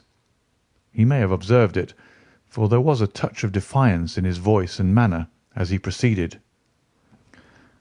"It was all very bad, no doubt," said he. "I should like to know how many fellows in my shoes would have refused a share of this loot when they knew that they would have their throats cut for their pains. Besides, it was my life or his when once he was in the fort. If he had got out, the whole business would come to light, and I should have been court-martialed and shot as likely as not, for people were not very lenient at a time like that." "Go on with your story," said Holmes shortly. "Well, we carried him in, Abdullah Akbar and I. A fine weight he was, too, for all that he was so short. Mahomet Singh was left to guard the door. We took him to a place which Sikhs had already prepared. It was some distance off, where a winding passage leads to a great empty hall, the brick walls of which were all crumbling to pieces. The earth floor had sunk in at one place, making a natural grave, so we left Ahmet the merchant there, having first covered him over with loose bricks. This done, we all went back to the treasure. It lay where he had dropped it when he was first attacked. The box was the same which now lies upon the table. A key was hung by a silken cord to that carved handle upon the top. We opened it, and the light of the lantern gleamed upon a collection of gems such as I have read of and thought about when I was a little lad at Pershore. It was blinding to look upon them. When we had feasted our eyes, we took them all out and made a list of them. They were 143 diamonds of the first water, including one which was called, I believe, the Great Mogul, and is said to be the second largest stone in existence. Then there were 97 very fine emeralds and 170 rubies, some of which, however, were small. There were 40 carbuncles, 210 sapphires, 61 agates, and a great quantity of beryls, onyxes, cat's eyes, turquoises, and other stones, the very names of which I did not know at the time, though I have become more familiar with them since. Besides this, there were nearly 300 very fine pearls, 12 of which were set in a gold coronet. By the way, these last had been taken out of the chest and were not there when I recovered it. After we had counted our treasure, we put them back into the chest and carried them to the gateway to show them to Marmot Singh. Then we solemnly renewed our oath to stand by each other and be true to our secret. We agreed to conceal our loot in a safe place until the country should be at peace again, and then to divide it equally among ourselves. There was no use dividing it at present, for if gems of such value were found upon us, it would cause suspicion, and there was no privacy in the fort nor any place where we could keep them. We carried the box, therefore, into the same hall where we had buried the body, and there, under the certain bricks in the best preserved wall, we made a hollow and put our treasure. We made careful note of the place, and next day I drew 4 plans, one for each of us, and put the sign of the 4 of us at the bottom, for we had sworn that we should each always act for all, so that none might take advantage. That is an oath that I can put my hand to my heart and swear that I have never broken. Well, there's no use my telling you, gentlemen, what came of the Indian mutiny. After Wilson took Delhi and Sir Colin relieved Lucknow, the back of the business was broken. Fresh troops came pouring in, and Nana Sahib made himself scarce over the frontier. A flying column under Colonel Greathead came round to Agra and cleared the Pandys away from it. Peace seemed to be settling upon the country, and we 4 were beginning to hope that the time was at hand when we might safely go off with our shares of the plunder. In a moment, however, our hopes were shattered by our being arrested as the murderers of Achmet. It came about in this way. When the Rajah put his jewels into the hands of Achmet, he did it because he knew that he was a trusty man. They are suspicious folk in the East, however, so what does this Rajah do but take a second, even more trusty servant and set him to play the spy upon the first? This second man was ordered never to let Achmet out of his sight, and he followed him like his shadow. He went after him that night and saw him pass through the doorway. Of course, he thought he had taken refuge in the fort, and applied for admission there himself next day, but couldn't find no trace of Achmet. This seemed to him so strange that he spoke about it to a sergeant of guards, who brought it to the ears of the commandant. A thorough search was quickly made, and the body was discovered. Thus, at the very moment that we thought that all was safe, we were all 4 seized and brought to trial on a charge of murder. 3 of us, because we had held the gate that night, and the 4th because he was known to have been in the company of the murdered man. Not a word about the jewels came out at the trial, for the Rajah had been deposed and driven out of India, so no one had any particular interest in them. The murder, however, was clearly made out, and it was certain that we must all have been concerned in it. The 3 Sikhs got penal servitude for life, and I was condemned to death, though my sentence was afterwards commuted into the same as the others. It was rather a queer position that we found ourselves in then. There we were, all 4 tied by the leg and with precious little chance of ever getting out again, while we each held a secret which might have put each of us in a palace if we could only have made use of it. It was enough to make a man eat his heart out to have to stand the kick and the cuff of every petty jack in office, to have rice to eat and water to drink, when that gorgeous fortune was ready for him outside, just waiting to be picked up. It might have driven me mad, but I was always a pretty stubborn one, so I just held on and bided my time. At last it seemed to me to have come. I was changed from Agra to Madras, and from there to Blair Island in the Andamans. There are very few white convicts at this settlement, and as I had behaved well from the first, I soon found myself a sort of privileged person. I was given a hut in Hopetown, which is a small place on the slopes of Mount Harriet, and I was left pretty much to myself. 'Tis a dreary, fever-stricken place, and all behind our little clearings was infested with wild, cannibal natives, who were ready enough to blow a poisoned dart at us if they saw a chance. There was digging and ditching and yam planting, and a dozen other things to be done. So we were busy enough all day, though in the evening we had a little time to ourselves. Among other things, I learned to dispense drugs for the surgeon, and picked up a smattering of his knowledge. All the time I was on the lookout for a chance of escape, but it's hundreds of miles from any other land, and there's a little or no wind in those seas, so it was a terribly difficult job to get away. The surgeon, Dr. Somerton, was a fast, sporting young chap, and the other young officers would meet in his rooms of an evening and play cards. The surgery, where I used to make up my drugs, was next to his sitting room, with a small window between us. Often, if I felt lonesome, I used to turn out the lamp in the surgery, and then, standing there, I could hear their talk and watch their play. I'm fond of a hand at cards myself, and it was almost as good as having one to watch the others. There was Major Sholto, Captain Morstan, and Lieutenant Bromley Brown, who were in command of the native troops, and there was the surgeon himself, and 2 or 3 prison officials, crafty old hands who played a nice sly safe game. A very snug little party they used to make. Well, there was one thing which very soon struck me, and that was that the soldiers used always to lose and the civilians to win. Mind, I don't say that there was anything unfair, but so it was.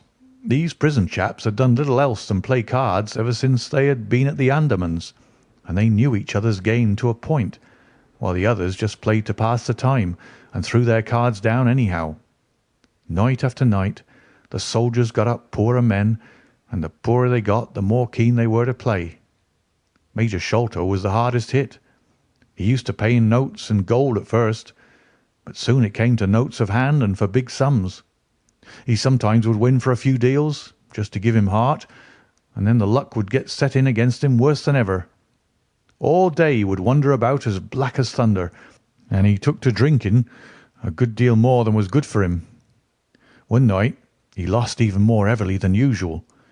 I was sitting in my hut when he and Captain Morstan came stumbling along on the way to their quarters. They were bosom friends, those two, and never far apart. The Major was raving about his losses. "It's all up, Morstan," he was saying, as they passed my hut. "I shall have to send in my papers. I am a ruined man." "Nonsense, old chap," said the other, slapping him upon the shoulder. "I've had a nasty facer myself, but—" That was all I could hear, but it was enough to set me thinking. A couple of days later, Major Sholto was strolling on the beach, so I took the chance of speaking to him. "I wish to have your advice, Major," said I. "Well, Small, what is it?" he asked, taking his cheroot from his lips. "I wanted to ask you, sir," said I, "who is the proper person to whom hidden treasure should be handed over? I know where £500,000 worth lies, and as I cannot use it myself, I thought perhaps the best thing I could do would be to hand it over to the proper authorities, and then perhaps they would get my sentence shortened for me." "£500,000, Small?" he gasped, looking hard at me to see if I was in earnest. "Quite that, sir, in jewels and pearls. It lies there ready for anyone, and the queer thing about it is that the real owner is outlawed and cannot hold property, so that it belongs to the first comer." "To Government, Small?" he stammered. "To Government?" But he said it in a halting fashion, and I knew in my heart that I had got to him. "You think, then, sir, that I should give the information to the Governor-General?" said I quietly. Well, you must not do anything rash, or that you might repent. Let me hear all about it, Small. Give me the facts." I told him the old story, with small changes so that he could not identify the places. When I had finished, he stood stock still and full of thought. I could see by the twitch of his lip that there was a struggle going on within him. "This is a very important matter, Small," he said at last. "You must not say a word to anyone about it, and I shall see you again soon." 2 nights later, he and his friend Captain Morstan came to my hut in the dead of the night with a lantern. "I want you just to let Captain Morstan hear that story from your own lips, Small," said he. I repeated it as I had told it before. "It rings true, eh?" said he. "It's good enough to act upon." Captain Morstan nodded. "Look here, Small," said the Major. "We've been talking it over, my friend here and I, and we've come to the conclusion that this secret of yours is hardly a government matter after all, but is a private concern of your own, which of course you have the power of disposing of as you think best. Now, the question is, what price would you ask for it? We might be inclined to take it up and at least look into it, if we could agree as to terms." He tried to speak in a cool, careless way, but his eyes were shining with excitement and greed. "Why, as to that, gentlemen," I answered, trying also to be cool, but feeling as excited as he did, "there is only one bargain which a man in my position can make. I shall want you to help me to my freedom, and to help my 3 companions to theirs. We shall then take you into partnership and give you a 5th share to divide between you." Said he. "A 5th share. That is not very tempting." "It would come to 50,000 apiece," said I. "But how can we gain your freedom? You know very well that you ask an impossibility." "Nothing of the sort," I answered. "I've thought it all out to the last detail. The only bar to our escape is that we can get no boat fit for the voyage, and no provisions to last us for so long a time. There are plenty of little yachts and yawls at Calcutta or Madras which would serve our turn well. Do you bring one over?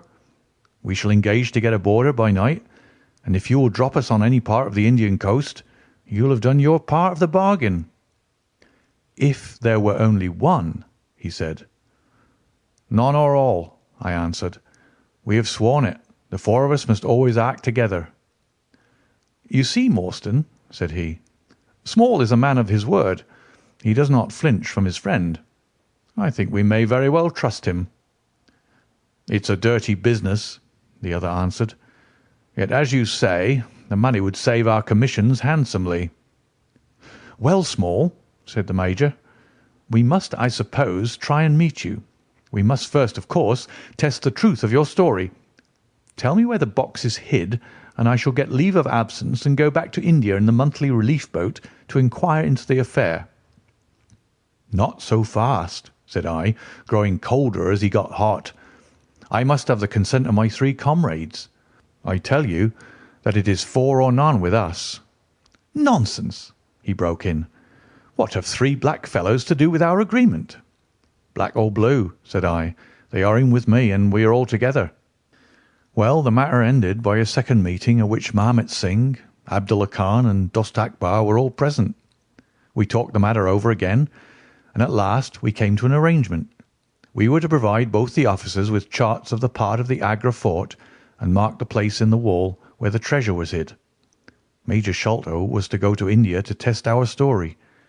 If he found the box, he was to leave it there, to send out a small yacht provisioned for a voyage which was to lie off Rutland Island, and to which we were to make our way, and finally to return to his duties. Captain Morstan was then to apply for leave of absence, to meet us at Agra, and there we were to have a final division of the treasure, he taking the Major's share as well as his own.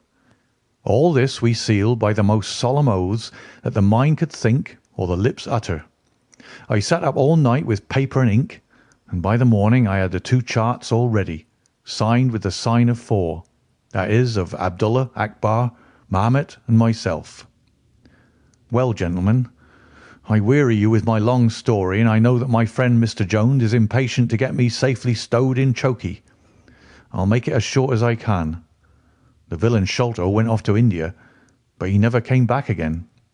Captain Morstan showed me his name among a list of passengers in one of the mail boats very shortly afterwards. His uncle had died, leaving him a fortune, and he had left the army. Yet he could stoop to treat 5 men as he had treated us. Morstan went over to Agra shortly afterwards, and found, as we expected, that the treasure was indeed gone. The scoundrel had stolen it, without carrying out one of the conditions on which we had sold him the secret. From that day I lived only for vengeance. I thought of it by day, and I nursed it by night. It became an overpowering, absorbing passion with me. I cared nothing for the law, nothing for the gallows. To escape, to track down Sholto, to have my hand upon his throat, that was my one thought.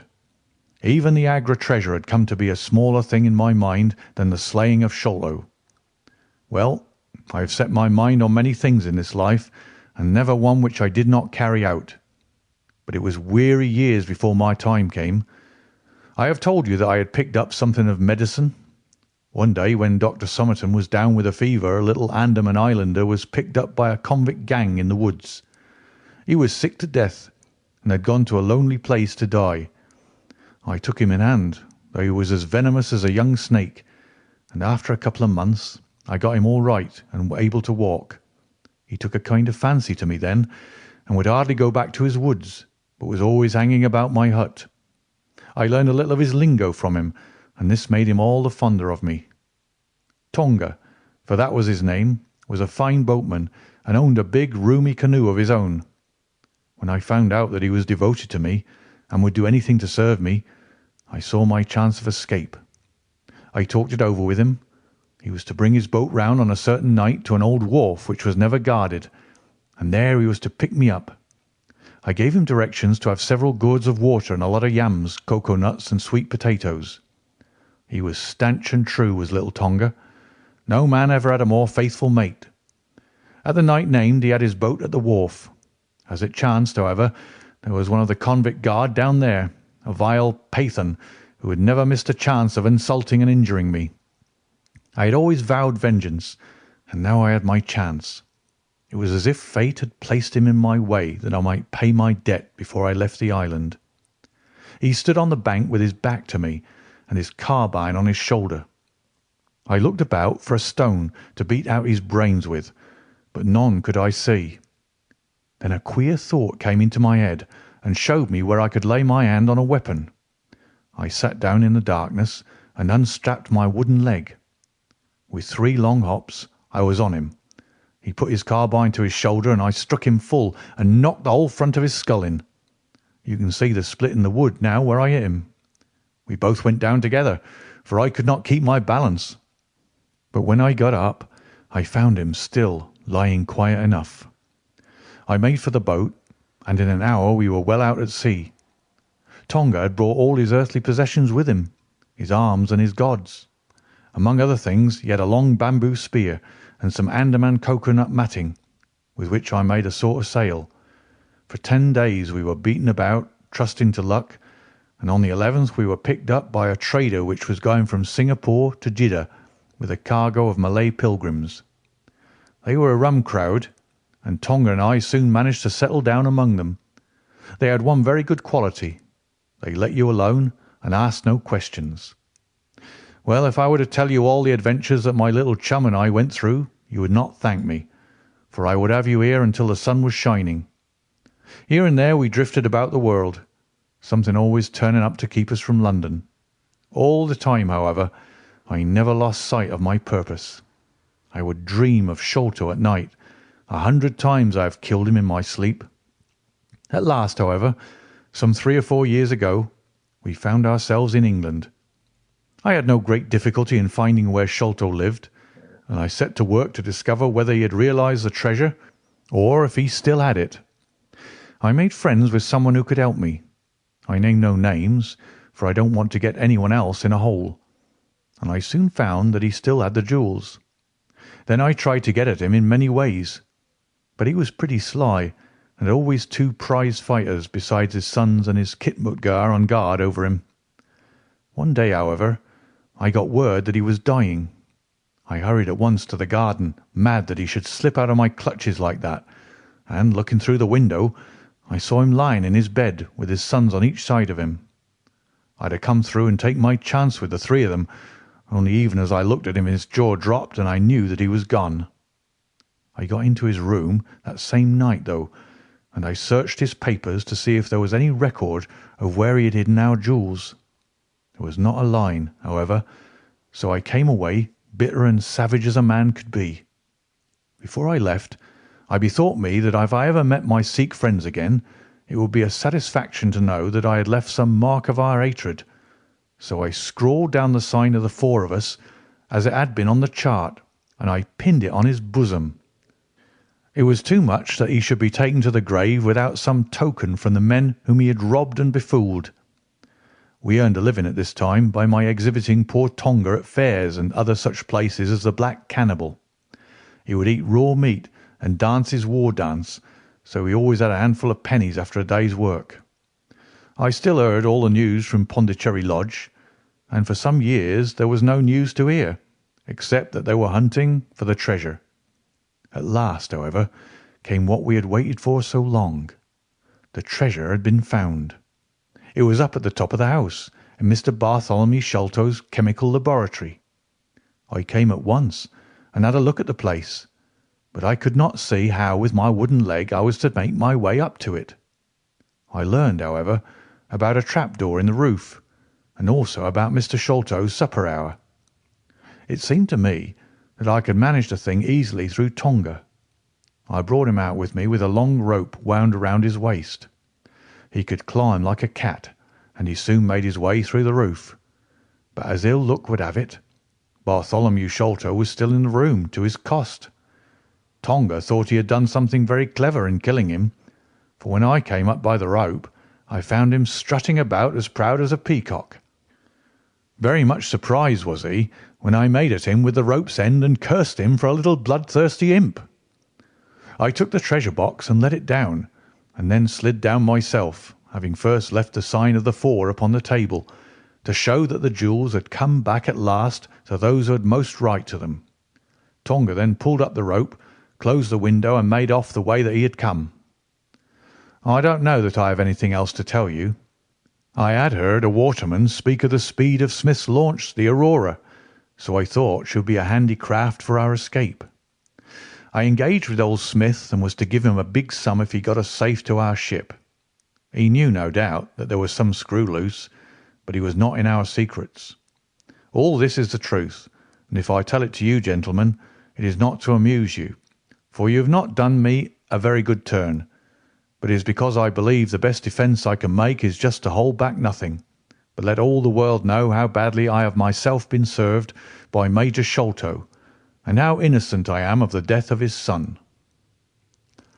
"A very remarkable account," said Sherlock Holmes. "A fitting wind-up to an extremely interesting case.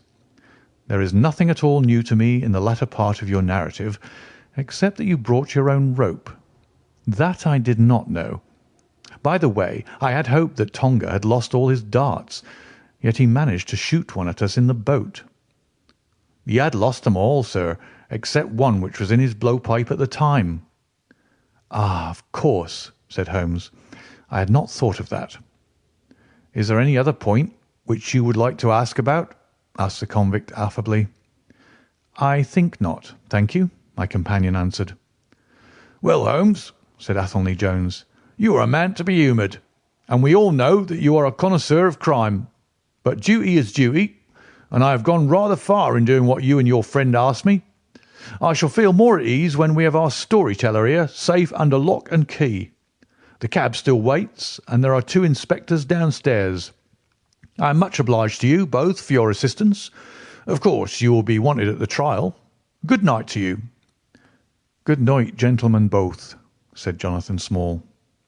"You first, Small," remarked the wary Jones as they left the room. "I'll take particular care that you don't club me with your wooden leg, whatever you may have done to the gentleman at the Andaman Isles." "Well, and there's the end of our little drama," I remarked, after we had sat some time smoking in silence. "I fear that it may be the last investigation in which I shall have the chance of studying your methods. Miss Morstan has done me the honour to accept me as a husband in prospective." He gave me a most dismal groan. "I feared as much," said he. "I really cannot congratulate you." I was a little hurt. "Have you any reason to be dissatisfied with my choice?" I asked. "Not at all. I think she is one of the most charming young ladies I have ever met, and might have been most useful in such work as we have been doing. She had a decided genius that way.